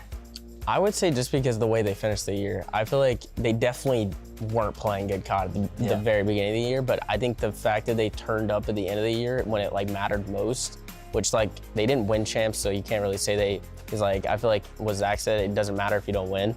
But they did win the event before, and they very well could have won champs. But I feel like them just turning up at the end of the season, that's why I would say underrated. All right, now this is a spicy one. Underrated, overrated, Toronto Ultra. Okay. Yeah, I would say, because I think going into this year when they made the roster change for Dylan, I was saying that it was going to be us and them, the top 2 teams the whole year. And I feel like they weren't considered a top 2 team this year. That's why I would say they were overrated, because they did win that first event, but ever since then, there's been no consistency for them. I feel like it's kind of just been hit or miss. They haven't I feel like Major 3 was the only time where they had a chance to kind of find that consistency and win, and they got to the finals and they just didn't do anything. Yeah. So that's why I would have to say overrated. Yeah, I would say the same. I think Major 1, obviously in the grand final they beat us, and I think at Major 1 they were the best team there. But I think after that it was inconsistent after that, so it was hard. It's hard to say they're I'm saying they're rated good. So. Okay. Next team, guys. Underrated or overrated? Lore Gaming. That's Alex's team. I mean, it just kind of depends how you're seeing it. I would only say overrated because I don't think that they will be able to do that much. I don't think any of the amateur teams will do a lot this event, but I think as an amateur team, I think they're a really good amateur team. But I think coming into the league or coming into this tournament, I don't think that they're going to be able to do as much as people think. I think the pro teams are going to show why they're pro teams. So I would just say for probably any of the amateur teams, they're probably a little overrated because I think people think they might come in here and show something. But I think the pro teams are going to get it done. Okay. Yeah. Underrated? It's hard for, I don't know. I'm in the middle because I don't really know much about the amateur teams. It's kind of I feel like we're gonna obviously see at this event, but it's hard for me to tell because I'm not really hard focusing on challengers going, throughout the season. So it's hard for me to tell where they're at as players, you know what I'm saying? So I'm just gonna say underrated because, we don't really know much, and I guess we'll see, like I said. Yeah, no, I would say the same. I think for me, I'm not really sure who's even on the team. I just know it's Alex. But it's Alex. I just know it's Alex. He's got one champion alongside you guys. That's how I know. I just know it's Alex on the team, but I don't know who got 2 real Paul X. Sort of forgetting who their 4th is, but yeah. I would say that's the reason. So. Okay. Yeah. Okay, guys. Next up, the Stallions. I don't know. Used to be FaZe Black. Oh, is that Brack, Asim? Oh, okay. Yeah, I'll probably say underrated. I feel like that team is probably underrated. the team to beat for these pro teams, for the lower half at least. I feel like they're coming in with straight passion. They've been sitting here winning all these amateur tournaments, and they've been waiting for this moment, so I think it's their time to shine. And I think that this is gonna mean a lot more to them than the pro team that they're gonna play. So I think it's kind of their event to show these pro teams how good they actually are. So I think coming into this tournament, I think that they actually might make an upset. So I feel like they're probably underrated. Yeah, I would say they're the team this year in the challengers to beat. I feel like everyone always talks about FaZe Black, you know what I mean? Because I feel like that's the top challenger team to be on to make it into the league. So I feel like they have a lot of potential at this event to upset a team. I feel like they're all all the players on that team have been pretty much in the league. Besides Dylan. Yeah, besides Dylan. So I feel like they have more potential to upset a pro team than all the other amateur teams. Yeah, I was gonna say that too. I think all of them are pros in the past besides Dylan, so I feel like it has it's gonna be a lot easier for them to play on the main stage. Yeah, those guys got a chip on their shoulder to try to make it back to the pro scene, you know? 100%. Okay. Ladies and gentlemen, that is it for the roundtable of underrated and overrated with Atlanta FaZe. Make sure you guys tune in for this weekend to see if their predictions are correct. We can set the world on fire.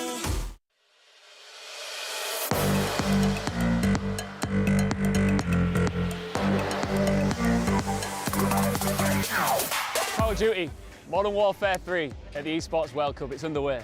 We'll get to that, but Alan. Yes. Shift. Yes, sir. We got Stud in the building. Let's just reflect on how cool the area is first, like the Boulevard. This must remind you of home. Oh yeah, Boulevard City reminds me exactly of home. I'm from New York City, so this is all the bright lights, the LED screens, all about that New York City vibes. It's awesome here. Times Square vibes. Yeah, absolutely. I've been. I don't live there, but I've been. It definitely gives you the idea that this is a community cultural center looking pretty solid. Yeah, I mean, right now it's been taken over by, of course, the Esports World Cup. That's the theme, but outside of that, there's just so much to do. Good food, good music, the vibes are energetic. It's just cool, isn't it? Yeah, I've been having a good time. The good food without question. I'm eating like 4 or 5 meals a day. Obviously, it's good vibes. We've been getting treated phenomenally ever since we entered the building. This place is overall awesome. What stands out to you? Packing calories for sure, my guy. Let's be honest. No, I think that and plus the environment, everyone who's coming together to come actually watch the events, super sick, man. We're pumped. Let's see what the Boulevard has to offer, shall we?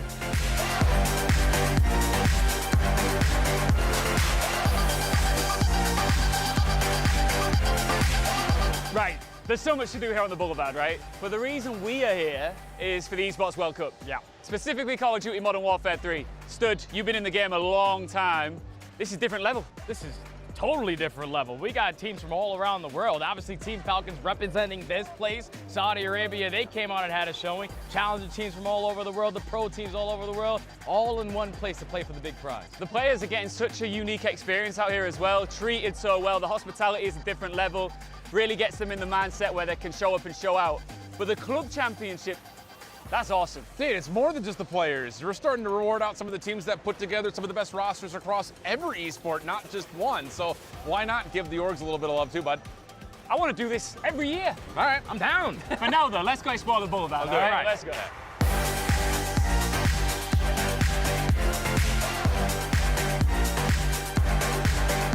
I was thinking, Stud, where do we go to show this place off, right?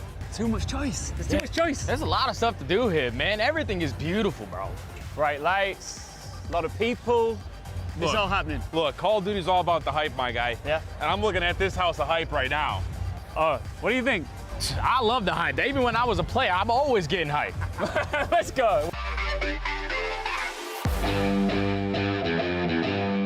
Bro, you can like build your own shoe? That's crazy. Millionaire if you own that. Yeah. Dude, look at this. Yeah. Wow, I'm real loud right here. Wait, is this like one of those, like you can say like your echo all the way around? Yeah, you stand dead center. Whoa. This is a vibe. Everywhere I look, I see handsome men. Repping my town, when you see me, you know everything. Black and yellow. Whoa. Whoa.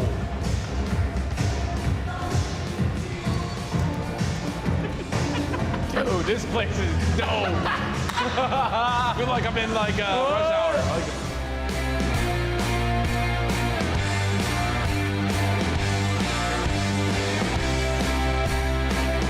Oh, this is like a wonderland. Are you kidding me? Are you joking? Ian, what are you doing? Dude, just vibing. Vibing.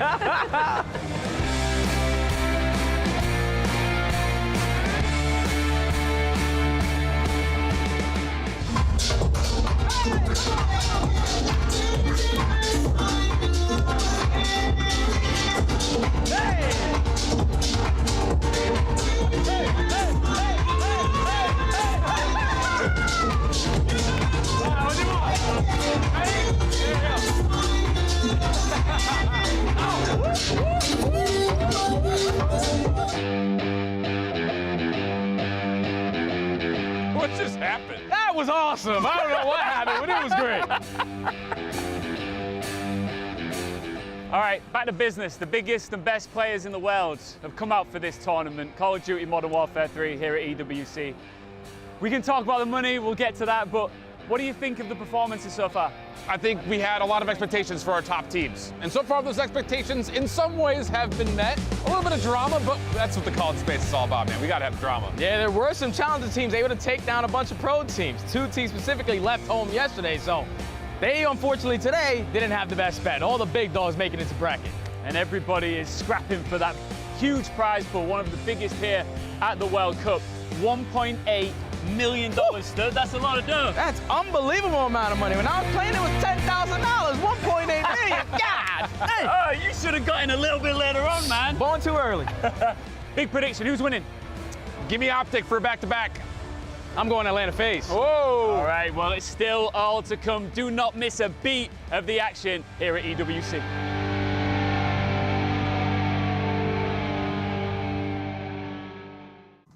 Guys, I'm coming in. Yo, here we go. Simp, how does this feel? The world champs in the palm of your hand right now. Oh, it feels amazing. I feel like especially after that sub base we just played, we're on top of the world right now. Taking out the world champions is a massive accomplishment. However, the job's not done here.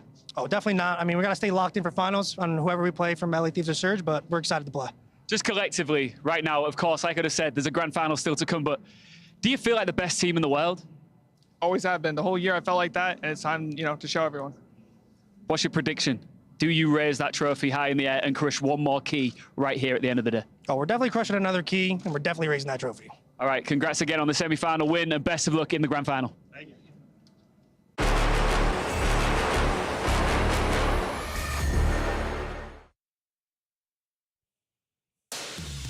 Welcome in, everybody. The grand finals just moments away here at Esports World Cup 2024. But before we get down to the final two teams, we have to revisit all of the squads that we said goodbye to, starting with Vegas Legion, getting the opportunity to crush the very first key back on opening day. But they weren't alone.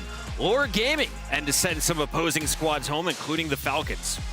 Yeah, and watching some of these guys crush the key has been the highlight of my weekend, I'll be honest. It's a nice, added aspect to Call of Duty tournament. These guys can get pretty toxic, talking trash, against their opponents, and getting the crush their key is sweet victory. Cloud9 crushed one key. Kismet said, "I'm coming for Optic Gaming's key."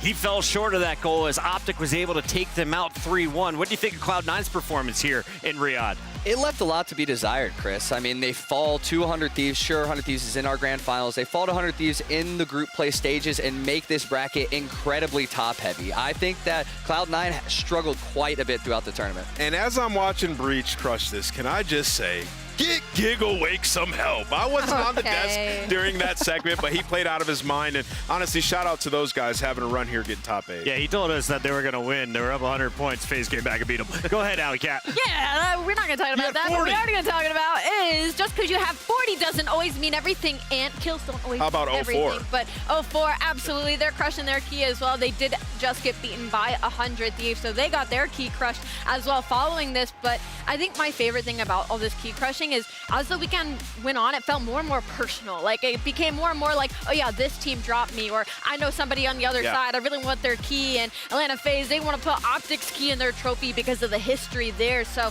I just love how exciting this made it and added an extra incentive for the community. And if you're just joining us, at the very end of the tournament, the last key remaining will go into the trophy where it will be secured for all time. But you also have a slot for 3 different opposing team keys to be put in that trophy as well, Clay. I'm really curious if they're just going to put the 3 people they beat in bracket play into their trophy, or if any of these teams are going to take any of their pool play wins, how that all works. I'm genuinely curious how they're going to structure all the keys in the trophy. I can't wait to see what it looks like, too, with those broken keys in the bottom. Who would you put in your trophy, Clayster? Oh, I'm Carolina. Definitely Carolina, and if I got Optic or FaZe's key, that's going in there for sure. You're putting Toronto's key. Maybe. You versus Wait, hold on. Don't you have to beat them first to do that? You do have to beat them. Draza earning the rights to crush Optic Gaming's key after an MVP performance that we were arguing on the desk. Who gets it? All 4 of FaZe stepping up and making a run in our semifinals. But now, it's just one last key to crush here as Dan Ghosty is given the honors of putting the foot on the hydraulic press as he sends Vancouver Surge packing with a hot 3-0. Yep, and he's got a tall test before him. He's going to need that performance. They're coming in hot from a big victory where, at the end of that control, they needed some special performances. They're going to need to do that again against Atlanta FaZe in a final. This is our Dr. Suleiman Al-Habib upcoming showdown. Atlanta FaZe, 100 Thieves, One best of 7 to decide it all. Let's walk you through the bracket one more time. Clay, best matches that you've seen here in Riyadh. Oh, I think if we look at best matches, you have to look at the Game 5s at the bottom. 100 Thieves beating Toronto Ultra in that Game 5. Carolina going home in another Game 5. I think anything that goes to a Game 5 just has to get Quarterfinals were electric. The semifinals way faster than anyone predicted. But now we have one best of 7 to determine this, and a $1.8 million prize pool with $920K up for grabs in this grand final. I've been in a series like this before. You are playing for a lot in the finals of a world championship. It's super tough, but you have to go in and just remember it's another game of Call of Duty. And Ghosty mentioned that in the interview. Hey, we're just scrimming. That's how you have to approach it up against Atlanta. We're just big chilling. Yeah. Do you think that's accurate? I don't think that's very accurate. Because a lot of times when you talk about scrimming as well, players love to say, you know, scrimming isn't everything. You know, winning in scrims isn't everything. If anything, losing is better because you're learning more and more to get better at. So I think in this situation, yes, you come in and lose. You take them like, oh, okay, Atlanta FaZe is just another team. We should take them just as seriously, if not more. But also, like, you need to put your best foot forward. Atlanta FaZe is the squad we got to talk about first, because this team has not sweat throughout this tournament in the desert. 12-1 map count. They 3-0'd everybody in their group. They 3-0'd the quarterfinals against Boston, and they just sent Optic Gaming packing with a 3-1. Yeah, and in this matchup in particular, they have played quite a bit on the season. Atlanta has dominated 100 Thieves, 15-3 map count, where they have never dropped a search and destroy to the Thieves. So in this match, they feel super comfortable. It's going to get interesting. On the other side of this one, we have 100 Thieves as well, Clayster, a squad that is one of few who can go down early in a series and come back and take it all. This is the first time we've seen 3 players make their grand finals debut together since Black Ops 4 and that Gen G team. So they're not really used to this. And so hopefully they listen to Dan Ghosty. It's another scrim, and they're not going to take it too seriously, because if they start thinking about what this means, how much money is involved, the prestige, the bragging rights, it's going to get to the moment can definitely overwhelm you. You have to be calm. Like I said, I was in this situation. It overwhelmed me in those moments, right? So you have to stay calm, and you have to stay locked in, and the communication is key here. Alley Cat, who's got the most swagger on 100 Thieves coming into this grand final? Because you got to counter Draza somehow, right? My head first said Dan Ghosty, but actually I think it's Joe. I think since he went down Challengers and came back, he has just come back as a completely new person. He feels vibey, he is smiling. He's going up against Atlanta FaZe, and he talks about, I want to do it. I want to get that revenge. And not many teams really say that when they're asked who they want to play in a grand final. I got some of the biggest brains in Call of Duty here on the stage, but behind the stage, we have a reporter getting some thoughts before this match kicks off. This is it, Graham. Crunch time. We're about to go onto the main stage for this grand final. So much at stake. Any final words here before you get started? Thank you to the fans, the supporters, everybody that's been supporting us throughout the weekend. Saudi, you've been insane. Let's go with this thing. You gonna go get that bag? 100%. Good luck. Thank you. All right, let's just see if we can get a really brief word over here with Abizi. Just quickly, one word. Abizi, this is huge. Are you ready? Oh, of course. Born ready. FaZeCon taking this home. Any message for your competitors? I mean, hopefully, you know, I have all the confidence in the world that we're going to take this one home. I have no other words to say, really. Good luck. All right, thank you. All right, well, this is it. Before we throw it back to the studio, just a reminder, that $1.8 million prize pool and this trophy will be claimed. The lion's share of the cash, this will be raised, and a key will be destroyed once this is over. It's grand finals time. Incredible stuff having Ian Chambers. We got Barney out there as well. Kyle has been killing it, but we got to focus in on these players and the maps and modes, and of course the trophy that they're all playing for. Alley Cat, so much pressure coming down to the wire in one best of 7 to decide who walks away as the EWC champion. And that's the most difficult thing about a best of 7 or a best of 9. It's just about every map is going to make it in rotation. And when you look at both these teams, Atlanta FaZe clears with the deeper map pool. So you can see on the lineup right now, 100 Thieves trying to get those favorites out of the way. Sub-base, map number 1. I don't think they expect to take that. They want to push this further as far as they can. And something Nameless brought up is that 100 Thieves has won 3 maps against FaZe all year. It's something like a 15-3 map count. And now they're expected to to win 4 of these 7 maps for Sem in one series, I'm not sure they have what it takes. And before you chime in, we got to let the audience weigh in as well. Head on over to stcplay.gg. Let us know, how do you see the final best of 7 going? And I want your thoughts, though, on this matchup. Yeah. How do you see it breaking down? Yeah, you know, I feel like instantly looking at it, a lot of people are going to be like, 100 Thieves have to come in and win all the searches. That hasn't been the case all year. They haven't been able to beat Atlanta in a search and destroy. They have to come in and strike in the hard points. We know that they look good on the sub base earlier, but typically that's not a great map for FaZe, so 100 Thieves coming out have to take map 1. You like that call on map 1? Is it that important? In grand finals, absolutely. Yes. You need the momentum on your side in this grand finals. Stuff goes so quickly that you can't keep up sometimes, and the moment gets to you, they want to start off on the right foot here, Chris. 25 seconds till we get to the stage. I'm starting with the Alley Cat. You've been crushing the predictions. Where are we going for the final fight? I don't think it's going to be a sweep like it was during group play, but I do think it's still going to be Atlanta FaZe. Atlanta FaZe 3-0 once. Where does it go this time? I'm trying to keep my flawless streak up for the day. I want to go 100 Thieves so bad, but I got to vote for my boys, Atlanta FaZe. Nameless? It feels different for FaZe. I think FaZe get it done here. Ladies and gentlemen from around the world, everybody who tuned in, thank you for catching the inaugural EWC for Call of Duty. The grand final starts now. In the arena of champions, the strongest weapon is an unbreakable will. It is here that each competitor is tested, where some fall short, others succeed. Purge, he's dancing. Oh, he nearly stays alive. What a shot! We are the best team in the game, better than every other team. This is why we're gonna win this tournament. I wanna win because that's what I do. We'll see you on game day. Better be ready. We're at a point where like we got to prove ourselves, and this is the point where we have the best opportunity to. We already got our first win under the belt. Once we get that first match in, no one can beat us. We're too insane. We got Joe Deceives, like we're too insane. Good luck, honestly. I wish you the best. Just kidding. To wipe them off the map. Victory is not just earned by skill alone, but by the relentless heart that refuses to accept anything less than greatness. Esports World Cup, it's time for your Modern Warfare 3 Grand Finals!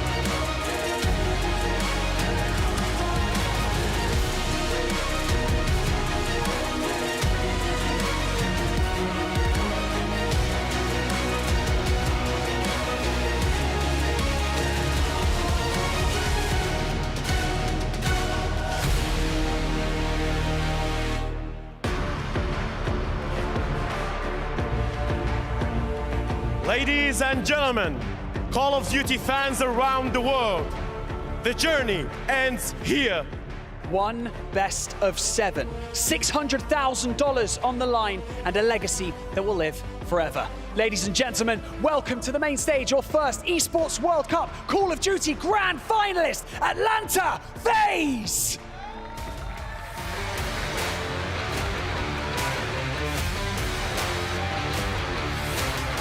Celium, Simp, Abizi, and Draza.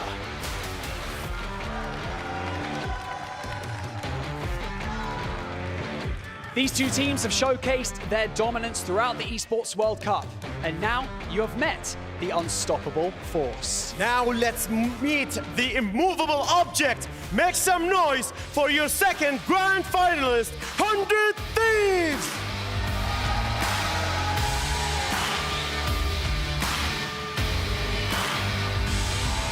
Ghosty, Crimp, Joe Deceives, and Nasty. Each failure has paved your path here, for it's through these trials that success is born. Remember, you must stumble to find your stride. Let's turn those past setbacks into today's triumph. It is time to make history, to cement your legacy into the Esports World Cup Totem. Teams, place your keys. If you fall 7 times, you must stand up 8. You have been competing alongside your teammates for the past year, and it is time to close that chapter. It is time to go to war! Amazon Arena, it is time for our grand final!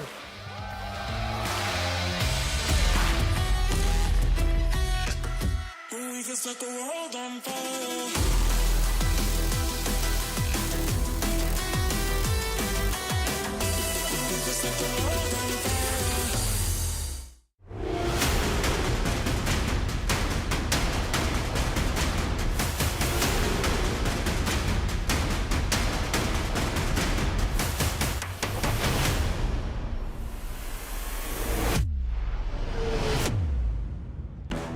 And then there were 2, Atlanta FaZe, 100 Thieves.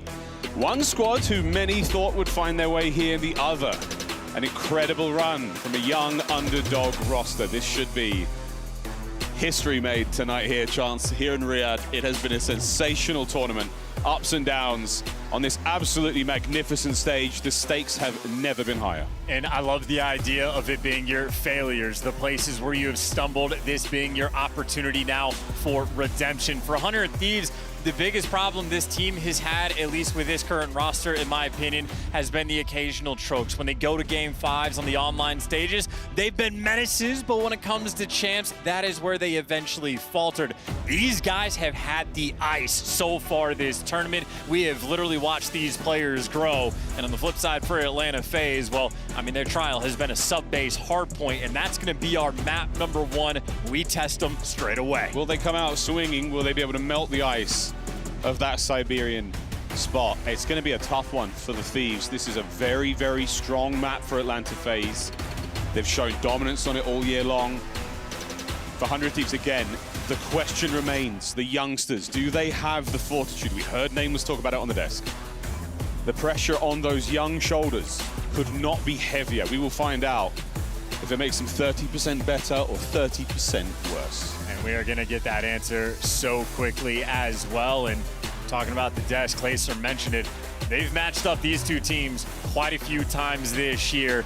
It is a best-of-7 series. You need 4 map wins of the 18 times that these teams have played on a map. These have gotten 3, so they need all the extra love here in the finals. And for Atlanta FaZe, I mean, right now, this is their comfort zone in the matchup. However, not their comfort zone in the past few years in the grand finals. Silver Surfers, some have dubbed them an opportunity to find that gold. This is it, folks. We're now ready to go. The grand finals of the Esports World Cup. Modern Warfare 3 begins now. Teams have fallen. One team will place their key in the center of that trophy. Who will it be? The Thieves or FaZe? Here we go into map number 1. History made right here tonight in Riyadh. Let's get it. Subbase is truly an interesting map for Atlanta as well. It spelled disaster for them in the first half of this year to the point where it turned into their auto veto. The talk of the town was always that in scrims, these guys are actually menaces on this map. They just haven't been able to bring it together. And again, for the final time, we will see them on it. Nasty trying to let them know. Here we go, the last subbase of MW3. And so far, only the Thieves get themselves into the hard point. An opening fight, they're both teams happy to walk away with a few kills either side. For now, though, the big picture. Thieves have got control of P2. For how long? Here comes Atlanta. That's great instinct from Krem, too. He knows that there's going to be a Sim flank in the back line, and, well, the instincts are on point. How good is the gunny? Oh, he's got a very difficult spot to be in right now. He lets two players fly by. Unfortunate. That is going to hurt the Thieves in a moment. For now, though, P1, there's 10 seconds left, and that small amount of time that you've got is not going to work out. A difficult journey through the middle of the map now for the Thieves. Yeah, the most important gunfight. It was the one Draza wins on Krem. Draza right now, he has a single kill, and it was the most important one on the map. P2 open for business. The garage bay, a very small hard point, not a lot of ways in. Celium now doing what he can to keep those boys away from the backside. Nice nade from Krem. Ghosty in the feed as well. It's only down to Abizi on the inside. Can he win it against Joe? No, the break's good. The Thieves are in. And how quick was that as well? That's a nice little tone setter. If you were nervous going to the finals, a moment like that, now you get locked into the game. 100 Thieves digging in for this long winter. I say long, only 30 seconds there on P2, but it's a lovely bit of time to be had. Lead change now. 100 Thieves take control. Yeah, trying to strip it away, though, is Celium, and he doesn't waste any time. Blinking, you miss it. Okay. Everybody gets wiped off the board, and those spawns are the worst things you could feel if you're a 100 Thieves player. I mean, you got to go all the way across the map. Kremp right now, opportunity to make the big play. He does win his first. He gets it back. This time on the rotation, 100 Thieves winning it. Far inside, and I spoke too soon. Once again, Abizi. Oh, wait a minute. Ghosty brings down Draza and Abizi there.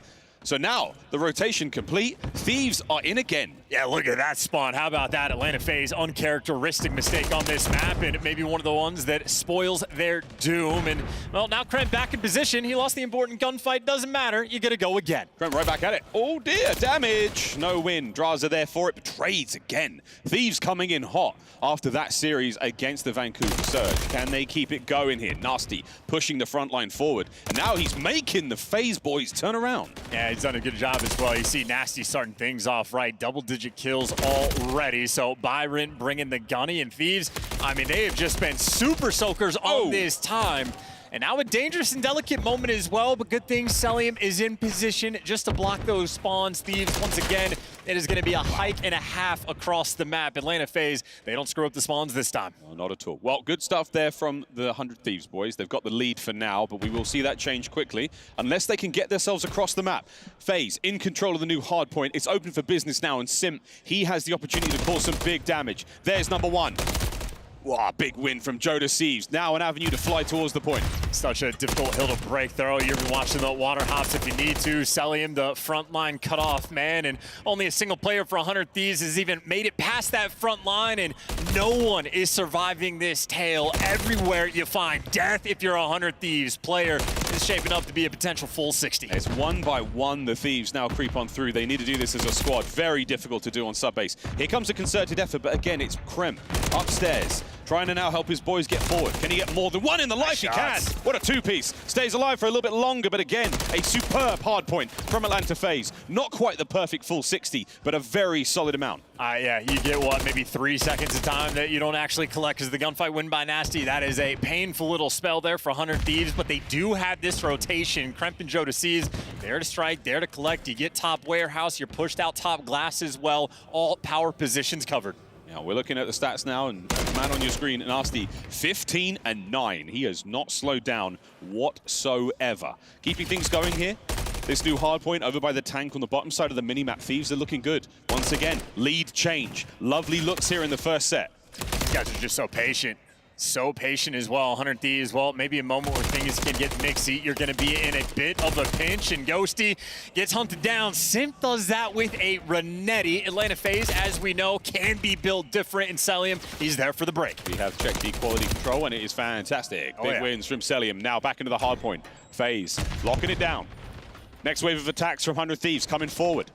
Red and dead there. Oh, big win. Cell finds it. Hardpoint still in the hands of FaZe. There's 10 to go. There's a cruise missile as well, and there it is. That is a guaranteed break on one of 3 different hills we have on this map. Atlanta FaZe with the lead and with the cruise missile in the back pocket, a little more secure in this game. Quick check-in now as we finish our first set of hardpoints. Very even game. Lovely contest so far as the kills department as well. Celium is going big now. 7 spree, 19-7 overall. He's putting up fantastic production. Can he keep it going into the second set? Oh, Krem's trying to dance with it, but he is going to get dealt out death. Simp and VZ both rocking MCWs in the feed. And Nasty, last man standing near the point, tries to give you something extra, but Draza again wins those huge gunfight.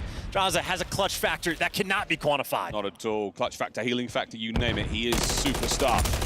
Krem with 2 in the feed. Joe deceives.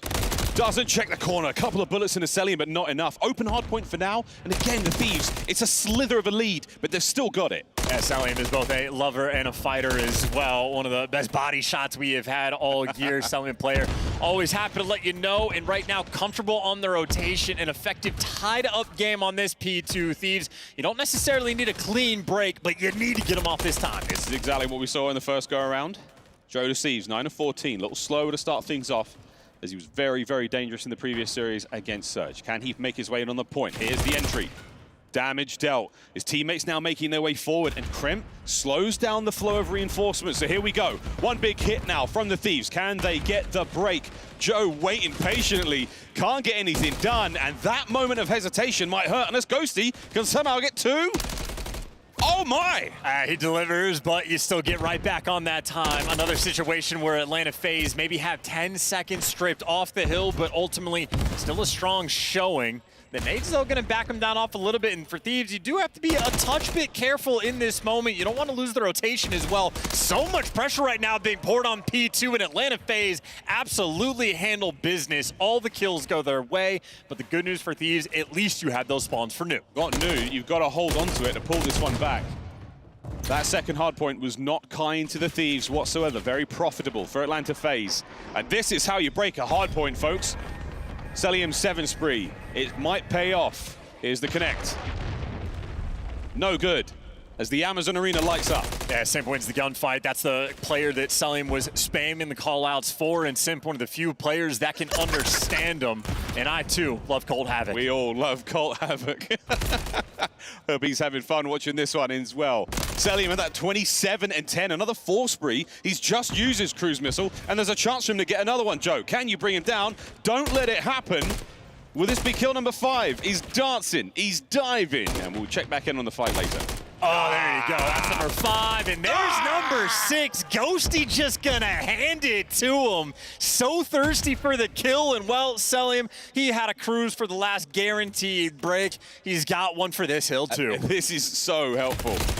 Hardpoint wide open for now. And again, right off of spawn, expect Celium to maybe go for it. Ghosty and Draza get into the fisticuffs on the inside. Hardpoint still, though, in the hands of 100 Thieves. This is what you want.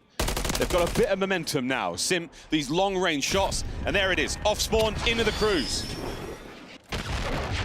And a Beezy there to collect straight away. Will Ghosty read it? No. Great work from FaZe. Fantastic streak usage. Great work on the teamwork. Still, though, maybe not enough to actually make the break. They get him off time so far for 10 seconds, which is a nice little moment. But, hey, Thieves on the gunny front still get a 3 down, so they now have the opportunity to fight. As far as the double cruise missiles go, you have dealt with it, you have handled it, and you're going to go into the new hill, and it's only going to be a 30-point game. 30-point game. FaZe have slowed down just a little bit. Let's go for a quick listen in and see how they sound. They can be plant. They can be plant. I'm watching our warehouse bench. I have left cross. You can left to me. Yeah, on our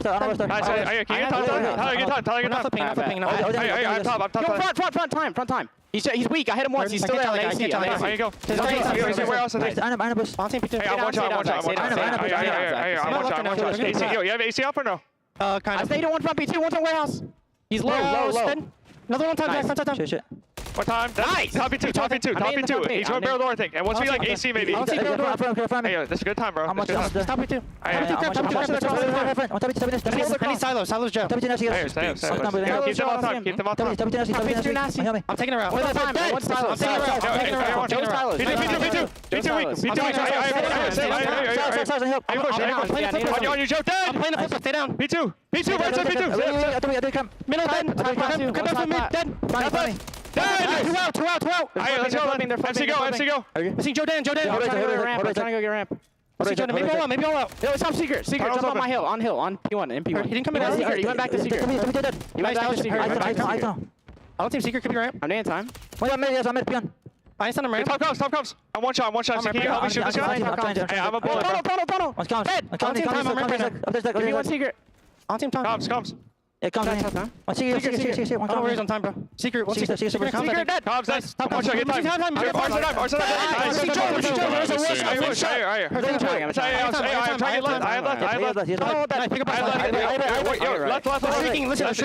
Arsenal. Yep.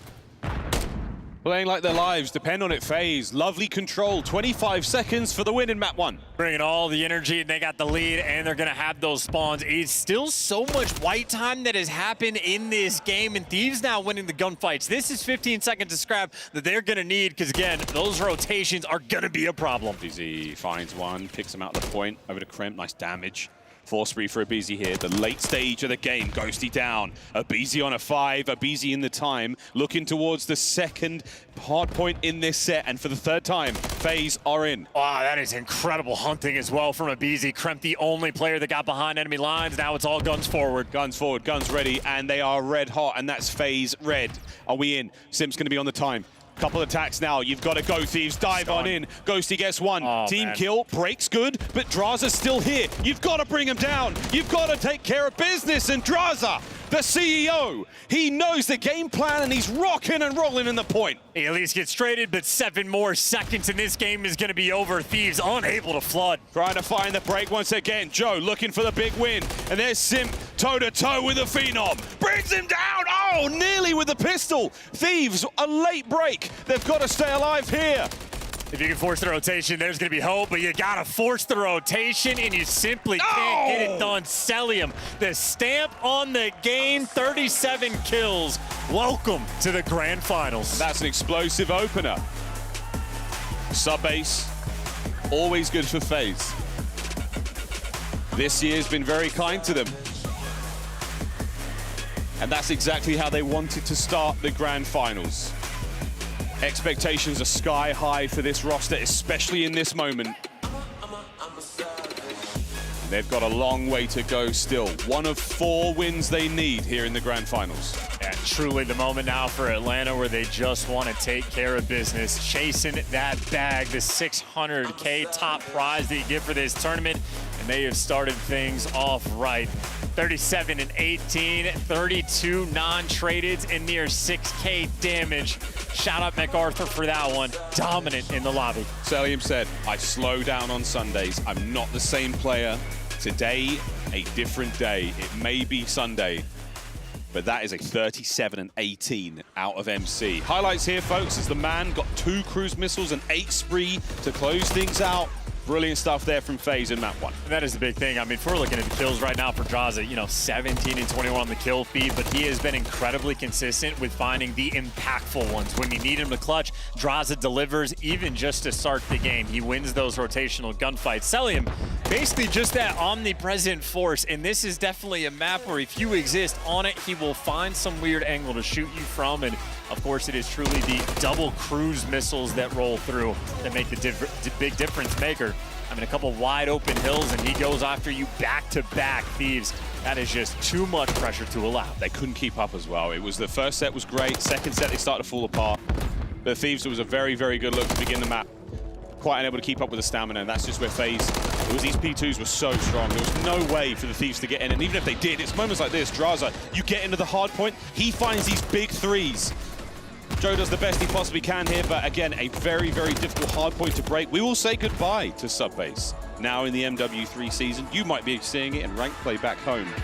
But for now, our pros close the case on that one. Well, now you get the sort of jitters out of the way. If they were there for the grand finals, you get a full map under your belt and you can get ready to square up on the S&D. But these two teams did match up just 2 days ago. Atlanta FaZe beat them down with a hot 3-0. It was a competitive hard point and then a massive collapse in the search and destroy. Atlanta FaZe, well, they goose-egged them. Beat them 6-0 on 6-star, and Dan Ghosty went 0-6 as well. So right now, 100 Thieves going to be feeling the pressure. They need to get something on the board. It's very difficult to beat the same team in the same tournament twice. Same thing could be said, though, on the same map. So we'll see if the history will repeat itself. Invasion, search and destroy, map number 2 here. We go to Highrise for control there for map number 3. And so far, Chance Selim has had a wonderful Sunday, but I'd love to see his stats and see how the rest of the tournament has looked for him, because he has been a force to be reckoned with throughout the entire year. It's just these slow Sundays, and it's not a slow one so far. No, his stats are almost always out of control. Certainly in the KD department, he is going to be absolutely thriving. And if you got the Slayer rating to back it up, you're going to be on point. But as is predicted, his KD completely and utterly bonkers. A 2 in S&D over the course of the tournament. I know you're thinking statistically insignificant, but at this point, they've played it quite a few times. And of course, 80+% in the non-tradeds. Let me tell you, if the year ended now or it was just this tournament, he'd be #1 for sure. The King Cobra. Selim has had a sensational year. Whether you love him or you hate him, you absolutely have to tip the results. You have to tip the gameplay. He is a demon. And now we go to Invasion for our Search and Destroy map number 2 phase. Very happy to play this one. Maybe good news, radically different than the 6-star that you got beat on just the other day. And you get smokes on this map as well. One of the more unique things we have had from this tournament, the only map where the smoke has been able to survive the extra bloom, getting out in the mix, and get ready to see a lot of players standing inside of it looking for that one way. Let's test the resolve of the Thieves. Can they bounce back after a tough map 1 loss? Here in the EWC Grand Finals, we are playing for a lot of cash. We are playing for glory and serious bragging rights. Here we go into the first round. And Simp, he is far forward, and there's no way they read him in this position. A sneaky Simp. Here comes first blood. And that was a decisive one. And the second nearly nasty big win. Nasty's been shooting, but the trades are going to be maybe aggressive. A BZ making noise, and this is just going to slow 100 Thieves down. It is a 2 versus 3, and you are shook. You're worried about a BZ being behind you. And slowly but surely, Thieves fighting forward. Looking towards the B bomb site, Ghosty's in trouble. And the smoke. Oh, wow. In and out. What? This is happening. Selim through the smoke finds it. Nasty 1v3. He's been great all day today. Can he pull off a miraculous moment here? There's one. Gets away. And nice work there from FaZe. Hunt him down. Don't let the regen happen. Those door fights are always so awkward, but no awkwardness from Atlanta FaZe. The fist bumps even on point. Cam in and out of game with this brand new roster. And the thing with this team as well, FaZe, they've had such a good year. A lot of second places. They do, of course, manage to win a major. A tough performance at Champs. But there is never a moment when you can count them out. You always must have an element of fear for FaZe. And right now, confidence starts to swell. You think this is your time. Round 2, here we go. Yeah, and there's also no playing with fear in Atlanta FaZe's heart. They have yet to felt uncomfortable against the 100 Thieves, and you need to strike at some point. Trophy's out for the protection across over towards Broken, so Kremp has made it in position, but Abizi, the first blood king, he is ready to strike. Ooh. Some warning shots from Kremp. Creeping forward, waiting for the opportune moment. But Kremp has not left his position. He's going to hold it down now. 1 minute to play. The A-bomb site's starting to look a little bit more appealing. Oh, they're shifting for sure. You already got guys like Selim trying to take a little bit of space down a street, and no one pushing through that smoke. Passive play towards this tank. Oh, nice shots out of Simp there. That's the first blood. Ghosty's nade should connect. No one there at the tank position. Kremp gets brought down as well, so the terror's fine there. Is 4v2. It was passive until it wasn't, and then we chowed with 1 HP. Ghosty caught between 3 players of Atlanta, and Nasty again, last man standing in a 1 versus 3, and it did not take Atlanta FaZe long to break them down. It doesn't look bad, though. Quick moment there for the boys of the Thieves to think about the game plan going in the next round, but wicked attack there from Atlanta FaZe. Hi, guys. Feeling the heat right now. Atlanta FaZe on cruise control, bouncing in their chairs. 2 first bloods as well from Simp, so he's taking it from the other Terror. Not what we've seen all year long. 3-1 for Simp so far. Abizi, wow, he got cooked there by that car explosion. He's backed up. He's in trouble.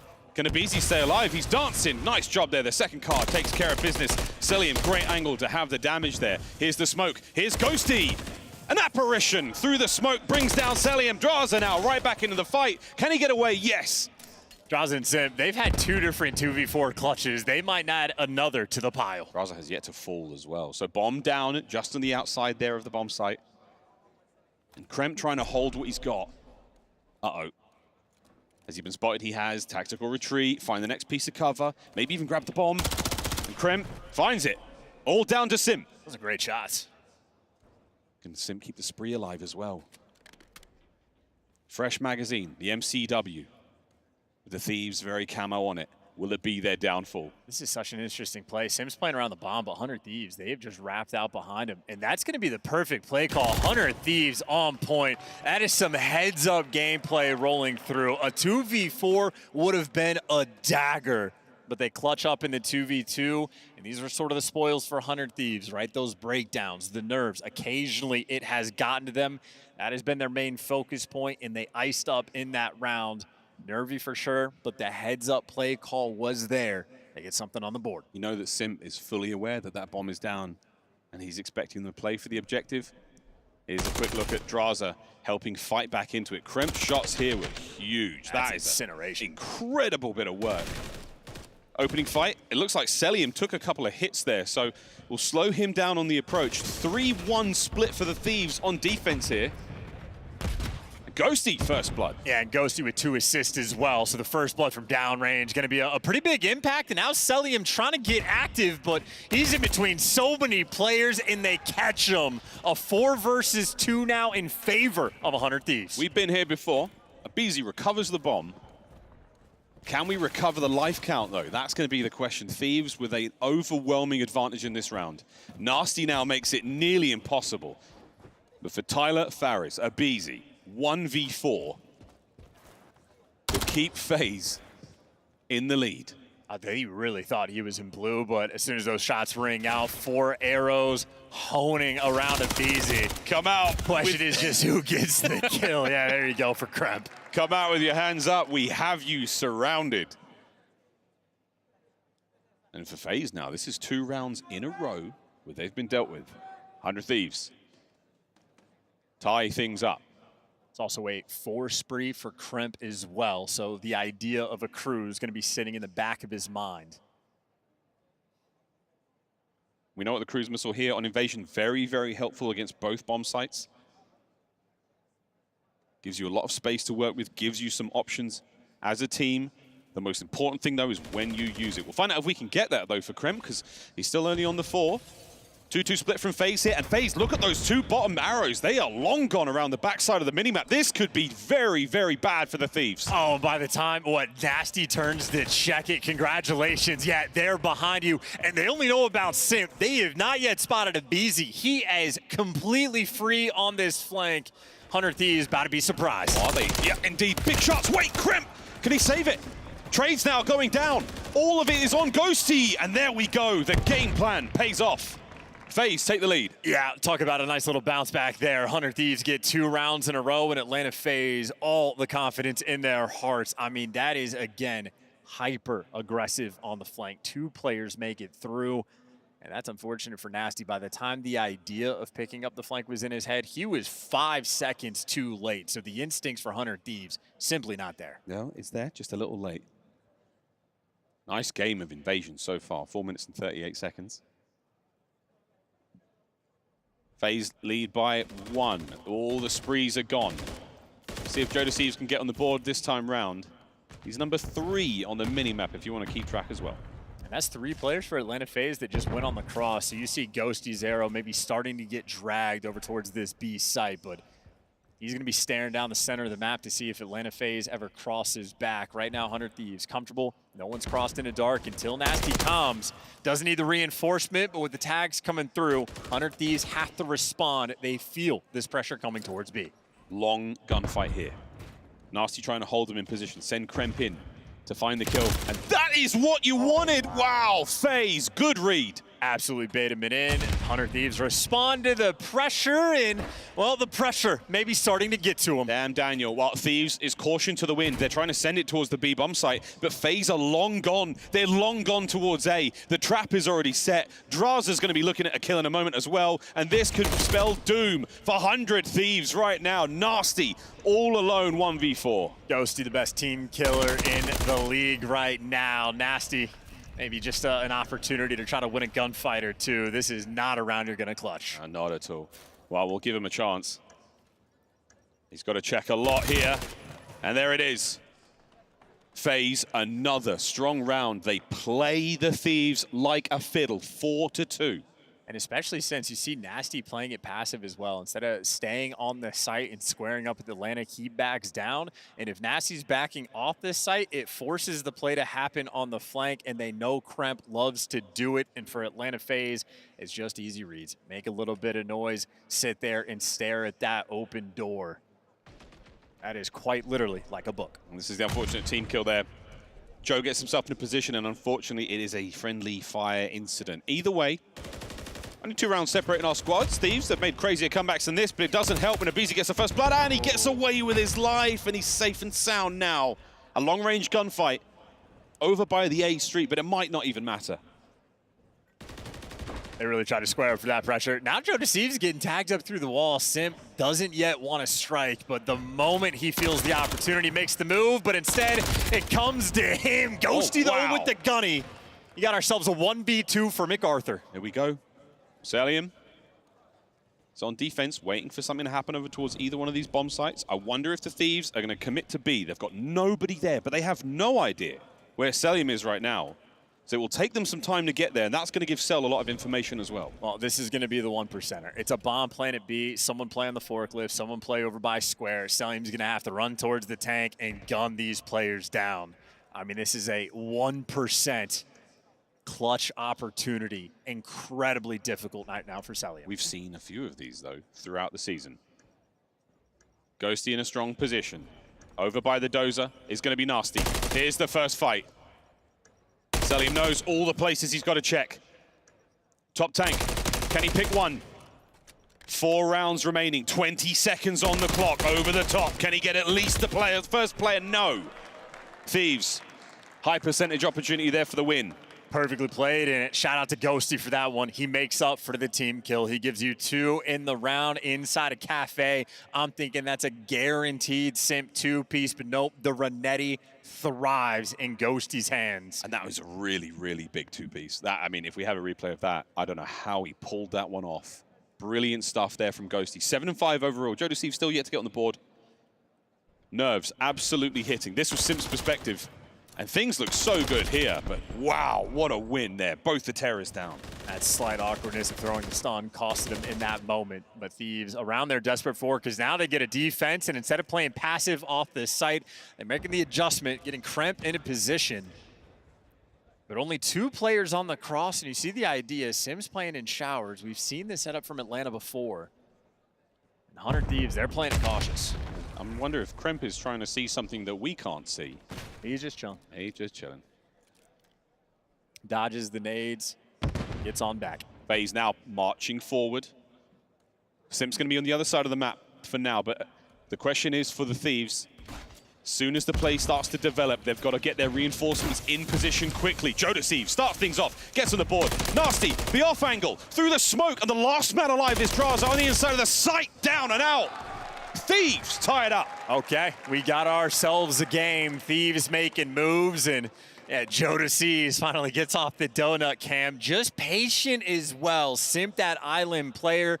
Once his team gets active, he is forced to do the same, but Joe, nice and patient, and his team delivers. Again, making the adjustment, not playing passive in and around the site, making sure you square up. Kremp ready for that action.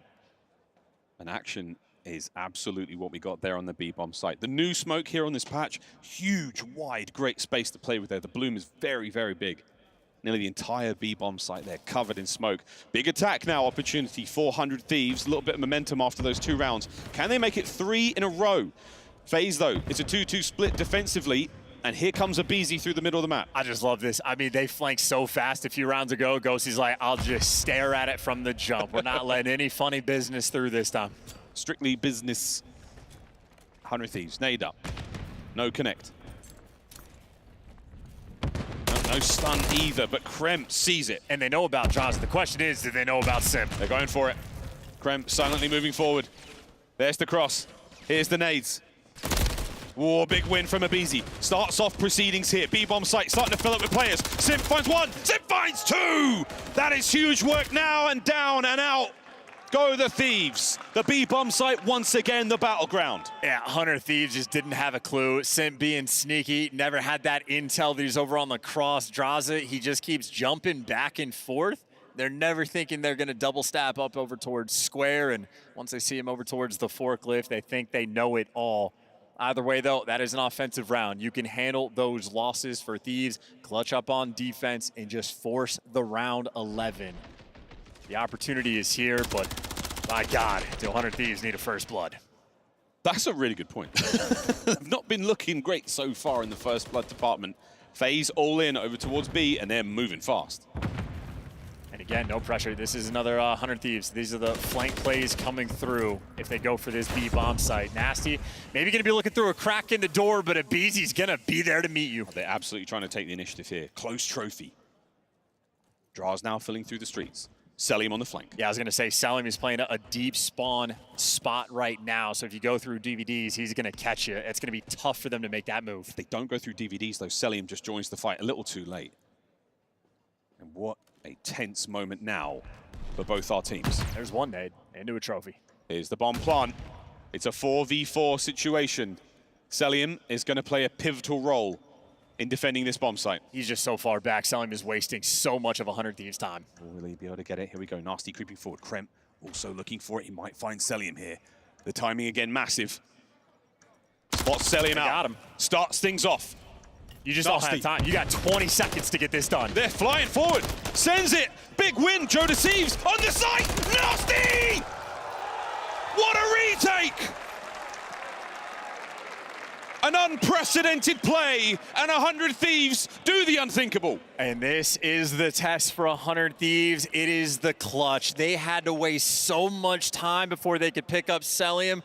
They don't overcommit. They know what the game plan is. They know they have to remain patient, and they just outweighted Selim of all players. That is impressive resolve, but for 100 Thieves, you still got to do it again around 11.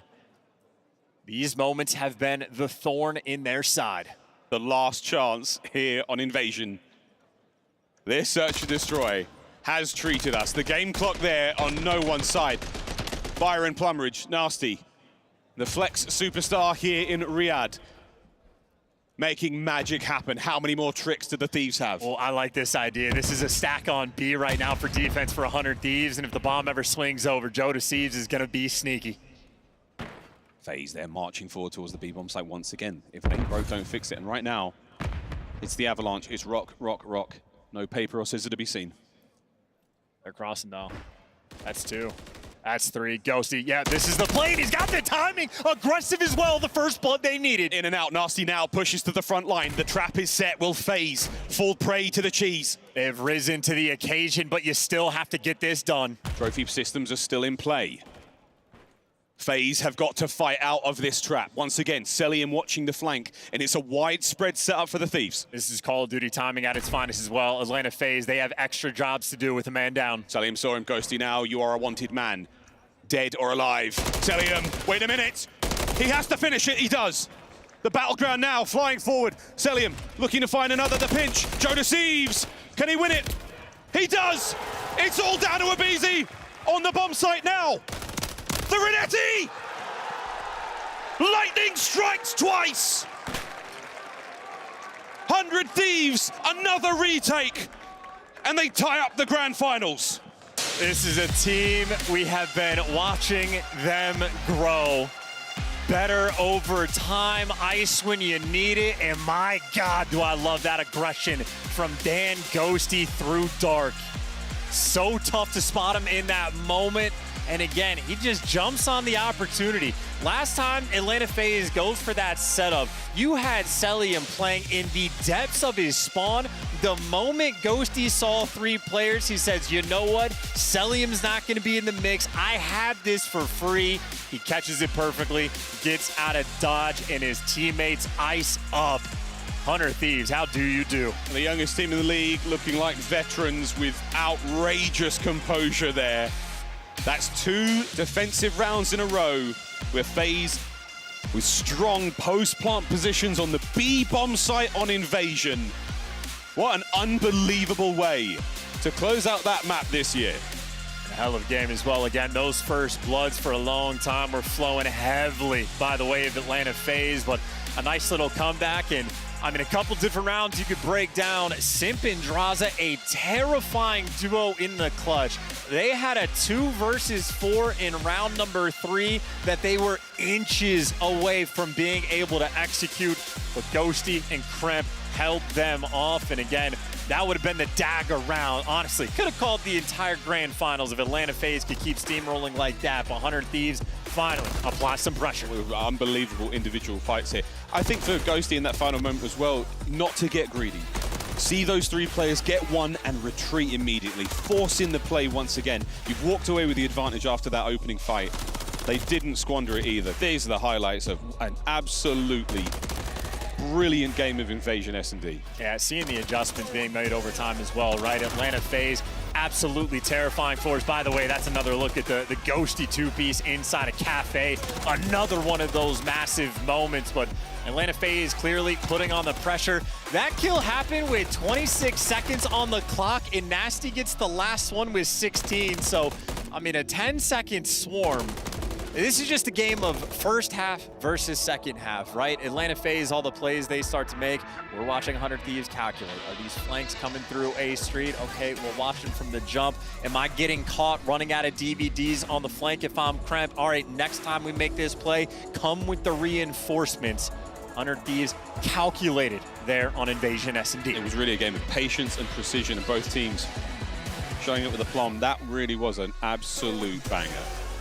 This grand finals is shocking and surprising many, I feel. Our illustrious desk, what had it FaZe all across the board, I think. Puckett didn't put his hat in the ring necessarily, but that man is a born contrarian. He wants the Thieves win. For a 15-3 map count on the year, it is easy to understand why. Make no sense. Hunter Thieves, this is a squad that they were balling on a budget this year, and here they are with a very fresh squad in the grand finals against a terrifying team, and the opportunity to make it a series, right? You get a map on the board in S&D nonetheless, and just the fact that we saw a round where they outweighted MC, that's impressive stuff. That doesn't happen very often, folks, if ever.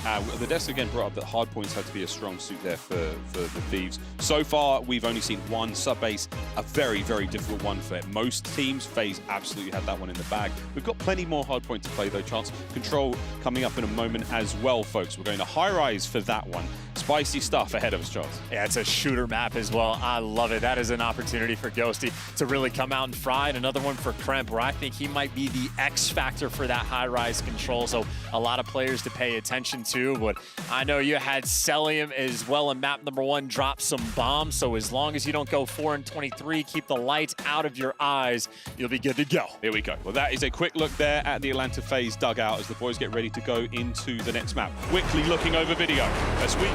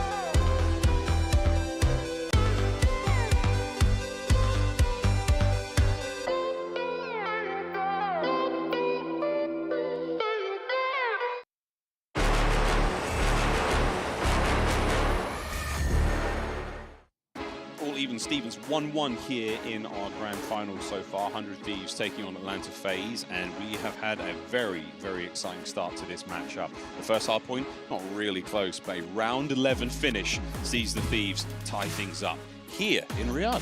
And it is quite literally the type of round 11 and round 10 that makes me more of a believer. Atlanta FaZe, they have had their number and then some. We watched the sub base. It is Salim at his absolute finest, and that to me signals the, oh no, Atlanta FaZe, they're looking scary. But then you got to kick in the flip side narrative. Atlanta FaZe had a dominant year in Cold War, and since then, they're always good for one, but still so many grand finals where they fall short, and have done it against so many different teams. An opportunity for 100 Thieves to add their name to the pile. It'd be the first chip win for 3 of these players as well. It would be electric stuff. Or all 4, I can't remember. Just Ghosty had such a good year on Optic, you know? He did. It was a second place, actually. The Toronto Ultra beat them. He beat them at their own home series. All 4. Yeah, the Optic home series. What a moment for those young men on stage. Nasty, what a tournament he's had. A lot of praise at the professional level. Gets a lot of criticism online for his stats and his play, and I mean, I think as a player, he's fantastic. We seem to catch him with the worst possible timing. He's getting world starred. Whenever we're on his POV and things are going bad, we always get the worst of it, but otherwise an absolutely brilliant player. He's always been a player for me that I look at, and you know, there's a handful of players that can be a little bit tricky to evaluate. I remember at the start of the year, Dashy's like roaming around on sub base, just sort of talking to his stream, and he's kind of like, I'm shocked that Nasty's not in the league. Like, that just seems to be a mistake on like 11 other teams' part to not actually pick him up. And from what we've seen from Nasty this year, Dashy was absolutely correct. Nasty, an absolute force on the map. He has earned his stay. Yeah, Dashy, a world champion, one of the greatest to do it. He knows ball. Well, this is how head-to-head has looked so far. This is controlled solely here at the Esports World Cup. And Riyadh has been treated to some brilliant games of control. FaZe yet to drop a map chance. That is, yeah, a terrifying sight as well. And keep in mind the ticks per defensive round. You want that number to be lower, so Atlanta FaZe are better in all 4 statistical categories. And obviously, it is a very map-dependent thing. Highrise, a lot closer to 50-50, I would say, than certainly compared to Invasion. Still a little bit defensive heavy, but you can make some magic happen, but your communication has to be on point. Your timing of like the guys on hill, where they need to look, it can be chaos. You have to watch which side of the ladder when you're on a B zone. Is it gonna be the hop-ups? Are they jumping on top? If you go from helicopter, one of the 17,000 jump-up spots we have on this map, they are not easy to keep track of. Yeah, a lot of numbers here. 17,000 jump-ups on Highrise. I think 48,000 windows on St. Petrograd. And 100 million giant exploding propane tank kills this year. The secret MVP. May he forever be remembered. And I think he will. What a season it has been, my friends. Time to go to war, boys. Here we have it. Highrise control, map number 3 here in this grand finals of the Esports World Cup. To take the lead in the series, a very, very difficult one to do it on. This is a 50-50 map, essentially. Who will get the trap set first, attack or defense? Here we go. 100 Thieves, that opportunity to put the pressure on first, spreading the map as well to play for picks, and Kremp, he gets the first one, rips Salim out of spawn. Again, the map is very, very much, a 50, yard line, that halfway mark. And Joseph deceives, only finds one before being brought down. FaZe now creeping over the halfway point. Ghosty stays alive for now. He's going to be an important player to cause problems for FaZe. I don't know about that. He's actually, the only lifeline right now for the team. Yeah. It gives you something extra. All of his teammates now at least are able to get out of spawn. I told you he's a problem, and now his boys are out. And we're stacking the point. 2 members of the Thieves on B. Joe Deceives, the front line man, but he's gone down low, trying to keep everyone at bay. Big wins there from Abizi as the capture's still rolling through. 1 segment down. Contest is there, and Kremp trying to keep the play alive. These are the huge gunfights as well, and Kremp, yeah, he wins the big one. You continue to get out of your spawn. Yes, he gets traded out, but 100 Thieves still can apply that pressure. Nasty, maybe going towards the A zone as well to turn some heads, while Abizi roaming the zone.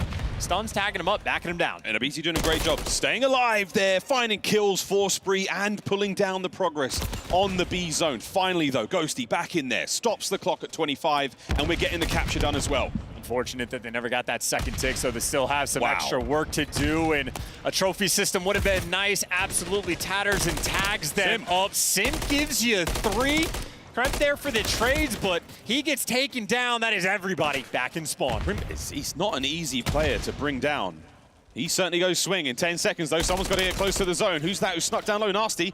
Selim trying to put the pressure on. 5 seconds on the clock. Anyone there? No. This is most likely round 1 going to Atlanta FaZe. Yeah, mostly dominant as well. Ghosty sort of has that initial bailout moment to get you to the zone. We had a triple stack rolling through, but then Atlanta FaZe wins all of the important gunfights. On the damage front, Abizi and Simp provide both able to do a K+ and 5 objective kills as well. So Atlanta FaZe again winning all of the big ones. Yeah, very, very important stuff. Single segment really only getting captured there. So we'll put that in the back of our mind and we'll come back to that if we have to go to a final round. But for now, we're going to see what FaZe have got on attack. All their ducks in a row as they now send it over towards the B zone, it looks like. That was Ducks playing 3v4. Yeah, right. Quack, quack, Draza, 2-piece. Here we go, forward into the zone. The B street wide open. Abizi gets his as well. And this is looking very good for FaZe. Shout out the king. There's going to be, what, 2 bodies on the point for the moment right here. Oh, this zone is flying. And Selim, can you actually do this? We're bringing out Vanguard tricks. So what year is it? 1940, get in the zone, boys. A is all that remains. Here on Highrise, FaZe come out swinging.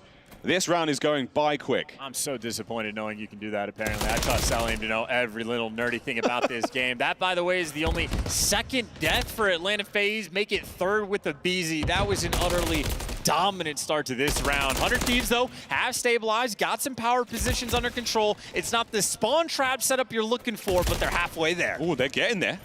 A BZ, the first sign of life here for a moment for FaZe. A nasty quick retreat makes it a lot harder to deal with. Abizi gets spotted out, but he gets the kill.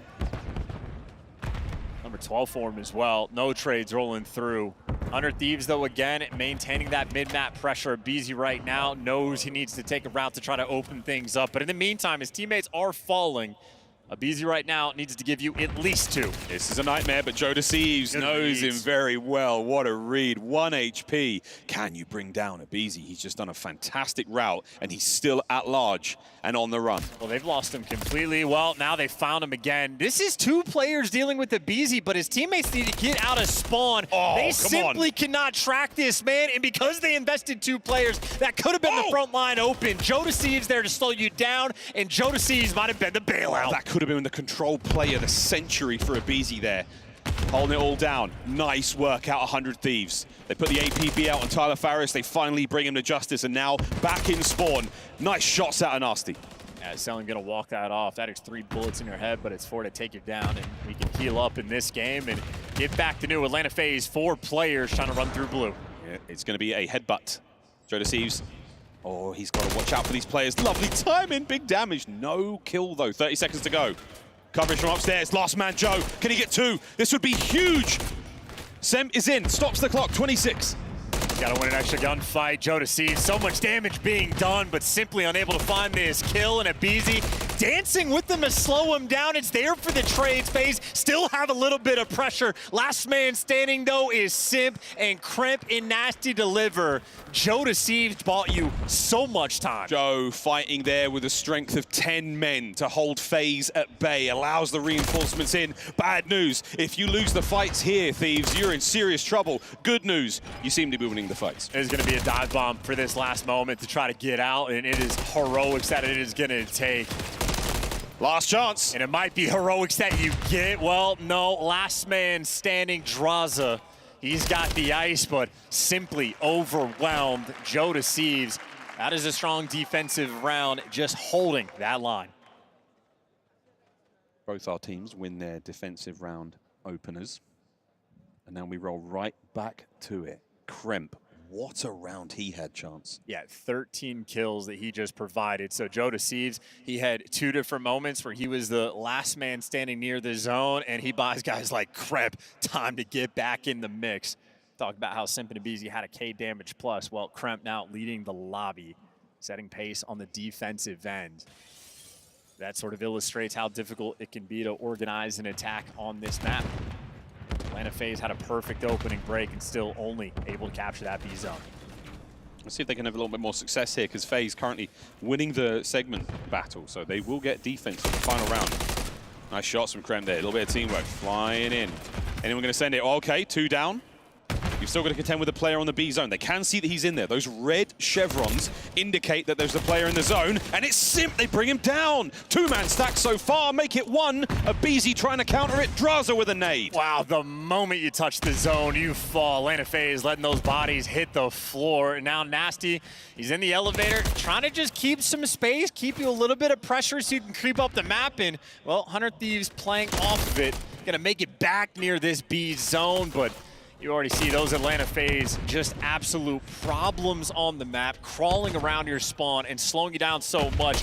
Only 30 seconds left potentially now on the game clock. Celium 2, nothing's wrong with him. 30 seconds on the game clock, you're not too wrong, my friend, as we now try to make one last good hit towards the B zone. Celium pushed back. Again, the clock is open. You have to get in the zone to stop the time. This is suffocating. Damn, big win. 15 seconds now. Who's that over the top? Joe Thieves saves the day. You're still gonna have to do so much extra. The problem for 100 Thieves is when they get to the zone, they cease winning the gunfights and the trophy a split second too late to save your boy. And the extra damage being done, it's enough from Atlanta again. A BZ again, a BZ. The man to get in there and win the fights. Ghosty staying alive. Whoa, they line up for a moment. A lot of damage, not enough for the kills. Here comes Joe Thieves to pick up the pieces. Can he get it? No! Draza! What a win! Breaking ankles on the zone and the objective kills. It is a masterclass right now for Atlanta. 3 seconds left and 2 kills in the feed, but every single time 100 Thieves touches the zone, they just get eviscerated off of it. Not over yet, but we're getting very close. 0.4. The odds of that happening twice, very slim. Wait, oh, you've got to finish what you start. Okay. Ghosty, 3-man stack from 0.4 seconds. There's a chance. You got to get the whole thing, and look how the nade coordination is going to be rolling through from the Atlanta FaZe players, but too late, maybe just too little. It's a contest on the zone. Oh. Joe Thieves there, it's enough. B zone secured. That is unbelievable. 6 lives for the Thieves, 9 for FaZe, and 50 seconds. Yeah, Atlanta FaZe, though, they've just been on point the entire round. The zone might fall, but so have so many lives from 100 Thieves. No respawns remaining, and everybody tucked into the depths of their spawn. They've got to chow this together. You cannot afford to give these lives away. Joe Thieves, Ghosty, they get their kills and they fight out their base. I mean, that opens the door. Slow it down just a little bit. You're going to have to play for picks. Find these players, because some of them are hiding. A BZ in a corner underground. Every kill Atlanta FaZe gets boosts their odds of winning this massively. Slow down to a snail's pace. You have got to be perfect in the approach, Thieves. Draza takes care of Krem, trading out. Here comes another one. All down to Joe. Wins the big one. And now, time, the ultimate factor. Nobody beats time. He comes for us all. I got to say, though, on the objective kills front right now, 100 Thieves have 9 total kills, and this is on both offense and defense on the gunfights around the objective. And on the flip side for Atlanta FaZe, they have nearly 20. And it's just those moments. It's the little things right now for 100 Thieves where the trophy system is just a split second off of getting to the zone.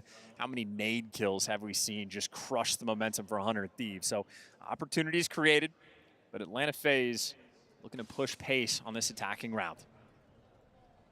The last Highrise control we will see here in the MW3 year. Surely it goes to a final round. FaZe on map point. Why, hello there, Krem. 25 as well for a beast. Talked about how he might have the straightest shot in the league. Look at what happens when he's got the MCW in hand. Yeah. Lovely shots at range there from Draza. Little tactical retreat, trophy down over by the B Street certainly helps on the approach. Abizi could go absolutely grande here, folks. Here we go. There's one on towards the zone. Can he end the contest? Oh no, Ghosty and Kremp, they find theirs. Nice kills as well, and a nice setup for 100 Thieves. And they got the power positions. They got pushed up, and right now Celium letting his teammates make the impact first. Players dancing above him. Draza gives you 2, and Atlanta FaZe pick up 3 in that engagement. It's enough to at least touch this zone. And they get in the zone. Oh, now the window shots. As Draza there on the zone, holding it down alone. Close stun, doesn't land. Look at this, everything in the kitchen sink, absolutely nailing him.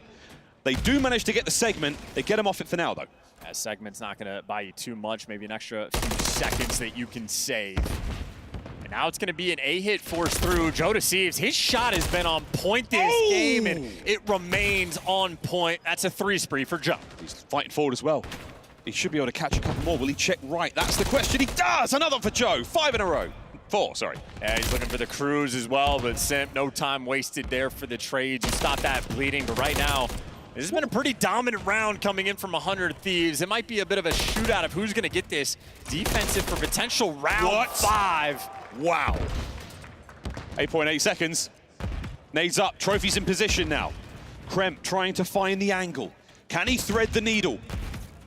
Get these boys off of it, FaZe, make it safe. And there we go, second segment. Trying not to let this happen. Over the top, the 3-man capture. Contest, oh, nearly nades anyone there. Ghosty over the top. B gets captured. 10 lives, either side. Yeah, Atlanta FaZe can get this done. I think they're already guaranteed for the defense on the next round, but that is only if we get there. A 9v8 with this much time.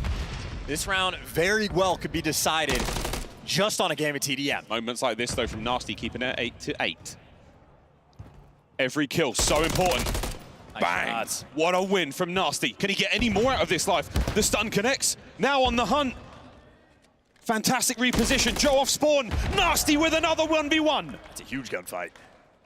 30 seconds to go. FaZe starting to run out of lives, but as are the Thieves. 2 players underground as well. Kremp from up high. Yeah, picking them off right now. And there are red dots all over that minimap, and no one is getting too hungry for it. Trophy at the ready. Draza spotted. Draza tagged. Draza down. FaZe, no lives. Great nade, great coordination. They read the flank as well. I saw Abizi on the minimap trying to make something happen, and Abizi, well, he's making something happen. Nasty the savior, though, in the kills and the feed for 100 Thieves. Trying to get it done now, but it's Joe Thieves. Masterclass. There's a quick block. Forces us to a final round here on Highrise. And on the final round of Invasion S&D, it was 100 Thieves that had the ice, but I think Atlanta FaZe, they had that moment. Swarmed the B zone, they were able to capture it in both of their attacking rounds. If my math is correct, they should have this defense for the final one. And again, that is a lot closer to 50-50 than Invasion. You can absolutely win on the attack, but make no mistake, Atlanta FaZe a bit more comfortable. We have not seen either team actually effectively get the trap in set. It's the arm bar. And it's very, very difficult to escape from. Most teams tap out. Here we go. One final go. FaZe get defense. Dig deep here for 100 Thieves and for Atlanta FaZe remain consistent. That's the right man to shut down, by the way. Abizi right now, 30 kills plus already with that bomb. He's off the map. That buys you the comfort. You're able to get to this zone. Thieves now making their way into the zone. Oh, and they found a couple of kills. 3 down, 3 down. Let's go for a listen in with 100 Thieves. Shut up, Joe. I think so. Off a shot. So, one shot dead. Opposite. I'm on that. I'm fucking one shot. Wait, one of us. BZ close. BZ close. One shot. I got stunned, bro. Absolute on their left wall. Their left wall bank. Our middle's one. Get a point. Their left wall bank. Yeah, Chop. Chop. I'm B. I live. Let's shoot, Joe. Yo, you streak? No, yeah, wait. Going got top. Running up mid Simp. I'm watching here. I'm probably done. On so. Nothing on me right now. He's playing that. Don't sip. Don't sip. Alright, nice. Good off. One was on A still. One was still on A. He can hit I'm missing a BZ as well. Are you in the green top crown? I'm gonna run it off. I'm gonna shoot. BZ. Live. Yeah, I think so. BZ's there underground. I think so. Long dead. Okay, he's going to blue. Going to blue cell. One's off us. I wrapped off you, Joe.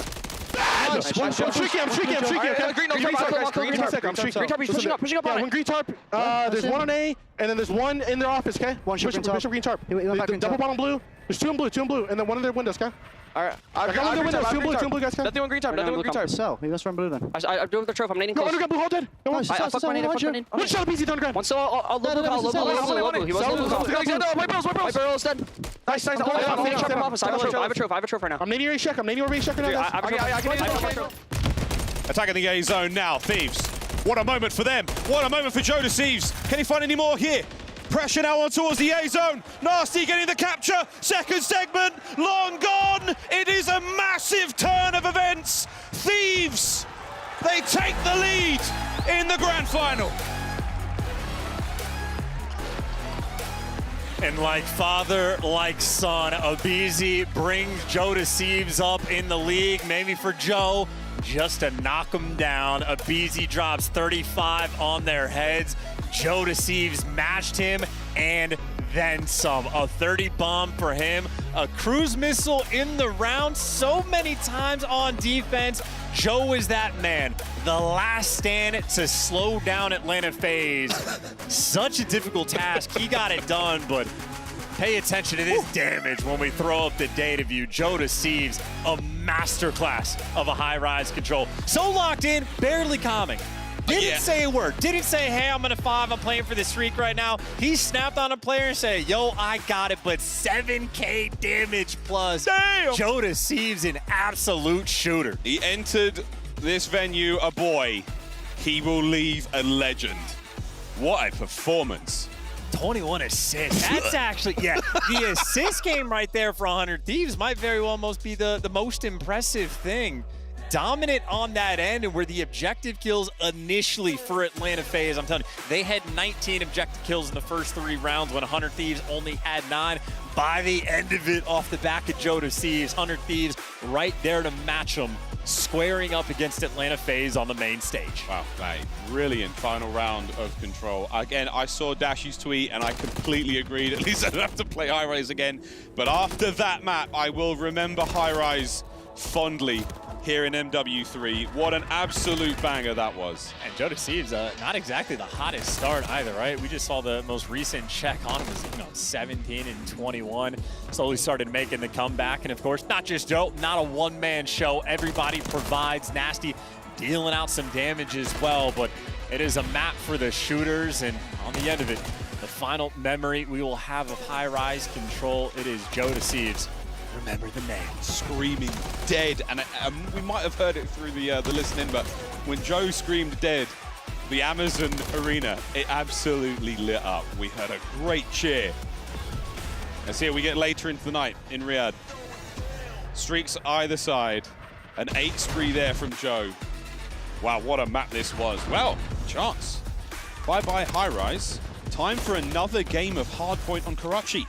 And just to acknowledge it as well, because that is a Karachi that is going to be played at lightning pace. How young this team is, how much energy they are bringing into this environment. The long hours of the night will not affect this squad. They'll be good to go, but they had their brief pop-off moment, and Kremp immediately went, settle down. Ghosty talked about it in the interview. We want to treat this like a scrim. We want to stay with that energy. You practice how you play. And right now, they are playing like some absolute monsters, keeping it calm. That's the moment there for Krem. I mean, thankfully, slow motion allowed us to read those lips perfectly. He said, Joe, you are the best. And in that moment, the adrenaline, breathing all that fire out of his lungs, stay calm. It's a long way to get there to the win. Halfway, though, through that journey, 100 Thieves find themselves. Karachi Hardpoint, no chance. Let's be real. This is going to be amazing. Hey, it's going to be an intense one, too, because obviously the memories I have of Karachi Hardpoint include Simp going on absolutely monster plays on the map. He is the MVP of the year. You know, he's ready and willing to strike back. But, I mean, Joe Deceives, for the moment, has risen to the occasion. Obviously, you had Selim drop 37 sub base for map number 1 as well. So, Atlanta FaZe truly a force to be reckoned with. And the AR battle we have had, MVP caliber players for the tournament, Nasty and Selim, they've been going toe-to-toe. The flexes have been flexing so far as we take a look at their performances from map number 1. And again, the sub-base, absolute domination from Atlanta FaZe. 100 Thieves did not enjoy the cold terribly, but not too much of a separated chance when it comes to the damage department. The KD, a little bit more mean there, but regardless, it was FaZe's map to win. Thieves came out cold. That's just the thing. They just need to be able to keep up. Atlanta FaZe, a well-oiled machine. Players that have, I mean, they all have rings. World champions on the other side of the stage. You have to put on the pressure. You have to force them to respond. And again, moments where Simp draws it, nearly 2v4 you. In a round of the invasion, S&D, 100 Thieves, they don't let it slip, and they clutch up in the end. Similar story on the Highrise. They force it to those final moments. They test Atlanta FaZe. They've beaten them twice. The best of 7, 4 maps to win. And Hunter Thieves, though, I know the Atlanta FaZe haters happy right now to see them on top. Yeah. It's true. Here we go. FaZe will be battling towards the hard point from the preferred side. Joe is in, and Joe is down and out. Abizi, first blood, a little bit of time, and Thieves doing what they can now on the counter-attack, and it's not looking bad. Oh, Salim's going to be the last one standing. Nasty, nice little two-piece just to get those players out of the hill. And obviously Atlanta FaZe right now have the preferred spawns in terms of the rotation. So more important right now for Hunter Thieves to get that time. And for the moment, they absolutely are delivering. Yeah, good stuff. P1's nearly finished. Whoa, nice shots. Draza and Simp pick up that one. Abizi now straight to the point, and you've got a little bit of a contest. Joe Thieves was there for a second.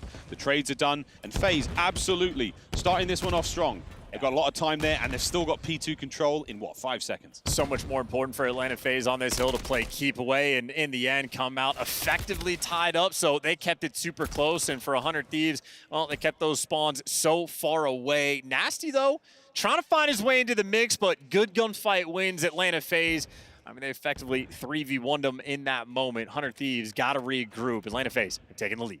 Selim has found himself in the most awkward position possible. We'll come back to him in a bit. He should be able to get a kill there or two. Simp, that stun is going to connect. Will he capitalize on the concussion? He won't have to. He's got a lovely bit of work to be done up top. There's Selim, force spree. Can we end it here?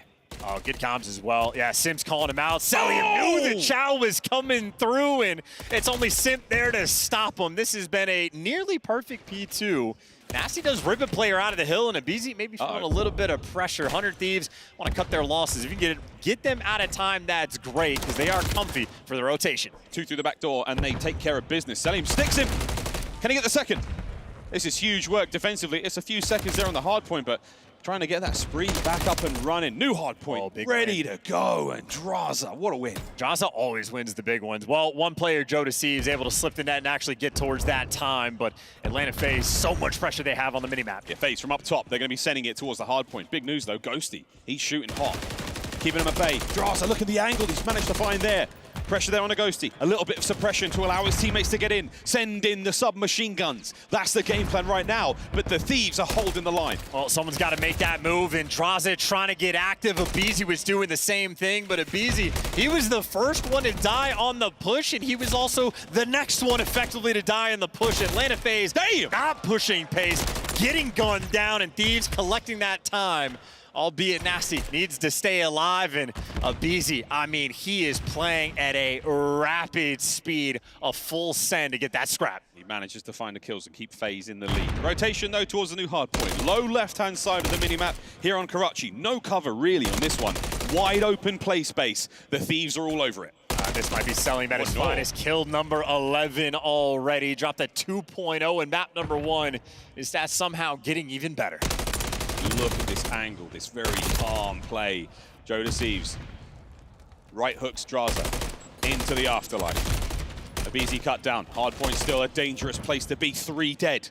Nasty the only man up. And he's playing for the Crews without question. Selim right now is Mr. Keep Away. Whether or not his teammates were in the time doesn't make a difference. He's keeping 100 Thieves out of it, but where he falters, his teammates potentially there to pick him up. Abizi from down low, just looking for those trades on Ghosty. 100 Thieves right now unable to get that rotation. Atlanta FaZe right now staying ahead of the game. Staying ahead of the game. Not a huge amount of time gained from this point. I mean, typically it's what you see. It's so many ways to hit it. 2 down. Trying to get towards new. Top right-hand side of the minimap. FaZe. They've absolutely got an iron grip on that point. And to break this current hard point, or the one that's about to pop, you have to pressure from both sides. Right now, 100 Thieves, the full team, not quite in position, and they're getting chopped down along the way. Draza from in green just slowing you down so much and making Selim's job incredibly comfortable. 100 Thieves, you see Kremp, he's been here the entire time, and he's making his impact. There's pressure one direction, need pressure on both. Selim, well, he's absolutely freaked there, but good news, he's got his teammates to help him out. Pressure now through the middle of the map. That's where the Thieves are going to be coming from. And again, FaZe, what a hard point it's been for them. Abizi takes on Joe. Joe tags him back. Still, though, that's a gunfight just to make sure you get to the front. Now you see Ghosty finally in the setup. So finally, 100 Thieves have pressure on both sides. This is your moment to strike. Trying to find 2 in the back line. Oh, wow. Sim and Cell, they get them all. FaZe, retain control. Still, though, they handled them, and yeah, Abizi should be comfortable. So right now, Atlanta FaZe just playing a much cleaner game. The teamwork on point, and I mean, still scrap time worth getting. Ghosty not even going for the chow until maybe a little too late. Yeah, comfy on the first set of rotations. A dominant lead for Atlanta. Brilliant lead for Atlanta here. Back over towards the first hard point we go. Crimp lying in wait. Pops in and out, Renetti, rat-a-tat-tat, finds the player on point, cleans him out, gets a bit of time. Here comes Joe from up top. Still have to worry about the player from down low. Ghosty with a snapper. Can he get the second? Wants it. There's the trophy. There's the time. Can he stay alive? Oh, he's making moves everywhere, even worried about the flank. So Ghosty's getting cracked because those spawns are insane. Both teams spawning on the same side of the map is unexpected. It is tricky to deal with, in Atlanta FaZe coming out on top of the chaos. 25 seconds. That's not scrap time. That's great time. Great time. 20 seconds to go now. Nasty, been a little quiet for a minute, but he's got himself in towards the new point. 15 seconds to go here, and the Thieves, you can see the setup. They want the full 60. They want to maintain control here. 10 seconds to go, and here come FaZe. In Atlanta FaZe, though, we've seen 100 Thieves in these scattered moments, not able to set up these clean breaks. Atlanta FaZe right now, all 4 players, they're prowling. They're getting pushed now. Good shots from Joe. Wow, nearly got the second. Perfect stun, takes care of Nasty. Simp and Abizi fighting forward. Ghosty, the last man here, and he's down. The break is good. FaZe are in. Yeah, their teamwork on Karachi is so much better. It has not been close. Just the efficiency that they traded out those players in red. This is Atlanta FaZe at their finest. It is Celium being a nuisance in the middle of the map. Abizi's there to pick up the trades. Maybe a 2v2 around the zone. You see on the mini-map right now, Draza wins the big one. He's on a 4. 17 and 11 in the KD department also. Massive lead from FaZe. Can he find 5? Nice shots from Nasty there on the hop. The fadeaway. Kremp gets in 2. 16 seconds, not bad. Yeah, you cut your losses, though. Maybe you're happy for the scrap, but you are unhappy for that rotation. Atlanta FaZe, we get to test their setups, and again, for 100 Thieves, they've been scattered. They keep getting cut down before they can set up an effective push. Abizi making a dent in this one.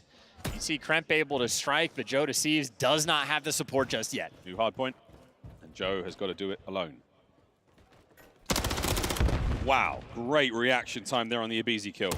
Towards the point, no good. Simp finds it. Look at these angles. These boys know all the things you can shoot through. Yeah, but you're going for the nerd spots. Meanwhile, Simp on time, able to pick up 2. Maybe no trophies, but the trade's already out and about. Atlanta FaZe. This is complete dominance so far on Karachi. Absolutely, 217 and climbing. Thieves yet to get towards 100. Can we get the kill on the Nasty? Simp just holding it down. In through the back door. We're going to get there in a second, but Draza saves the day. Now finally the entry on towards the point. Thieves have got to get in there, and they've got to get in there now. No, Simp with the Renetti. Simp looking for another there on the inside. Nasty wins it. But man, it is looking sore. Yeah, you got Simp, by the way, right now, the super soaker. 2 minutes in time, and he's winning gunfights with 60 HP left, but that is so much more than he needs. This might just be a victory lap. 2 hard points for Atlanta FaZe.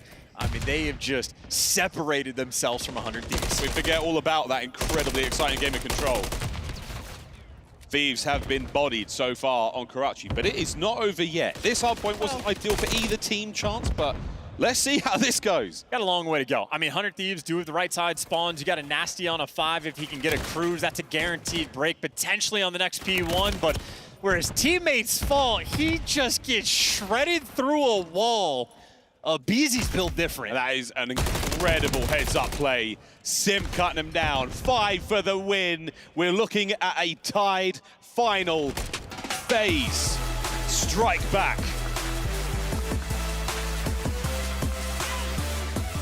And that is a suffocating map as well. Atlanta FaZe maybe sucking a good bit of the life there out of 100 Thieves, and there is no time to pause after a performance like that. Selling again at his absolute finest there in the hard point, but maybe more importantly for Simp, 17 kills, not a massive amount, but 2 minutes inside the time, and 9 of Simp's 17 were from inside of the objective. An absolute mastermind, a master class there to balance the series out. A back and forth battle we have in the grand final. I think many expected this to be done in 4, Chance. I really do believe that, but 2-2. We're dressed for the dance right now. Massive stat lines there out of Draza. Big damage from Celium. non-tradeds, you name it. But Simp, 2 minutes and 11 seconds. They're in the hard point. That's what you want to see out of one of the greatest to ever do it. The Super Soaker. Not a whole lot of life there from the Thieves on Karachi. We can say goodbye to that one. Not tremendously memorable, but an important step in this journey nonetheless. Yeah, the teamwork really just showing off there from Atlanta. Again, nothing but world champs on that roster in any given moment, always making the heads-up plays. So much so that when Nasty's on a 5-3, thinking about a cruise, Beezy just shreds him through a wall, because why not do something like that? Yeah, right now. I mean, it's the World Cup. It's the Esports World Cup here in Riyadh. You can't take any of these secrets with you into the next game. And we saw plenty at Champs. We saw some great ones. But, I mean, in this series alone, angles on Highrise, Selim looking for red dots and aim assist through walls by the B zone. We're seeing shots right through, buildings. I know the guys at Sledgehammer are fully aware of some of these issues, and it's very, very difficult to keep a lid on it. Our pros so good at finding these secrets. And it's moments like this too. Like Joe Deceives gives you one to so much damage, but the trades that come through immediately after, it is Atlanta FaZe just taking turns. The trades hyper efficient, getting the cutoff kills when you need them. Draza going on sprees at the right time. Atlanta FaZe truly too clean with it. And I'd say for a few moments, 100 Thieves might have had to stabilize. Never truly able to orchestrate maybe a 4v4 hit. They are always a man down on the situations, and if you're a man down on a situation against Atlanta, well, there's simply no hope. Hey, FaZe one step ahead of the game every single hard point we saw. Krem can hardly believe it. BZ and Draza now feeling pretty good about this one. They should absolutely. As we now roll across from Karachi back to search and destroy Rio. The next map. This one, between the submachine guns and the capabilities of all the players in this lobby, should be very fun. Search and Destroy wins championships, and you need it here to get the final one. Draza talking about S&D and how important it is in his interviews, and obviously that is a team stacked with Search and Destroy talent across the board. 100 Thieves, though, they have a ton of reps on Rio as well, but we've seen it on Invasion. Kremp is a guy that loves those flanks. He got red a few times on the map initially. They started making those adjustments. 100 Thieves are going to have to adapt on the fly on this map as well, because Atlanta FaZe, they're going to be prepared for him. Yeah, absolutely. This is what homework is going to be coming into effect. You've seen a lot of looks from both of these squads the entire year. We are culminating a lot of data gathering, a lot of practice, a lot of good luck here as we roll into these final 3 maps of the year. Rio coming up next, and Chance, you said it. I mean, Kremp's game plan was red, dealt with there. We saw the clutch plays, we saw the composure from the members of the 100 Thieves to win that round 11. Is it going to be the same sort of situation here on Rio? Almost the same style, very different map, but Kremp loves to flank through the A site. It's those same types of plays. Atlanta FaZe, you know who can read them, who can adjust for the later rounds. We'll find out who can adjust after this very quick commercial break, folks. Don't go too far. The Esports World Cup here for the Modern Warfare side of things is slowly coming to a close. Far from over, though. When we come back, we're playing Rio, Search and Destroy. Don't go too far.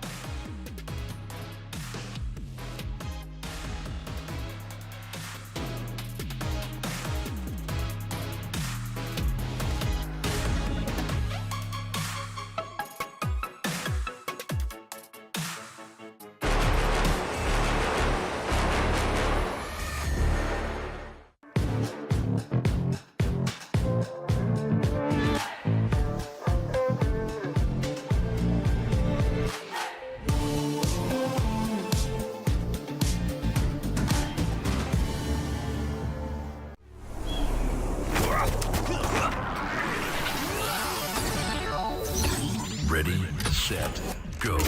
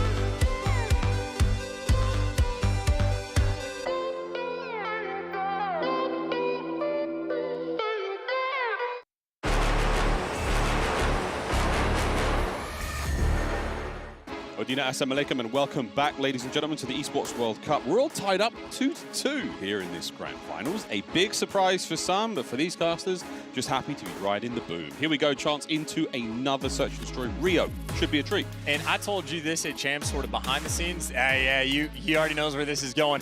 It's going to end on invasion control. That's exactly what happens at Champs. Even when it went to a round 5 offense, I was just like, look, Optic have the lead. It's guaranteed they win this. It is written in the cards. And I see an invasion control here for map 6, which means whoever wins this S&D wins the entire thing. Rio right now, incredibly important to execute on this map. Nothing is written. It's what these players will make of it. But yeah, we do have a Rio search and destroy, and after that, it is an invasion control, and it could well be the end of the tournament. But no. Highrise will be the final map if we have to go to 7. And I certainly hope we do go the distance here. We go to the very edge of this series, of this grand finals at the Esports World Cup. The first time our players have gone on stage for this kind of competition. Let's take a little look back, though, chance through history. The map 2, the invasion. What an absolute superb show it was. Great looks across the board, actually. And it's a first half, second half type of story as well. Simp had 3 first bloods in the first 5 rounds, so he was absolutely setting pace, and he was the man that they identified and slowed down, and Ghosty is the man that had him dialed in. Again, the adjustments, a point for 100 Thieves, but against Atlanta, especially on a map like this, winning is an incredibly tall task. They're going to bring their A game, and this is the time of the year where everybody knows the game plans. There are no secrets. It doesn't matter how nerdy of a spot you think you have, you will be red. It's execution in the gunfights. It's the adjustments in the late rounds. Active to get things done.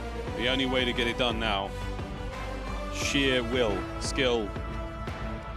As we thank everyone here on the Amazon stage, it's been a fantastic tournament. We hope you're enjoying the show, and for all of you at home, we hope you're enjoying it as well. The Esports World Cup has not disappointed.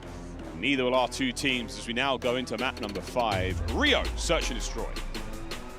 And Atlanta FaZe on the attack in this opening round as well. No trophies are going to be there, so you got to be very cautious about those stuns and nades. And neither team you see on the minimap wouldn't make a mistake. 2 explosions out, a couple stuns as well. Atlanta FaZe have dodged that initial bash of utility. Now all the nades are gone. Lethals, tacticals, empty pockets. Here we go. The B-bomb site still seems to be where Abizi really wants to get that bad boy down, and he's actually made it in, and he should be safe for a moment. Well, they feel the lack of pressure. They've dodged motion to push, and there's the first catch. Kremp again. He loves to flank through that A street. That is Selim's responsibility. Locks it up in round 1. Just because they've got the full control of the bomb site doesn't mean they're planting it. Joe Deceives up top. Can't get anything. Brought down immediately. 4v2. Here comes Nasty and Ghosty. I think they might just send it. Hope for the best here. Roll the dice. Cut down, all onto Nasty, and Simp is sending it for the kill. Will we be able to find it? Nah, plant the bomb, play it safe. And, what's going on for the game plan in the Atlanta FaZe's camp? We saw a similar style on the invasion. They're just waiting for the scams coming in from 100 Thieves. If you get an advantage, let them tweak, let them overchow. So even when they had all the space, they didn't go and rush for the bomb plant. They know that 100 Thieves is a team that gets hyperactive and will jump all over you. And of course, if you capitalize on that, you leave Nasty in situations like this.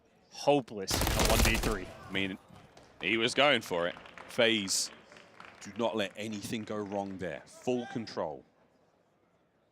Playing for the tweak? What did you say? I'm telling you, we saw an invasion. They had 2 different rounds where they get complete B site control, and they sat there for another 20 or 25 seconds before they go for the bomb plant to make sure no one gets caught with their gun down while planting the bomb. They're ready for these flanks to roll through. Selim waits for Kremp on that initial push once he goes over towards the van. They wait for Joe Deceives to fly up through the Eskies push as well. And I mean, Joe Deceives not even looking the correct direction. So we know what Atlanta's game plan is going to be. 100 Thieves, they have to adjust for it. Goes for it. What will the Thieves do now with the bomb in their hand on the attack? They've eaten a lot of damage already, so this is not going to be an ideal situation to be in. They have to back up. They have to lick their wounds and try in a moment. And already just the idea of trying to root out a BZ from this position sounds like a nightmare to me, but Thieves, they're squaring up for it. Here comes the hit. Thieves are going for it. Nobody in the middle, so if they get flanked, that's a problem, but BZ spots them out. Will the phase reinforcements move through? Yeah, here they come. Massive opener there from a BZ. Gets it. Simp picks up his second as well. Huge advantage to phase. Exactly why that sounds like a nightmare, because the teamwork of the Terrors remains perfect, and a 2 versus 4 for the ARs. Oh, wow, a BZ! 3 on the round for Tyler Farris. And that first gunfight, the difference maker as well. He was reduced to 4 HP. How close 100 Thieves could have been, but instead Kremp loses the gunfight just barely, and Simp there to cover his boy. The chemistry, the natural chemistry as well, Atlanta FaZe has, second to none. Natty Chem. 4 in a row for a BZ, 3 in a row for Simp. Draza just happy to be there. That's the gunfight right there. And the next 2 were good enough. Wow. Ghosty and Nasty, we'll see you in the next round. The next round, we're already here, folks. Thieves yet to get on the board. 3-man hit through the top side of the map, and they've already got bodies on the bomb side. And no flank this time from Kremp. He's stacking towards the middle of the map, so this is guns up right now for 100 Thieves. They are ready for this B hit. Oh, BZ, he's tagged. Has to dip out. Here comes a nade or 2. Trophy's upstairs. Keeps the skies clear. Simp looking for the angle. Can't get it. There's Krem. And no more movement there from FaZe. They're not going to have those trades. And Salim, again, not the type of player to take space. So he sees nothing by the A site, but instead of trying to move forward, he gets back with his boys. But by the time you do, you're a man down. BZ's still trying to play for that streak. He's on a 4 right now. You say goodbye to Simp, so that's done. Draz makes it a 3v3. Wow, a BZ 14 HP. That is incredibly unlucky for the Thieves. Still, though, he has to go to this B site. He's got both of his AR players on the steps. Oh, there it is. Kill number 5. And a quick move towards the A-bomb site. On the chase, though. Here comes Nasty. Manages to win the fight and staying alive. Draza trying to pick it up. He's got to grab the bomb and take care of both of these players. There's the angle. Run for it. Sell and Draza. Wait a minute. What a moment that could have been. FaZe. It is endless work here. 3 in a row. And what do we see? The third round on the invasion when Atlanta FaZe had the momentum. It was a near 2v4 that they clutched up, and it would have been the dagger. This time, granted, only a 3v4, but Draza instantly bails you out. He rips Ghosty in a round where Thieves had the advantage. They simply let it slip. 3-0 could potentially spell disaster, even when 100 Thieves make the correct adjustment on the map. Not able to get it done. Another round we go, and another opportunity for Ghosty and Joe to find their first elimination of the map. Trophy system could not do any more there, as everything lands towards the bottom side of the escalators, and as you can see, FaZe, complete control of the B-bomb site. Simp might be eating good in a moment. No, doesn't get anything. Joe deceives in first. Here comes the nades. Oh, that's an interesting play. They had the setup towards the middle of the map. Atlanta FaZe could have blended them. Instead, they backed down. So whatever intel they had, well, it didn't pan out for them. A 2 versus 300 Thieves. Talk about a round they desperately need, and they're going to get it. Overwhelming running as a squad. They will never guess where Draza is. But the good news, they're playing thick as Thieves right now, shoulder to shoulder. There's no way he can take an individual gunfight and get away with it. Or can he? This is the 100 Thieves style. Ghosty talked about in a Highrise. If you get that first blood, you make sure you group up together. They faltered the round before. They are squatted up now. Counting to 10, and now it's time to plant the bomb over by A. Where will Draza go? He's the man on the screen right now. Checks B, nobody home. Now he's going to go towards A. Check that. Lovely damage. Little does he know there's a Ghosty behind the bomb as well. There's the fight. Oh, a big win. Wait a minute. He manages to get the 1v1. And they're all grouped up together. So Draza not even really concerned about getting flank boxes. He's got his gun forward. He's got his gun well and truly forward. Thieves back on up to the corner. Draza has to send it. 25 on the clock. Great instinct so far, but running out of time, and that's enough to get it done. 100 Thieves remain on point. A 3v1, way too much to let it slip. Fantastic execution in that round. They're on the board. Similar looks, waiting for the scam. FaZe will never do that. Highly unlikely they will. Thieves, lovely composure. That's what we're looking for here. This late into the tournament, this late into the grand finals. Calm heads and steady hands as we go into another round. And I'm liking the grouped up look so much more on the side of 100 Thieves. Active together, that is where they have shown their success. Atlanta FaZe, similar setup of Easy taking the bomb. We know the position, waiting out for all the utility. And Kremp, this might be a game of patience again against Celium in these type of moments. If he wants to flank, you got to be cautious about that timing. We already know Celium, not the player that's even going to take too much space over by that A site. And Easy thinking about it, creeping up towards that bomb. And they're clearing every possible corner before they get into the B bomb site. That is a lovely bit of intel right there. FaZe are going for it. Body's now on the inside. And Simp looking for that flank as well. Busy with a nade. There's a trophy system at play here as well to keep him safe, and that's going to be the plan. Clear the steps, get the bomb down. True 4v4. No flanks as well for 100 Thieves. So again, grouped up together through the middle of the map. Still doesn't make the gunfights easy. 4v4 retake. Got to try to work through the trophy system as well. Draza should be good for one here. And Celium is not in his place. You got a 4v3. Now you got a 4v2 around this B site. And here come the Thieves. Can Draza find at least one here? The timing might not have been great. They're through the bridge. Behind him now. Damage dealt. Nasty managed to pick it up. Thieves send it on the site. Abizi on the fadeaway. And it's got to be Celium. Celium's got to make the play to bail out his teammate. There's the extra kill. You got a 2v2, and there's simply no time. Abizi brought down. 14 seconds to go. Celium now on the inside of the site. Massive damage onto the bomb. Can Celium check it? Finds one. Sends it towards the last player. FaZe. Unbelievable composure. It simply wasn't enough time. You had to go faster. Celium on the flank ends up getting it just right. The Goldilocks moment there for the 1v2. Timing was of the essence. And the moment he found that first kill, he sends it towards the bomb instantly. They know full well you have to be on it.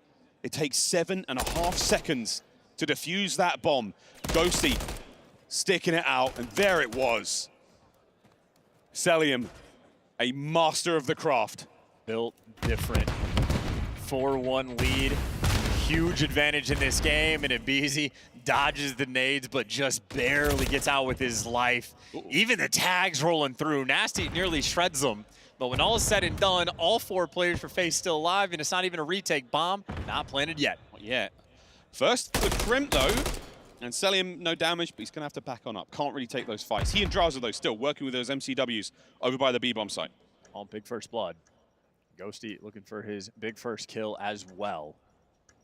And this is a huge flank coming in through Simp. And by huge, I mean it's going to take him a long time. In the grouping right now of 100 Thieves, Draza spots the squad. Now you got a 3v3. Watch Those out. are all behind him. Gets you the out. first. Tries to stake for the second. Gets it done in a 2v1. Oh, it all comes down.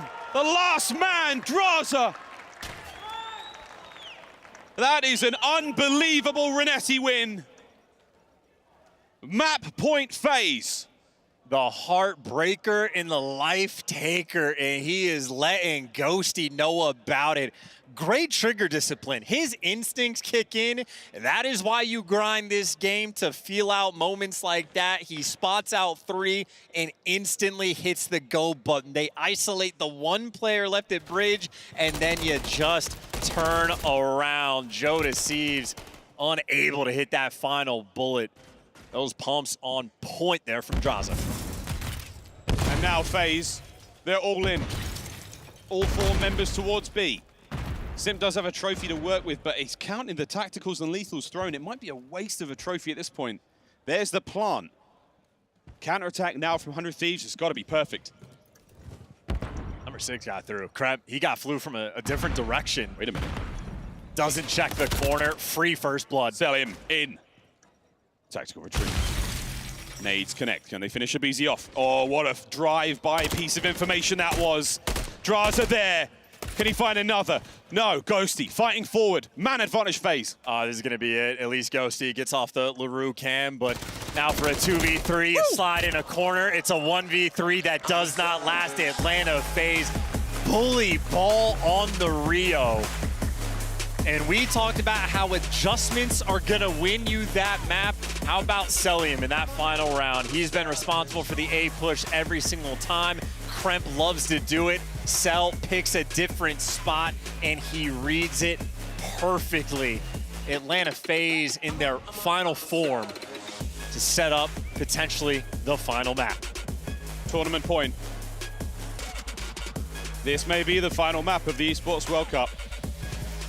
Invasion Control. Is the prophecy true? We'll find out as FaZe take the lead. An equalizer to force the final map of that high-rise S&D would just be too much, but we'll find out how this goes. Invasion Control coming up next. Quick look at the stats there from that Rio. It's brutal as well because the stats really don't even tell the whole story. I mean, we had 2 different rounds that basically get decided by a bullet. I think it was round number 2 where aBeZy gets a first blood against Kremp where he's reduced to 4 HP.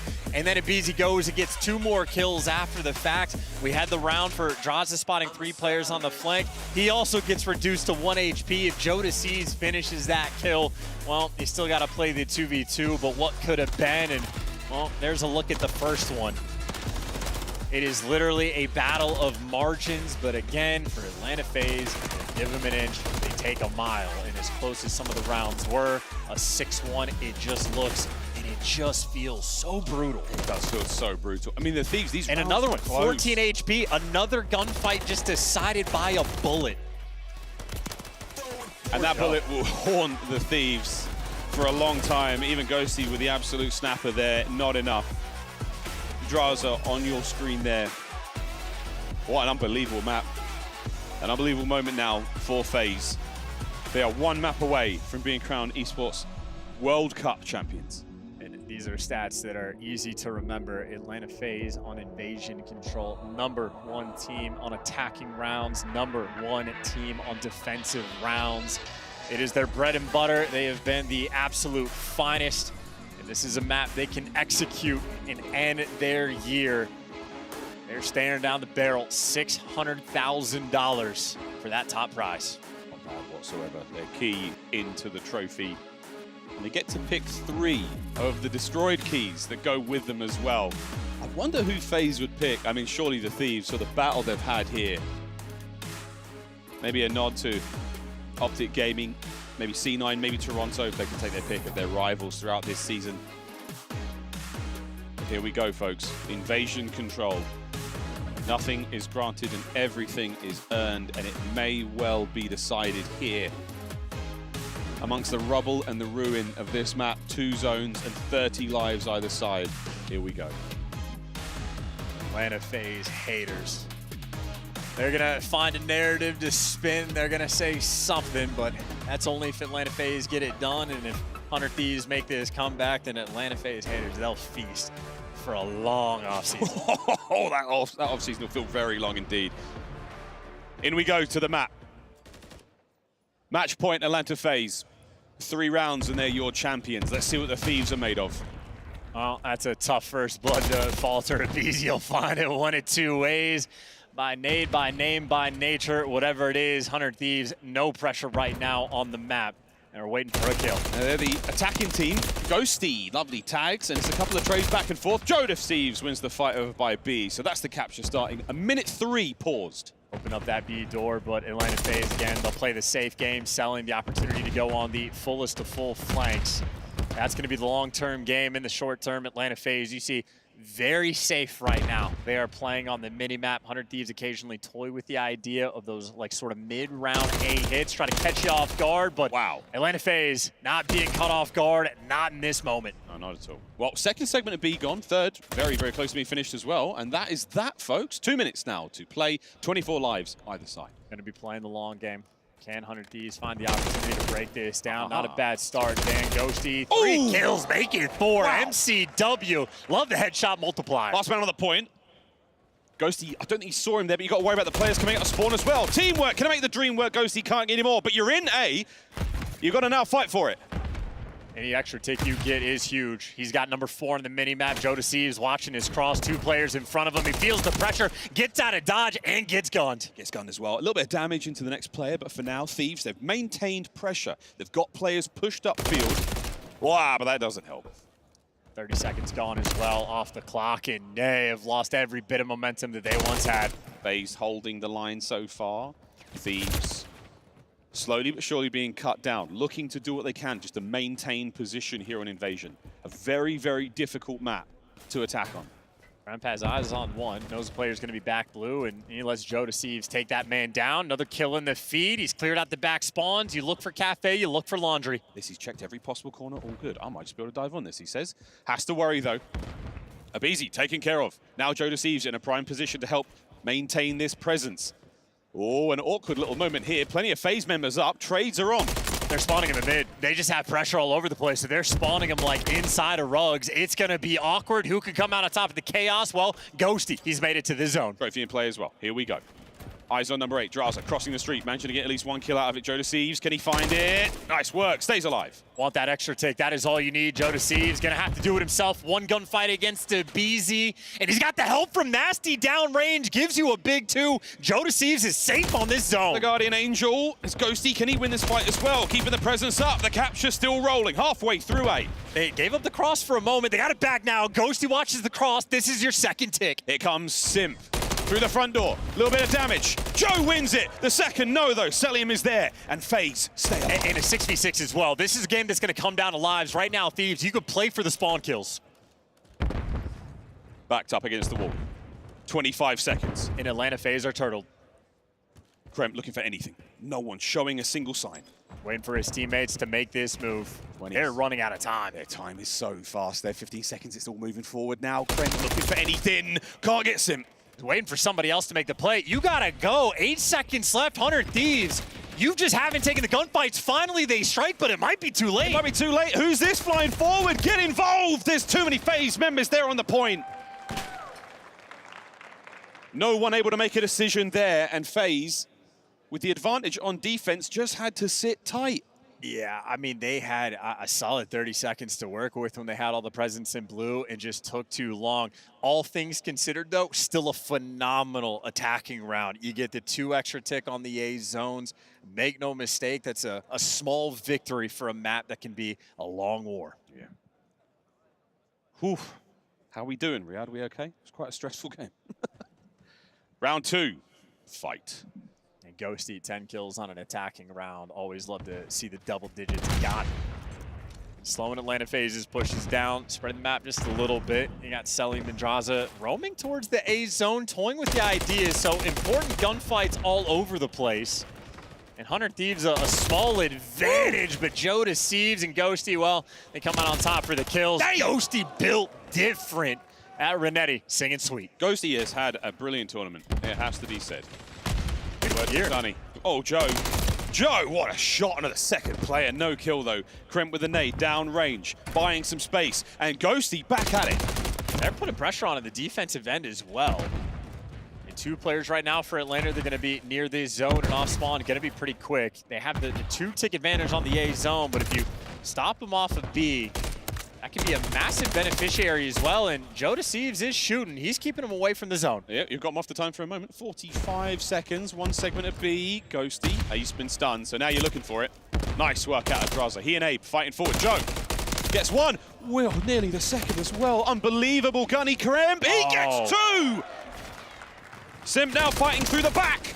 Nasty saves the day. All 4 down. This is where you got to hit the go button, keep these players away from the time. Abizi fighting forward now through the pillars, brought down. Nasty, another nade up as he makes his way into the fight. This is pressure on Atlanta FaZe now. You're running out of time. If you have a round like this on offense, you're going to feel the pain. And they're still in trouble. They cannot get close to the B zone. Nasty, fresh magazine and full hearts as he sends it. Selly him down as well. 4 spree. And that's the round. Don't overchow. Do not overchow. He's going to lose the potential of the cruise missile, and they try to get to the zone. Joe Deceives calling the round. Joe throws a holy hand grenade, but it's not over yet. 2.7 seconds. The pinch picked up. Celium finds Kremp. 1 more hit. 0.3. The Renetti. Oh, surely there's no way. It's not over, Chance. We're still capturing the zone. Surely there's no way. Atlanta FaZe are going to get that done and capture that is unbelievable. And now you can slow the pace down. It is a 10 versus 9. Everyone needs to catch their breath.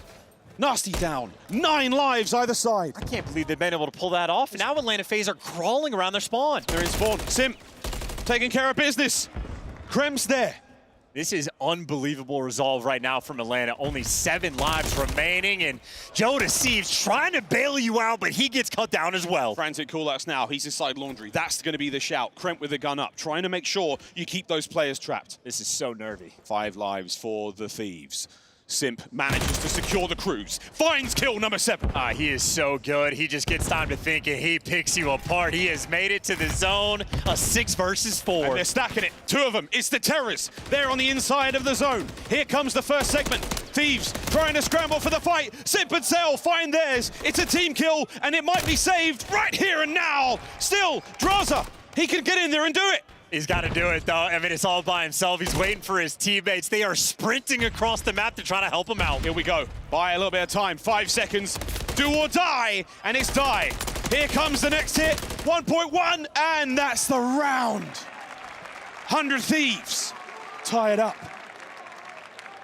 You were, I mean, a millimeter away from dominating them on a defensive round and really setting yourselves up for the kill on invasion control. Atlanta FaZe, that is unbelievable that they just crawled out of that hole. And not only do they crawl out of the hole to capture the B zone, they also get an extra tick on A.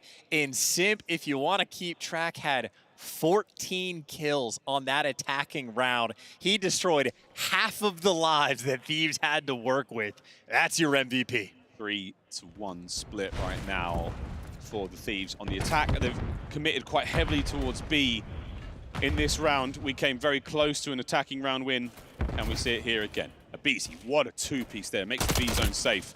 Oh Abizi with 3. We were so close to singing the praises of Joe Deceives and 100 Thieves, and now here we are staring down the barrel of highlight play after highlight play. Damn. Oh my goodness. Simp battling through the B streets. Now towards A, but perfect awareness there from Abizi. Off spawn and straight into the right place at the right time. Draza finds one. And they're trying to get towards the zone. Abizi, though, he shuts you down. Selling him there for the follow-up. And now this might be Atlanta FaZe's turn to try to slam you on defense. So many players off this zone. I'm thinking maybe calling the cruise, but Atlanta FaZe still winning every single gunfight. Here comes a nade. Trophy eats it.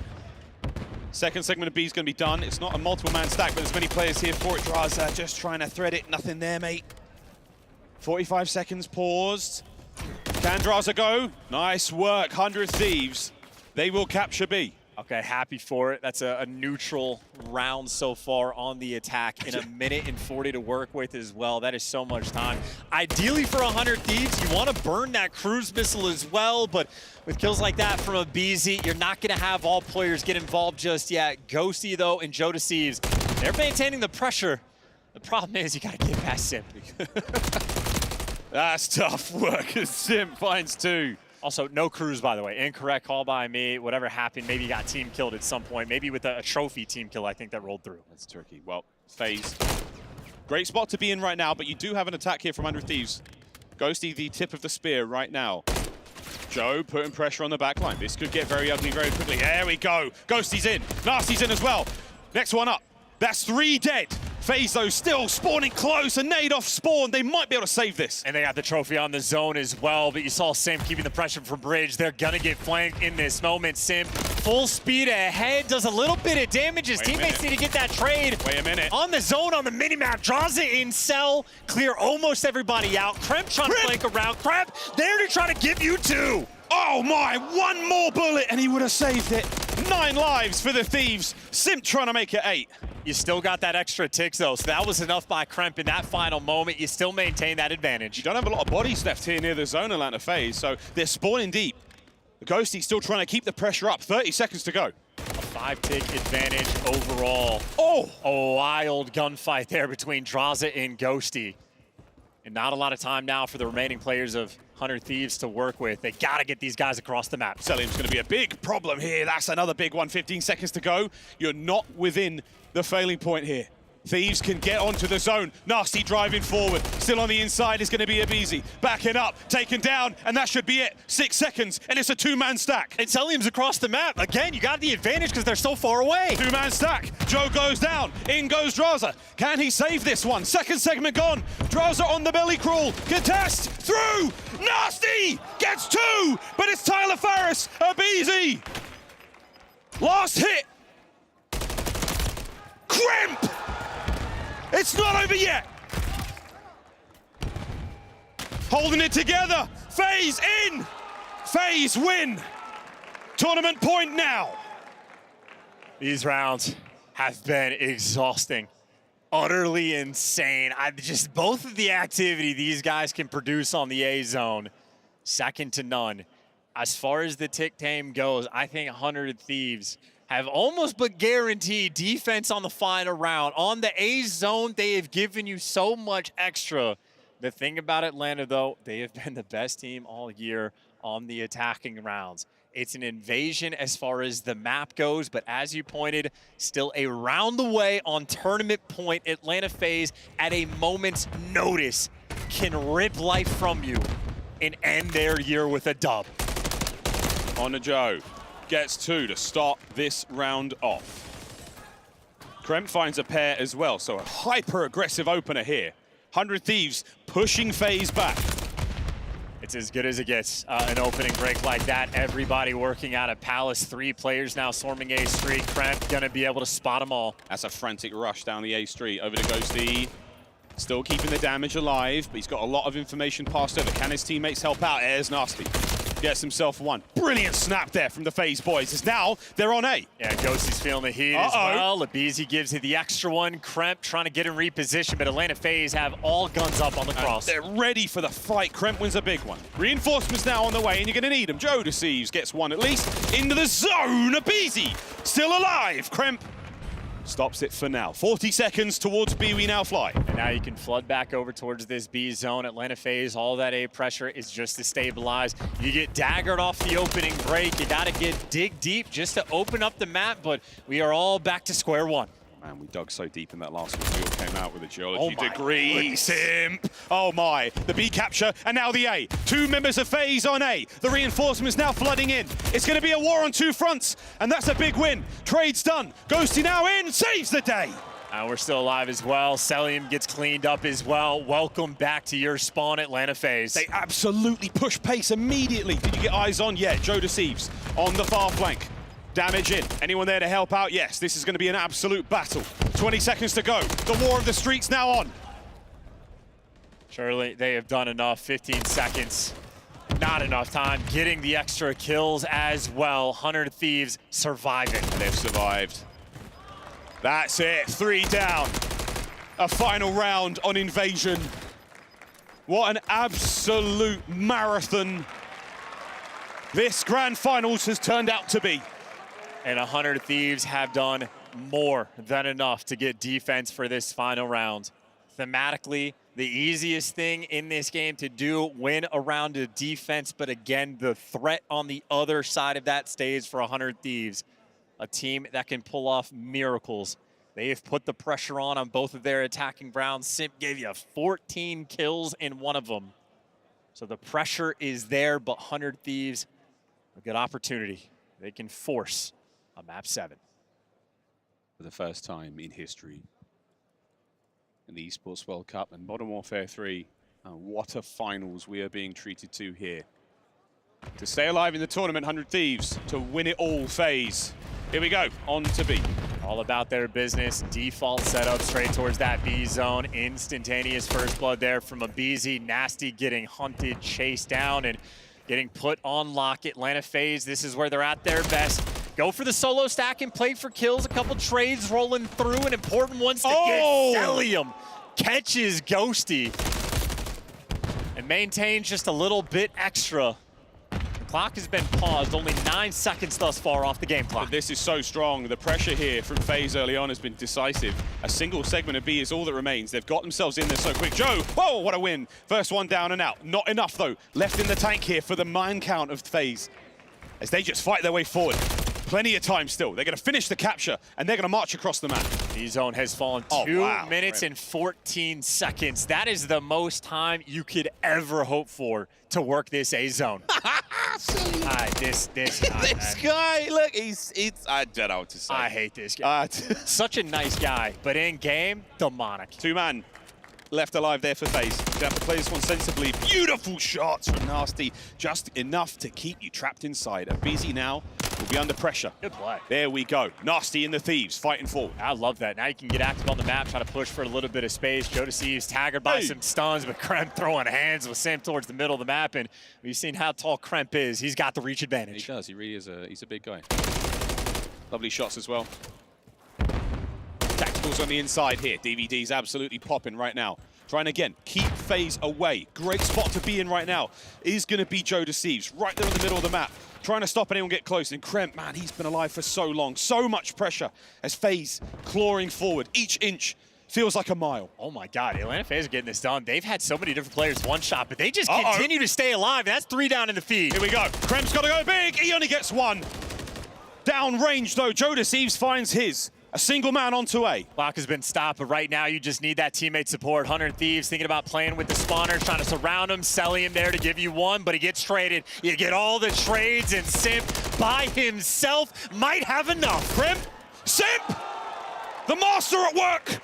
A 2-man stack now on A. He is completely locked in. This is it. This is your tournament. Thieves, the last chance now in the fight. Forward they go, and it's Simp, Cell, Draza, the whole squad. FaZe, they've done it. Destiny manifest. One of the greatest rosters Call of Duty has ever seen. Champions here at the Esports World Cup. That round 5 invasion control cheese hits different, but it is all but a guarantee. Atlanta FaZe, they get their piece of the pie. It was written, it was invasion, and it was FaZe. The favorites in the final for so many. Undeniable brilliance all season long. A single major win, an early exit from champs, but they forget all about that. History made here today. And what a tournament they played as well. And great sportsmanship as well. I mean, you know, commiserations to 100 Thieves. A hell of a fight. We watched this squad improve throughout the year. A budget roster, but man, did they ball out. But for Atlanta FaZe, congratulations. Woo! Don't break it. You earned it. They earned it. Atlanta FaZe, champions of the world here at the Esports World Cup.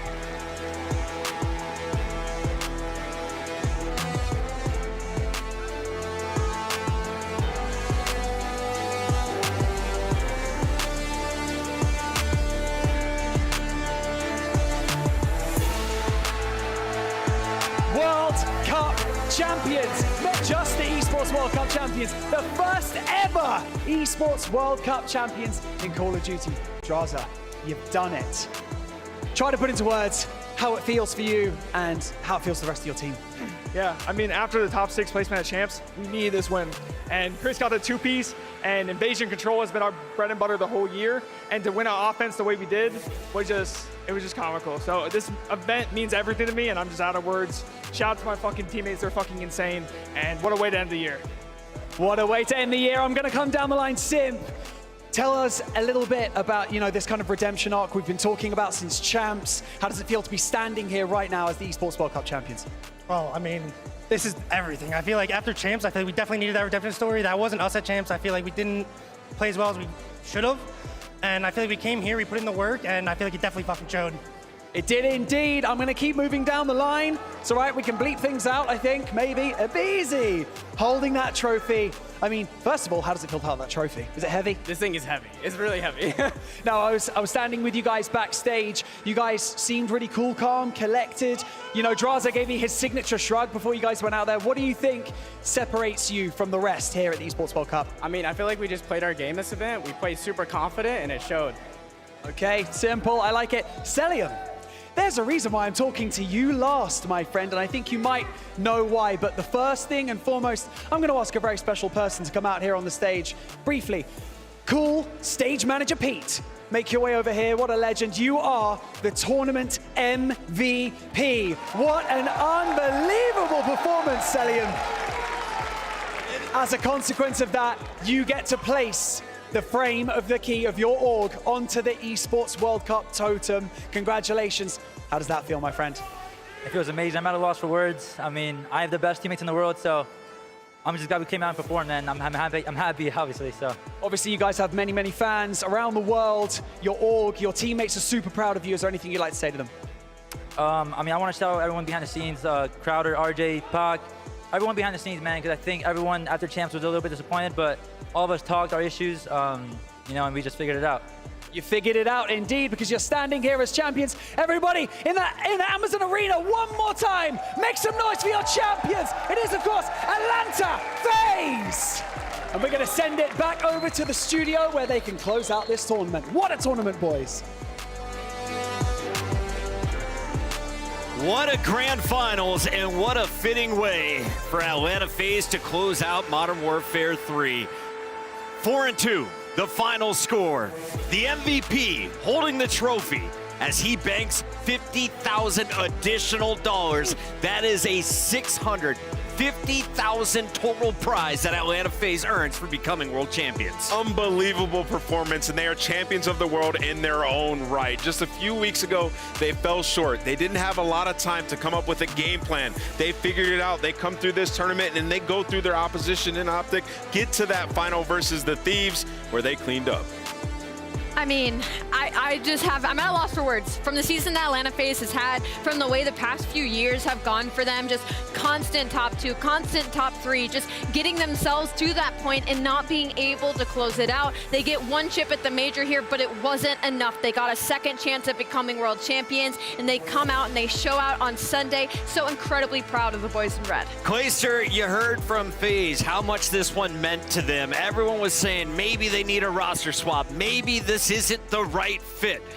Does this win silence those doubters? Does this fit give enough faith to the GMs to sign the roster going into Black Ops 6? 1,000,000%. You know, we always talked about how they're one of the best teams in the game. Sure, they fell short at champs, but they just came out here a couple weeks later, proved why they're the best in the world, and Celium, an MVP caliber performance yet again. I like to say it all the time, but Celium's down tournaments are other people's career best tournaments. Yeah, and Celium was on point out the rip. He knew he needed to set the tone today on that map number 1. He took over probably his best hard point on the entire year, and we get it on a championship Sunday, map 1 of the finals. Celium, deservedly so, MVP. Alley Cat, we have to take our hats off to 100 Thieves. They played their hearts out tonight. The youngsters taking FaZe the absolute distance. But what was the difference maker? How did FaZe win an attacking round to seal the deal on Invasion?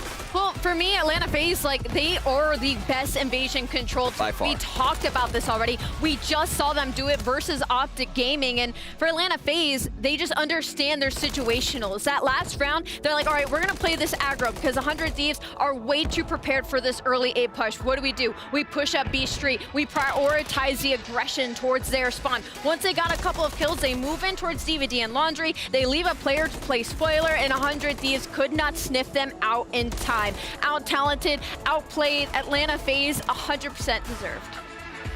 I don't know what more you can ask for out of this Atlanta FaZe team. You look all down the line at these players. Abizi had one of the best S&D tournaments of all time, dropping phenomenal numbers throughout the entirety of the tournament. Draza securing his spot on Atlanta FaZe next year. I don't think they're going to make a roster change anymore, guys. Not anymore. You're going into the next year champion.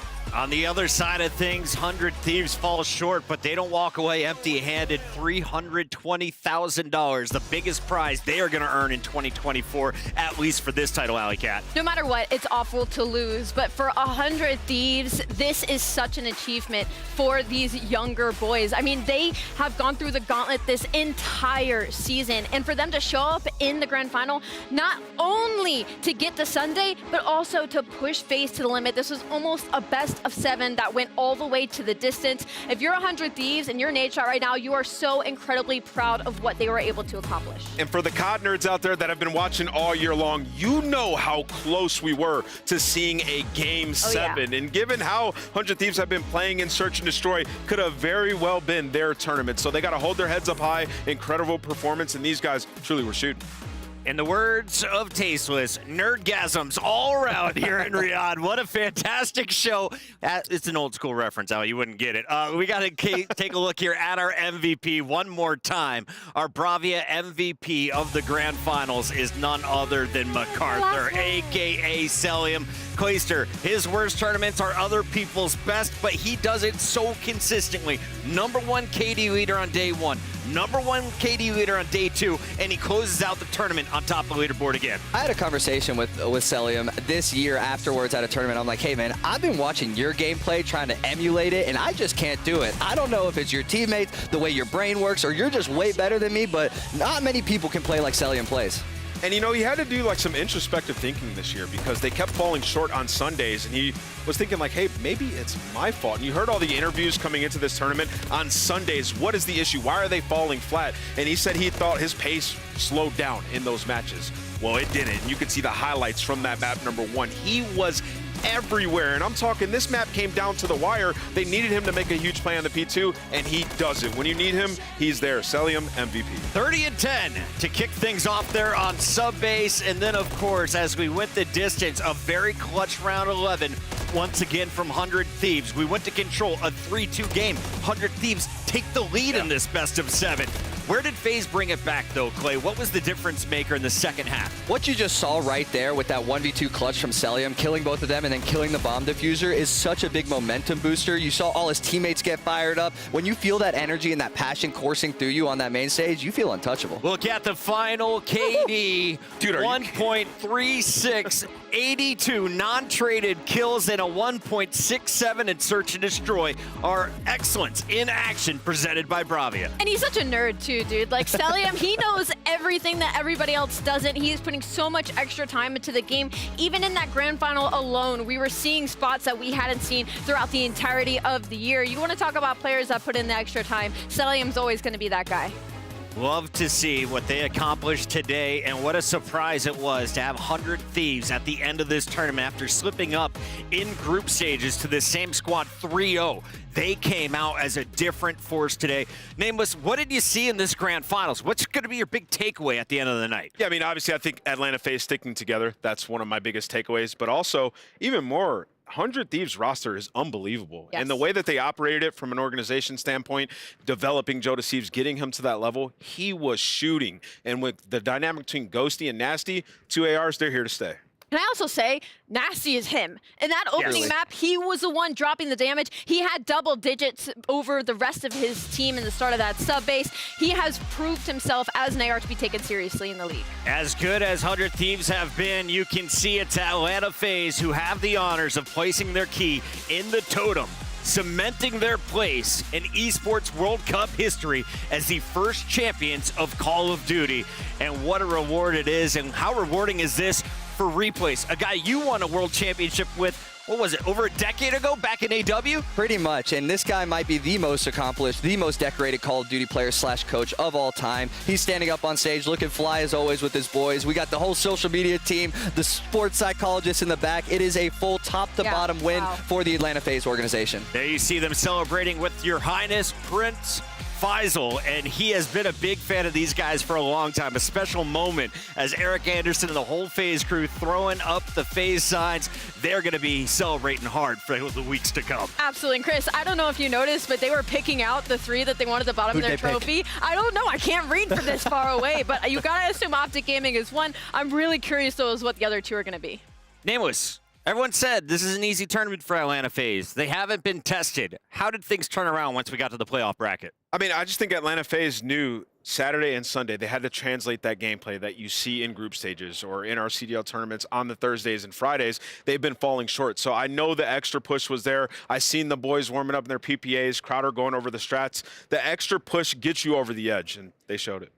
Congratulations to FaZe, and it's time to find out how well did our audience know ball. Let's go to our STC play results, and it looks like 75% of them saw it coming. Big shout out to everyone who woke up early in the States, everyone who stayed up in the evening here in Europe and as well as Middle East, but also It's Championship Monday over in Asia. I got a few tweets. Don't forget about us, bro. We're tuning in all weekend long. Somebody even skipped work to watch this one today. And listen, the support has been unbelievable on social media and in the venue. In that stage, people were getting loud, having a lot of fun. And for Call of Duty to be at the Esports World Cup, it's been a treat having a tournament after champs, another massive one like this. Can't wait to be back. It's time to find out who earned the honors for Akidia Plays of the Day. Let's take a look at some of the best moments from Call of Duty Modern Warfare 3 on the final day of competition. Why not start it with a Beezy? Too easy for this man. It is only proper. Beezy opens us up. He's had an incredible weekend, and the fact he stayed alive as long as he did in elevators here was absurd. He had no help. All he had was the movement, and he ends up clutching this round to close out this high-rise search and destroy. That was massive to that response because they got obliterated earlier in the series. You get to the game 2, and what happens? They respond with a 6-1 of their own. Final game against Optic Gaming. None other than the regular season MVP, Simp, going on a streak and putting Optic away. And you could tell FaZe just kind of wanted it more today, y'all. This whole tournament, FaZe wanted retribution. They wanted their revenge from COD champs. Throughout the entirety of the tournament, I don't really see them slip up at all. They were performing at the best that they could. And then we get the play of the day here from Ghosty. He was finessing on stage over and over, just absolutely frying. He was. Let's take a look at our final playoff bracket as we close things out here in Riyadh for the 2024 season. Esports World Cup Grand Champions Atlanta FaZe get the job done. It's a 4-2 over 100 Thieves as they went on a ridiculous run. A 3-0 over Boston, a 3-1 over Optic. They were tested by 100 Thieves, but no one could take down the Juggernauts tonight. Chris, you know we track the storylines all year long. This is going to create some buzz here in this offseason. I cannot wait for next year's COD. And speaking of that, we got a few minutes left here, folks, while the fireworks are popping off behind us. This is my favorite part of EWC. If you're just tuning in for the first time, the champion's being celebrated and the whole city knows about it. But let's talk about this squad moving forward. We're going back to a Treyarch title. Yep. For anyone who hasn't seen these players play in previous Black Ops titles, what should you expect? Listen, I want you to toss it to me because my first game was Black Ops 4 when I got into the esports scene, and I just remember Simp and Beezy being that duo. Yeah. They were absolutely disgusting at that game. You think they're good now? Put them on a Treyarch title. This team better not break up. I can't imagine Draza being added to that trio. They might, solidify the dynasty. Quaster, I don't think anyone knows Simp and Beezy better than you, man. Former teammate, tell me about your expectations for the full Atlanta FaZe squad moving forward. Apologies for the language. I'm just so excited to see these FaZe guys perform as well as they've been performing. They're so good at Treyarch titles. They've won a world championship in the last 2 Treyarch titles. I kind of expect them to do it again next year. I love that call out. He's already calling champions nameless. Yeah, and this tournament was needed, right? They're a dynasty in the making. At times I feel like they already were a dynasty, but they're trying to solidify it and make it unarguable. And with this tournament going into next year, definitely gives them more of a case. You see, we got even more show matches going on. Get your tickets, hang out with Neymar and friends. Sounds Riyadh great. has been a blast. It is time for your final thoughts as we close things out here from the EWC stage. Clayster, I want to start with you. It's now back-to-back events on the desk. Can we keep you? I don't know about that, Puckett. I might try gotta and play play next year in Black Ops 6. The game looks amazing with the omnidirectional movement, but the tournament here in Riyadh, it's been amazing. The hospitality, the food, the fans, the venue that we're performing at, it's so amazing. I can't wait to come back next year. Falcons, pick up the phone. I know I got to answer. On the other side, we got Alleycat. Final thoughts here on the epic tournament as Atlanta FaZe takes home the title. This has been so unreal. I am so happy for Atlanta FaZe just because I feel like they truly needed this win and they've been fighting for it for so long. I also just love this event. The Boulevard is beautiful, and I hope moving forward we take a couple of notes from it as well and add some extra festivities to our majors. Nameless, I know you in particular were super excited to come out here to Riyadh. Yeah. Why was this event so special to you? I mean, it's a once-in-a-lifetime experience. Getting to come over here to the Middle East, we haven't traveled international that much for Call of Duty, and being able to do that here in a tournament like this and obviously being treated amazing, it's been unbelievable. I can't wait for Black Ops 6. I want to give a big shout out to everyone who tuned in from around the world. A big shout out to the casters who flew in from around the world to participate in this, and of course the amazing production team here at the Esports World Cup. On behalf of everyone behind the scenes, thanks for watching, and we'll see you next year.